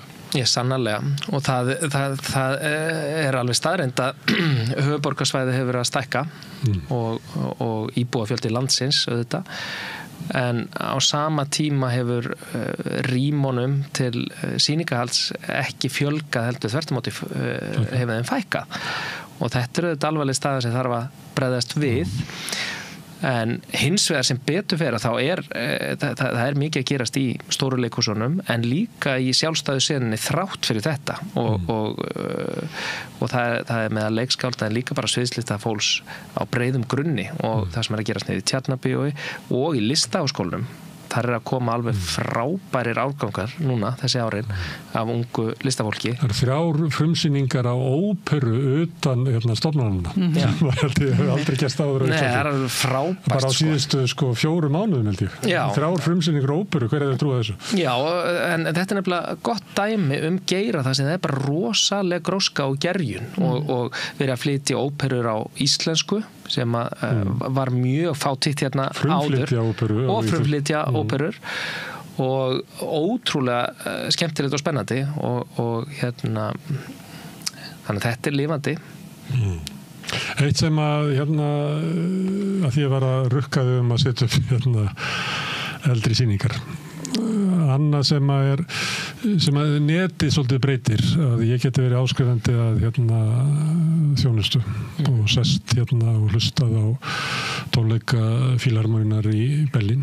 Ég get líka farið og hort á National Theatre í Regnboganum og Metropolitan í Sambíónum og akkur ekki meira gert að þessu að taka upp sýningar og senda þér út. Ég held þetta með í sjónvarpinu að þeir að vera senda út frá symfóníunni, hvað er þessi margir sem eru að horfa á það með við þá sem eru á staðnum? Margfalt fleiri. Það er bara, þú veist að þú ert kannski með eitt herbergi sem er félagsrýmið, en svo ertu með útsendingamöguleikann og þá ertu bara með eitthvað allt annað. Akkur ekki meira af þessu að þessu teknar upp sýningarnar? Þetta hefur aukist mjög mikið á síðustu árum og hvort sem þú lítur til leiksýninga eða sviðslistasýninga eða tónleika. Og kannski ef við byrjum á tónleikunum að það gerðist nú í kringu COVID kannski aðalega að útsendingum frá symfóníutónleikum fjölgaði sem er stórkostlegt fyrir bara allar stóra symfóníuhlustar í heimi orðnar alveg frábærar í þessum útsendingum. Já, og ég meina þarna stækkar áhörða hópur symfóníunar margfalt bara og allir landsmenn hafa aðgang að tónleikum symfóníunar og að sama gerist þegar leiksýningum er sjónvarpað. Sjónvarsútsendingar leiksýningar eru svolítið flóknari en tónleika útsendingar bara vegna þess að það er flóknara að ná réttum vinklum og svoleiðis. Það er fleiri myndavélar og meiri myndvislu og þetta er Það leika sér að þessu óperu sem er alveg aftlókið. Já, þeir leika sér nú ekki að því. Þeir eru ansi góðir í því. Já, mjög og upplifum á því að horfa á slíka upptöku það er bara, þetta er svolítið annað. Það er stórkostlegt og oft á tíðum er það bara ekki síður að horfa á góða útsendingu af óperu Metropolitan en að mæta á staðinn.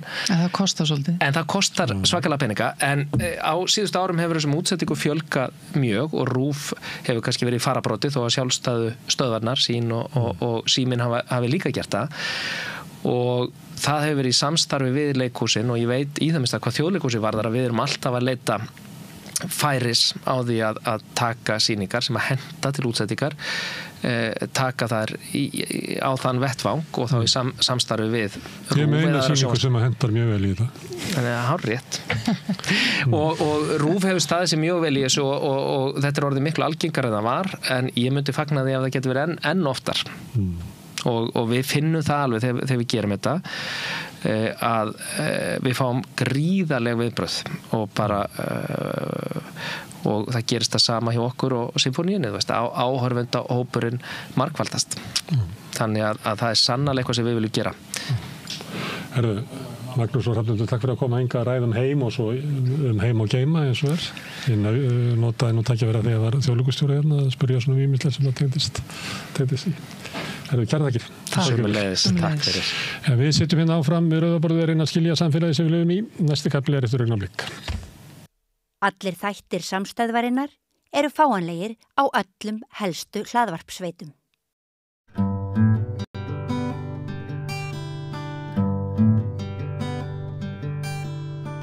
Komið sæl, ég heiti Sigurjón Magnús Egilsson og gestur minn heitir Vilhjálmur Bjarnason. Velkomin Vilhjálmur. Takk fyrir.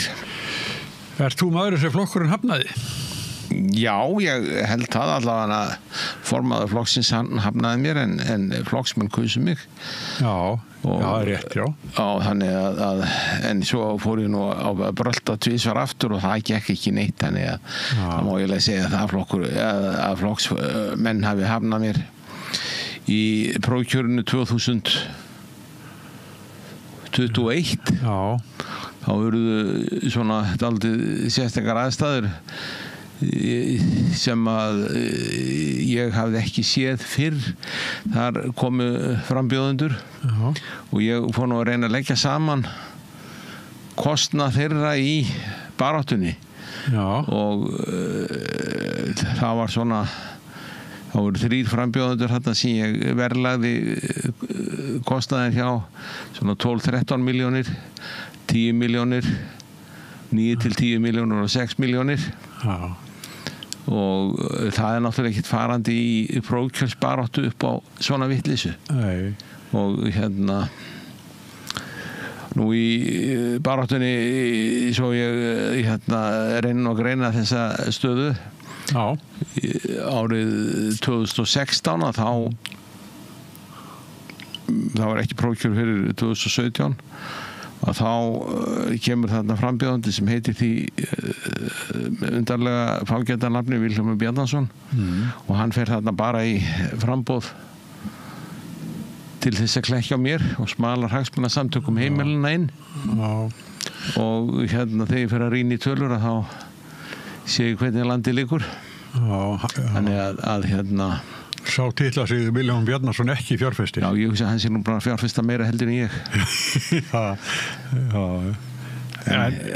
En eins og ég segi að allir þessu frambóðsbröldi mínu sé ekki lokið. Já. Við hittust einu sinni í þinghúsinu. Já. Og vildur endilega sýna mér mynd, svarthvíta gamla mynd sem hékk á útvegnum sem nýrað Austurvelli og þú spyrði þar var sem sagt gömulmyndur á Alþingi löngu áður en það voru rafræn atkvæðagreiðsla og þar eru flestir þingmenninni búin að rétta upp höndina. Já. En nokkrir ekki og þú spyrir mig hvort ég viti hverjir eru sem ekki rétta upp höndina. Maður settur þessu. Já. Og það voru framsóknarmenn og hvað var verið að kjósa það var eingöngun í EFTA. Já, það var aðildin að EFTA. Það var aðildin að EFTA. Já, aðildin EFTA, já. Það var aðildin að EFTA. Þið fannst þetta svo dæmi gert eitthvað? Já, þessi mynd vonandi til enn og segir ákveðna sögu, sko, aðildin að EFTA dálítið merkileg atkvæðagreiðsla. Þarna greiðir alþjóðaflokkurinn allur atkvæði með. Bjarni Benediktsson, forsætisráðherra, hann lemur sitt lið til þess að greiða atkvæði með. Það eru allavega ekki allir og jafnvel ráðherra ríkisstjórnarinnar ekki mjög hrifnir. Nei, en hlýddu. En það var, þeir skiluðu sér. Svo gerist það Hannibal Baldursson og Björn Jónsson sem voru gengnir úr Alþýðubandalaginu, þeir eru með og ef ég man rétt að Karl Guðjónsson sem var líka orðin utanflokka og Björn F. Björnsson sýslumaður, fransnamaður, þeir greiða atkvæði með. En einn þingmannna sem satt hjá og á myndinni, hann sagði við mig þegar ég fór að stytta með leið í staðins að leita í þingtíðundum, hann sagði ég var dregin í eitthvað sem ég skammast mér alltaf fyrir.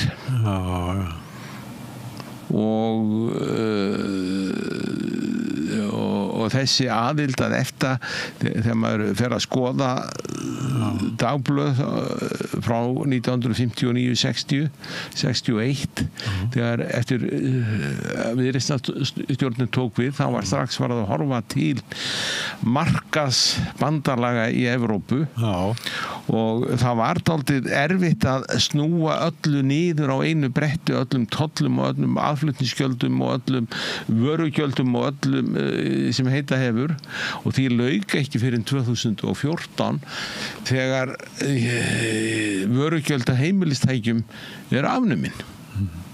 Það er að segja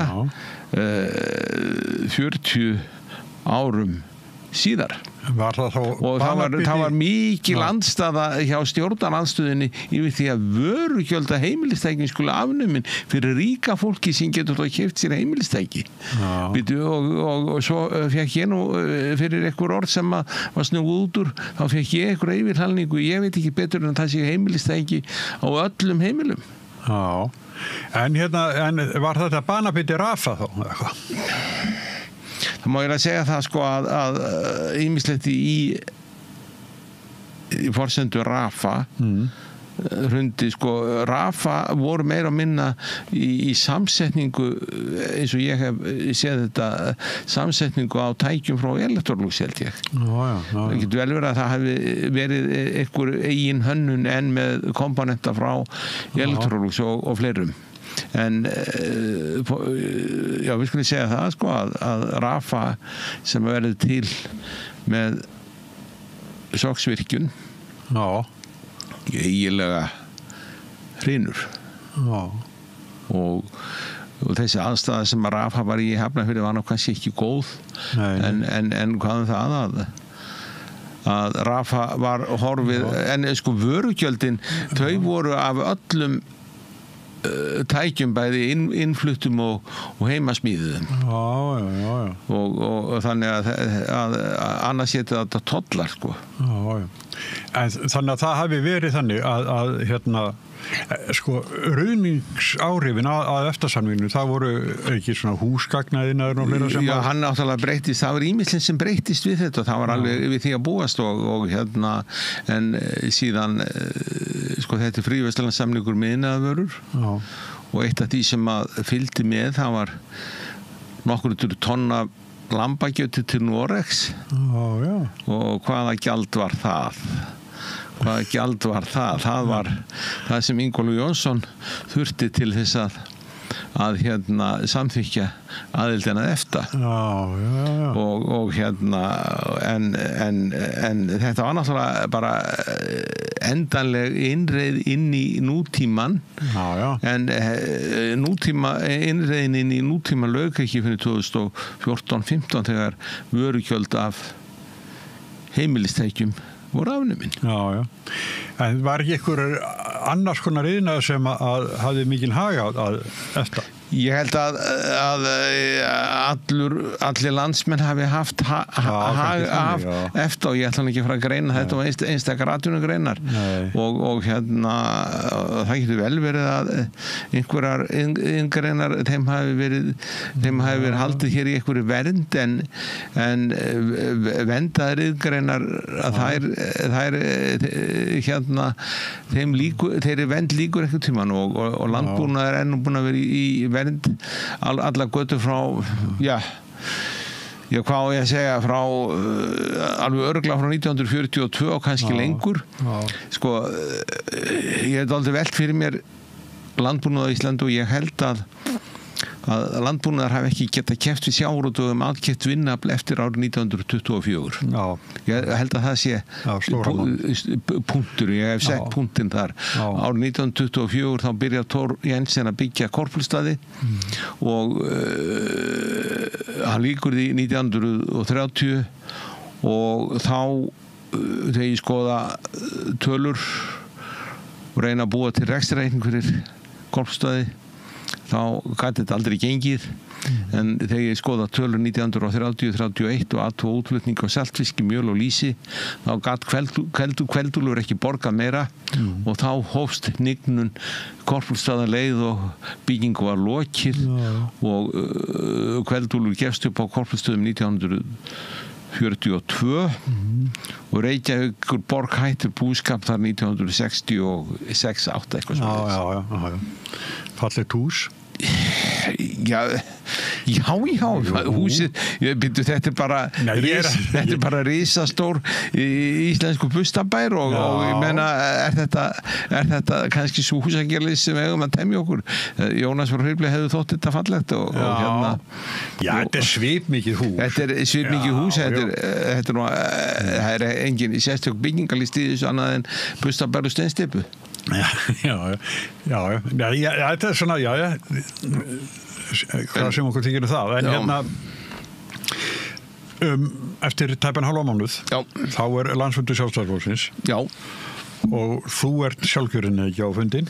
Jú, mér skilst það ég var að athuga á mínum síðum hjá flokknum að ég er sjálfkjörinn þar sem kjörinn fulltrúi til Alþingis þannig að ég þarf ekki að fara í gegnum fundi Heimdalli eða öðru þar sem er byðruð út á götu til þess að komast að Nei, það er kannski eðlilegt að margir sækist eftir að komast á fundin þegar eru hreinar formannskosningar Já, þetta er dálítið merkilega kosningar sko að þetta er Já, að það hefur nú yfirleitt verið þannig að varaformaður flokksins hefur gengið upp í það að verða formaður. Í kosningunum 91 að þá fer varaformaður gegn formanni. Annars fram að því Nei, reyndar 83 þegar Þorsteinn Pálsson kosin þá Friðrik Sófusson varaformaður, hann verður ekki formaður, hann í framboði. En já, sko Bjarni Benediktsson varaformaður, Jóhann Hafstein, Geir Hallgrímsson varaformaður, Gunnar Thoroddsen varaformaður, nær aldrei formennsku í Sjálfstæðisflokknum. Og en þetta alveg nýtt að tveir sem ekki hafa verið í forystu liði flokksins, við svolítið hafa báðar gengt ráðherraembætti, þær eru þannig framboði. Og Þetta merkilega fundur, þó ég var ekki nema fyrir það að fyrsta sinn verður kona formaður Sjálfstæðisflokksins.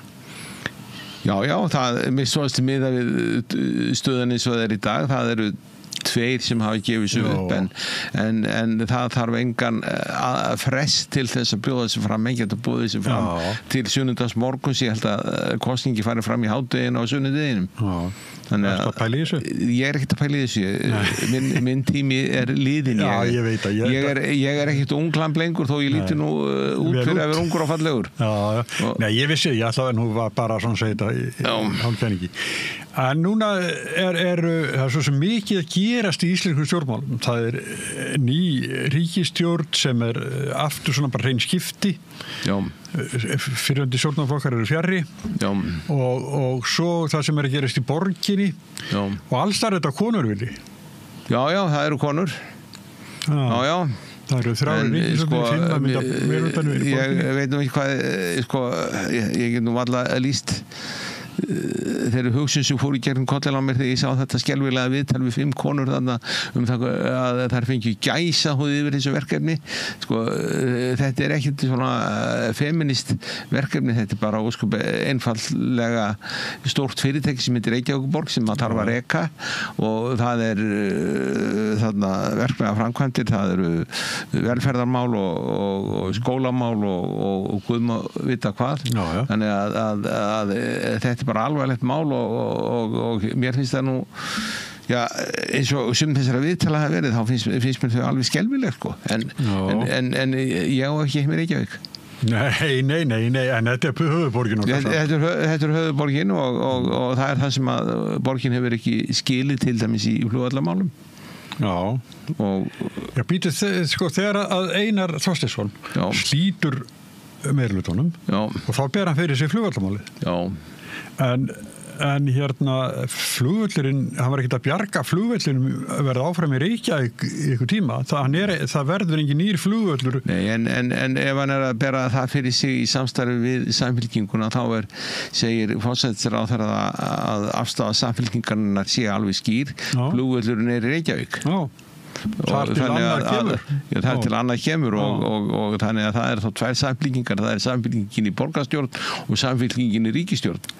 Já, samfylkingin í borgarstjórn getur ekkert skipt flugvöll í svona. Nei, en þessi meðferð sem að Austur-Vesturbrautin hefur fengið náttúrulega alveg út í hött og það löngu vitað að hvernig tré hafa sprottuð og ég var nú að keyra nærri minni einni gamalli heimabyggð, ég átti heim í Breiðholti og þá sá ég í góða veðrinni í gær hvernig trén og svæðinu milli Efra og neðra Breiðholts hafa sprottið úr sér og þau hafa sprottið álíka vel þarna í Fossvoginum. Þannig að það alveg ljóst og það ekkert engin frágangssök að fella nokkur tré, það eru mörg tré eftir og stundu þar nú bara hreinlega að grísja vegna þess að Íslendingar hafa plantað allt og þétt. Það nú byrjað að höggva tré. Það byrjað að höggva tré sem var löngu fyrir sjáanlegt en það búið að loka brautinni og hvaða hættur sem það kann að hafa í för með sér. En það verður kannski eftir viku bara orðið allt annað mál eftir hvernig gengur í skógarhauginu. Já, en það kemur í borgarstjórn og ef hún hættir við og tekur upp stefnu meiri hluti Reykjavík þá kann að vera að skógarhaugi verði hætt. heldur það því, nei, þetta hérna ég veit ekki við þú loka brautina, þá var nú ekkert annað að gera heldur að bregðast tekninni við því kannski, ég veit en hérna það er alls konar flugmála sérfræðingur í pólitík og þeir hafna hérna eðlunum röksendum samgöngustofu. Já, sko, valkjörna 3 myndir ríkisstjórn, nú eru 5 mynda meirhluti í Reykjavík og svo forsetinn í kona, biskupinn í kona. Þetta svona mikið tímabil kvenna. Já. Sem ágætt, sko. Já, ég bara vona það að konur hafi skilning á þörfum kalla líka. Já. Og hérna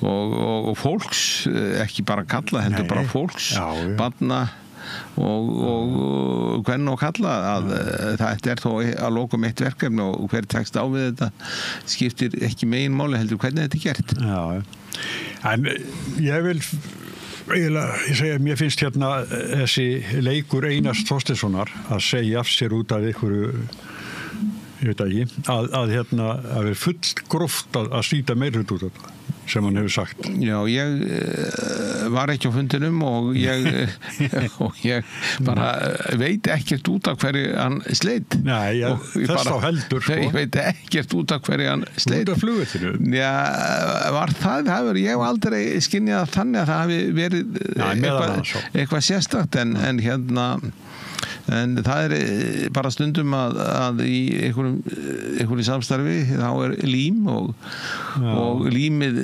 var dagur og nú þarna var dagur farinn og hérna og einhvern veginn hékk límið ekki saman og hérna á milli þeirra sem komi og þetta nú ekki 1,5 ár og það engu hægt að breyta það þarf að bara láta verksmiðjuna ganga það þarf að láta verksmiðjuna ganga það búið að gera fjárhagsáætlun fyrir þetta ár og hún verður ekki svo glatt rifin upp og síðan kosningaár og kosningaárið alltaf erfið og hérna þetta sko slít á svona samstarfi þar sem ekki hægt að kjósa aftur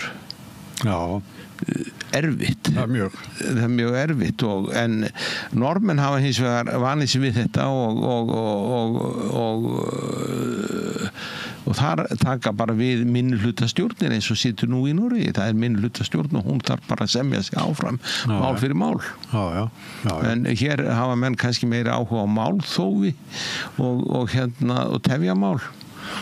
Já, stundum það nú. Það alveg ljóst. Og hérna, þannig að þetta skítastað en ég nú kannski einhvern veginn leysist þetta en svo náttúrulega fleiri staðir, það á að kjósa í Þýskalandi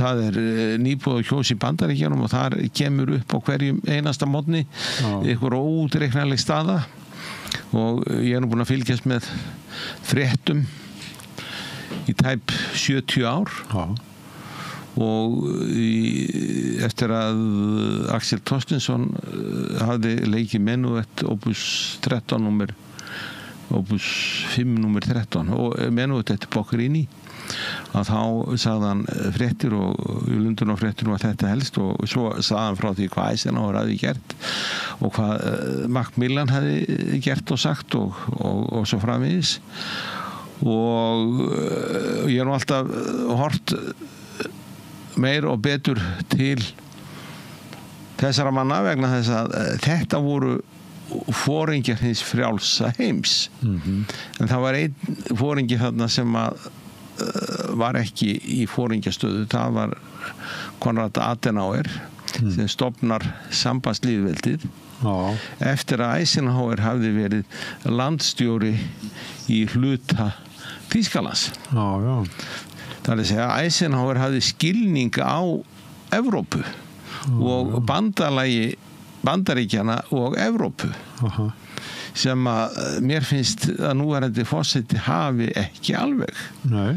Og það getur vel verið að núverandi forseti telji það að í Bandaríkjunum telji það að Bandaríkin geti verið öllum óháð, en það nú bara liðin tími að eitt ríki geti verið algjörlega óháð öðrum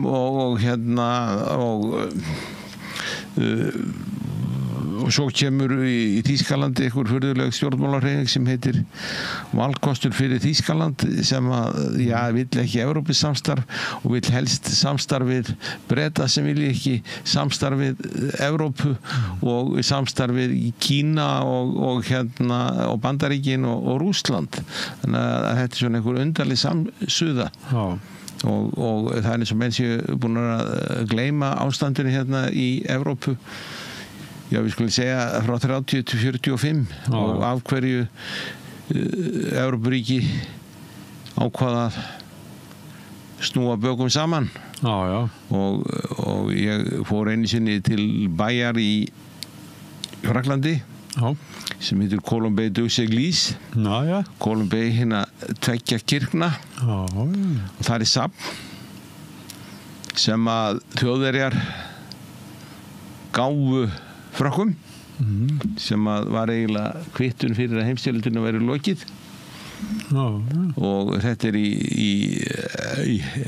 þar sem að de Gaulle settist að þegar hann tók sér frí í hans heimabæ. Og í þessu safnið þá svona gerði ég mig grein fyrir ástandinu í Evrópu þar til þeir það var Adenauer og þetta var náttúrulega óttalegt ógnar ástand í Fraklandi þar til de Gaulle sagði þjóðin að hlýða sér og beið múa og með stofnum þessa 5. lýðveldis og svo festa sem komst á í Fraklandi en það getur vel verið að losna Frakland og en þessi lönd þau eru bara hvert öðru svo háð og að þau geta ekki slítið svo í samstarfi en það getur vel verið líka að Bretland sem að út úr Evrópusambandinu núna að það gengur nú ekki allt vel þar en þeir gera sér ekki grein fyrir því að þetta samin á konungdæmi að það getur vel verið að Skotar vilja fara í burtu vegna þess að rýri samkeppnisstöðu viskiframleiðenda í Skotlandi en það nú bara óvart þannig að Frakkar framleiða viski og það ágætis aðstæðu til þessi í Frakklandi vegna þess að jarðvegur Frakklandi fyrir utan það að framleiða vínber þá getur hann líka framleitt bygg og þannig að það getur vel verið að meginlandi þurfi ekkert skostviski það látst duga þýst svissnest franskt reyndar hef ég líka séð svissnest viski þannig að og það allir að reyna að leika Sviss sem að nú með nokkur 100 viðskiptasamninga við Evrópusambandið.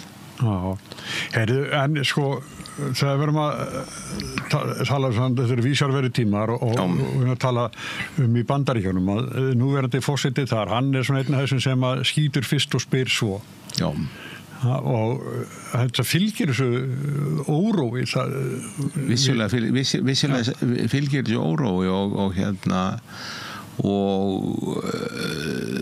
nú hefur hann sittið og valdastóli innan við mánuð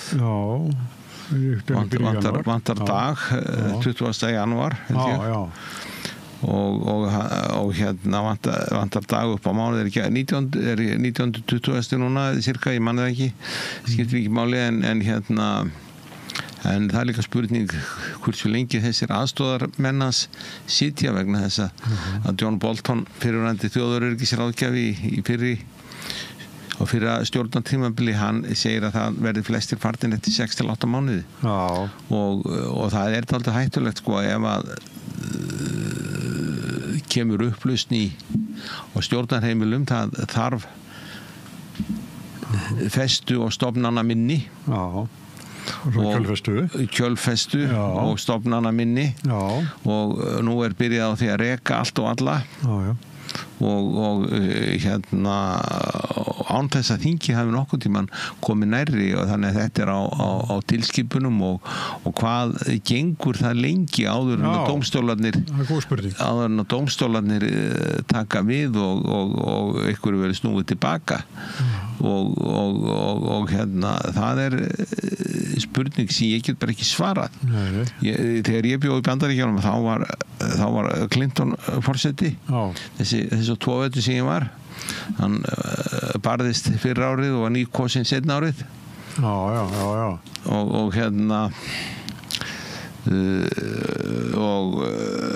en það og þá var ég nú að reyna að tekna upp bandaríska stjórnarmódelið þar sem að herinn, Hæstiréttur, þingið, forsetinn og ríkin kontrollera hvort annað en ef að forsetinn getur stjórnað öllu með tilskipunum og þá spurning hvar dómstólarnir koma að og hvernig gengur að reka mál fyrir dómstólum og það virðist vera eitthvað erfiðar að reka dómara og saksóknara en en ég hef áhyggjur af þessu miða við þann tíma sem að koldurinn á mér geymir allar götur frá Eisenhower til vora daga þegar ég fæðist þá Truman forseti ég man bara ekkert eftir því sko hann lætur að embætti áður en ég verið einsárs eða ég man bara ekkert eftir þessu Nei, það skiljanlegt ég var einmitt að hlusta í gærkvöldi á Eleanor í Eisenhower hvað hétt hún hans? Eisenhower Ég heit hún ekki Amy Amy Eleanor Roosevelt kona Roosevelt ég var að hlusta á hún hétt Amy held ég Eisenhower á podcast í Ríkisútvarpsins í gærkvöldi mitt svona létta umfjöllun þá merku konu sem að greinlega það hlýtur hafi verið Eleanor Roosevelt hún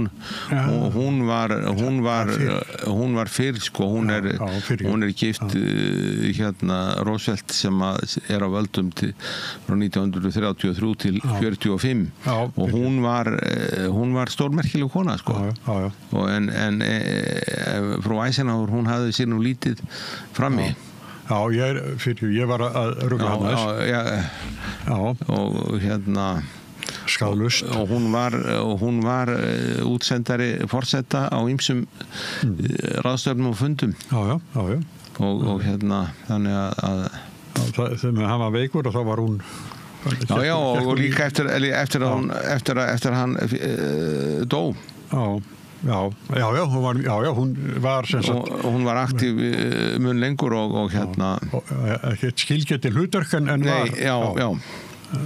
það til dæmis eins og ég hef nú verið að skoða allt annað heldur en bandaríska pólitík en hún fylgdi með þegar ég verið að fletta mókana ég verið aðeins að skipakaup upp úr 1960 og þá kemur fram sko að það þetta maður sem heitir Averell Harriman að hann svona sérstakur sendimaður Kennedys út allar jarðir og það var líka að Roosevelt hafði svona sendimann sem mann og bara ekki hvað hét í augnablikinn skiptur nú verulega máli fyrir Ísland vegna þess að hann kom í veg fyrir það að hér þetta stofnað lýðveldi 1941 og hann var látinn segja íslensku ráðamönnum hvenær lýðveldi skildi í fyrsta lagi stofnað og hann hét Henry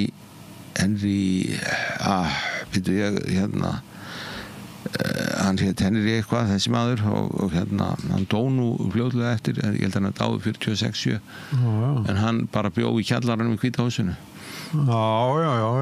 Það var erfitt, forsetinn var lamaður og þann þurfti svona sendimann.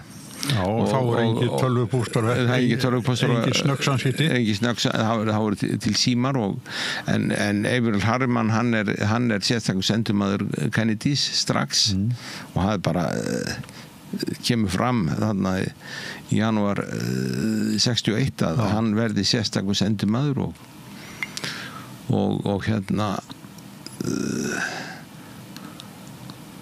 og hann var nú pipar sveitni lengi eins og giftist hann konu ég held hún hafi bara verið bresk en hún dó í embætti sendiherra Bandaríkjanna í Fraklandi hvort hún hét Margaret Harriman en má ég spyrja þau af hverju varst að skoða skipasmíðar 1960 hvað rakti þið til þess? Það eiginlega rak mig til þess að ég féllst á það fyrir áhugamenn skip og báta að fjalla skipakaup frá Austur-Þýskalandi og tappatógarnir en tappatógarnir eru bara minnihlutin af þessum flota þessi skip koma hérna á árunum 1957 til 67 og þetta eru 53 skip og það er mest talað tappatógarna sem voru 12 en voru þeir þá stæstir að þessu? Nei, þeir voru ekki stæstir það var annar flokkur skipa 18 skip sem voru stærri hvað er skip? Flutningaskip? Nei, þetta voru allt fiskskip þetta voru allt fiskskip sem komið hérna á þessum árabili það voru 75 tonn, 94, 101 130, 249 og 264 tonn og þetta eru 53 skip sem koma frá 57 til 67 og ég var bara að fletta þessu að reyna að fletta morgunblöðanum hvað væri sagt þessa komur ég var nú búin að ná utanum þessi skip þess að þetta kemur allt fram í innflutnings eða vestlendskíslum Hagstofunar þannig að hérna en ég þurfti hins vegar aðeins að formúlera kunstina við þennan innflutning því þetta voru að hluta til vöruskipti og íslensk stjórnvöld máttu ekki koma nærri viðskiptunum vegna þess að með því að koma nærri viðskiptunum þá var verið að viðurkenna Austur-Þýska alþýðulýðveldið en samkvæmt kenningum Walter Hallstein og Adenauers þá var hverskins viðurkenning á Austur-Þýska alþýðulýðveldinu fjandsamleg við sambandslýðveldi Þýskaland og stjórnmálasambandi skildi slitið þannig að það var hlutafélag sem að annaðist öll þessi viðskipti og svo þurfti einhvern veginn að borga þetta og þetta var hluta til borga með sovísku láni hluta til var þetta borgað með hérna sjávarafurðum og að hluta til þurfti að borga í það sem kallað er harður gjaldeyrir vegna þess að í 35 af þessu skip voru til dæmis vesturþýskar vélar og af 18 skipunum voru breskar vélar og svo voru náttúrulega fullt af öðrum vélbúnaði sem þurfti að borga Já, sem er ekki þetta að setja síld á móti eða saltfisk eða annað en hérna sko ég var sjómaður ég byrjaði 1971 á sjó og þá voru þetta allan að tappatógarnir voru mjög auðkennilegir á sjó maður þekkti það alltaf í mikill í fjarlæði þeir þekktust þeir endust alveg það voru tveir sem að endust alveg vel fram á þessa öld Já, hverju voru það? Það var skip sem kom uppalega til Neskaupstaðar. Nesútgerðin átti og misti eftir 2-3 ár og hét Hafþór. Svo var hann í þjónustu Hafrannsóknastofnunar, svo var hann seldur og svo fór hann á flakk og hét held ég einum 14 nöfnum og svo var skip sem kom til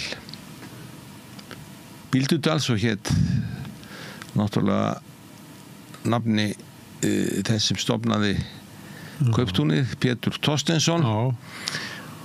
En Pétur Thorsteinsson var mestanpart á eins og ég man, þá var hann lengi vel á í Híldaleit. Í Suðurfjarðarhreppur var að gera nú 8, svo var hann seldur til Patreksfjarðar og þegar hann fer frá Patreksfjarði þá fer hann á flakk. En þessi 2 skip sem að kannski olli ekki mikil gæfu í þeim bæjum þar sem þau komu uppalega að þau endust lengst. Og þetta er ábyggilega merkileg saga. Já, þetta er mjög merkileg saga og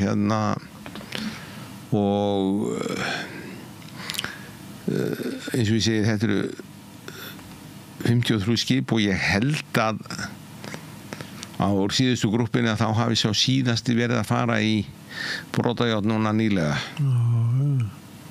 Og þetta voru 18 skip sem komi hérna á síldaráránum og reyndust vel til síldveiða og loðnuveiða og svo öruðu þau bara badsins tíma og eftir að hafa einst í 40 ár sem var kannski miklu meira heldur en skipum er ætlað. Þegar ég byrjaði til sjós þá var það vinur minn sem að hafði ekki klárað gagnfræðaskólan, farið eina vertíð á þann merkabát Aðalbjörgu R5 og svo biður hann mig, sem sagt þetta ég er búin að klára gagnfræðaskólan, biður mig að koma með sér á vertíð og ég tók treglegið en hann gekk fast eftir þessu og það endaði með því að þá var að hátta þannig að LIU var niður í Hafnarhvoli, þar bannari hæð og þar voru bara möppur eða svona nokkur velreiti blöð saman það hásenda vantar bát, matsvein vantar bát og allt saman og ég sett hann meitt skilirði að við byrjum á svona útskrift frá þeim en ég vildi ráða hvert við færið því ég vildi alltaf velja eftir nafninu og það voru 2 nöfn sem ég stoppaði við. Anna var Ólafur Bekkur sem ég þótti mjög flott og svo Matthildur en þá var útastátturinn Matthildur upp á sitt besta en ég valdi Ólafur Bekkur og hringi útgerðarmanninn og hann er vestur í Danielslipp eitthvað að gera og við förum og hittum hann þar og hann ræður okkur bara 17 ára gæja og en þá var það þannig, þá hafði hann keypt bátinn Ólaf Bekk frá Ólafsfirði og svo átti bara eftir að hafa nafnaskipti yfir í Valafell ef hann hefði verið búin af því þá hefði ég aldrei hringt í það en svo annað, þetta var mikið góðminni og mjög vænt hann alltaf tíð mjög góðu maður en svona er þetta. Já, ég verð nú að játa það að ég manni ekkert eftir ég var með hugan svo fastlega við skipi innfluttur frá Austur-Þýskalandi og Ólafur Bekkur er ekki þeim flokki. Nei, hann er norskur eða var norskur, hann endaði náttúrulega sem barðinn í Öndverðarnesi í sjóslýsi fyrsta alvöru björgun T.F. Sifjar. Já, ég man eftir því slýsi. Já. Ég var bara að tala daginn einhvers dag. Og þá svo allir inn í kortaklefa, þá sá ég þetta mjög vel fyrir mér því. Þetta var nú bara útutúr. Já. Heyrðu, en hvað, ertu að taka þér svona einhver verkefni svipað þessu eða hvað? Nei, þetta var nú bara áhugamál þetta var bara áhugamál og og reyndar í síðustu viku, þetta var í síðustu viku á þriðjudaginn og svo fimmtudaginn þá var ég beðin að tala á rótærifundi í Keflavíkum Grænlandsmál og þess að ég vissi ekkert Grænlandsmál að þá tók ég að mér til þess að geta sett mig inn í aðstæður og ég held mér hafi bara tekist alveg þokkalega. Já, ég trúi því. En En svona, fyrst að þú ert á þessu, þá þetta líka Helgi Laxdal vélstjóri. Já. Hann búinn að skrifa svona æviágrip allra nýsköpunartogara. Já, hann bæði búinn að taka saman ágrip af örlög og nýsköpunartogara og hann líka búinn að taka saman allavega til 2012 yfirlit yfir tapatogarana og þannig að það einfaldaði mér vinnu en reyndar að ég fór nú bara eftir Vestlandaskýrslu en ég hef séð yfirlítið sem nýsköpunartogaran og það náttúrulega annað en við stúdíu að ég hef daldið það var sumt þar sem ég vissi ekki en skiptir ekki máli en ég og hann rekur þar í þessu yfirlitum nýsköpunartogarana þá rekur hann alveg frá því skipum komu hvert þau fóru og hvenær þau voru seld úr landi hvenær þau voru seld til niðurrifs eða seld úr landi eða sukku og það vill nú til að ég held að sé einn á floti en þá í Kanada sem veitingahús það er ekki róið á honum. Nei, það er ekki róið á honum og svo var nú lengi vel einn í Noregi, hann held ég hafi brennst alveg fram undir aldamót. Það var uppsjávarskip það var skip frá Akranesi og þessi sem ennþá á floti varð að Akranestogara kom nú uppalega til Reykjavíkur og þannig að Þetta endalaug saga. Þetta endalaug saga og en þessi hópur manna sem að kemur saman í sjóminjasafninu á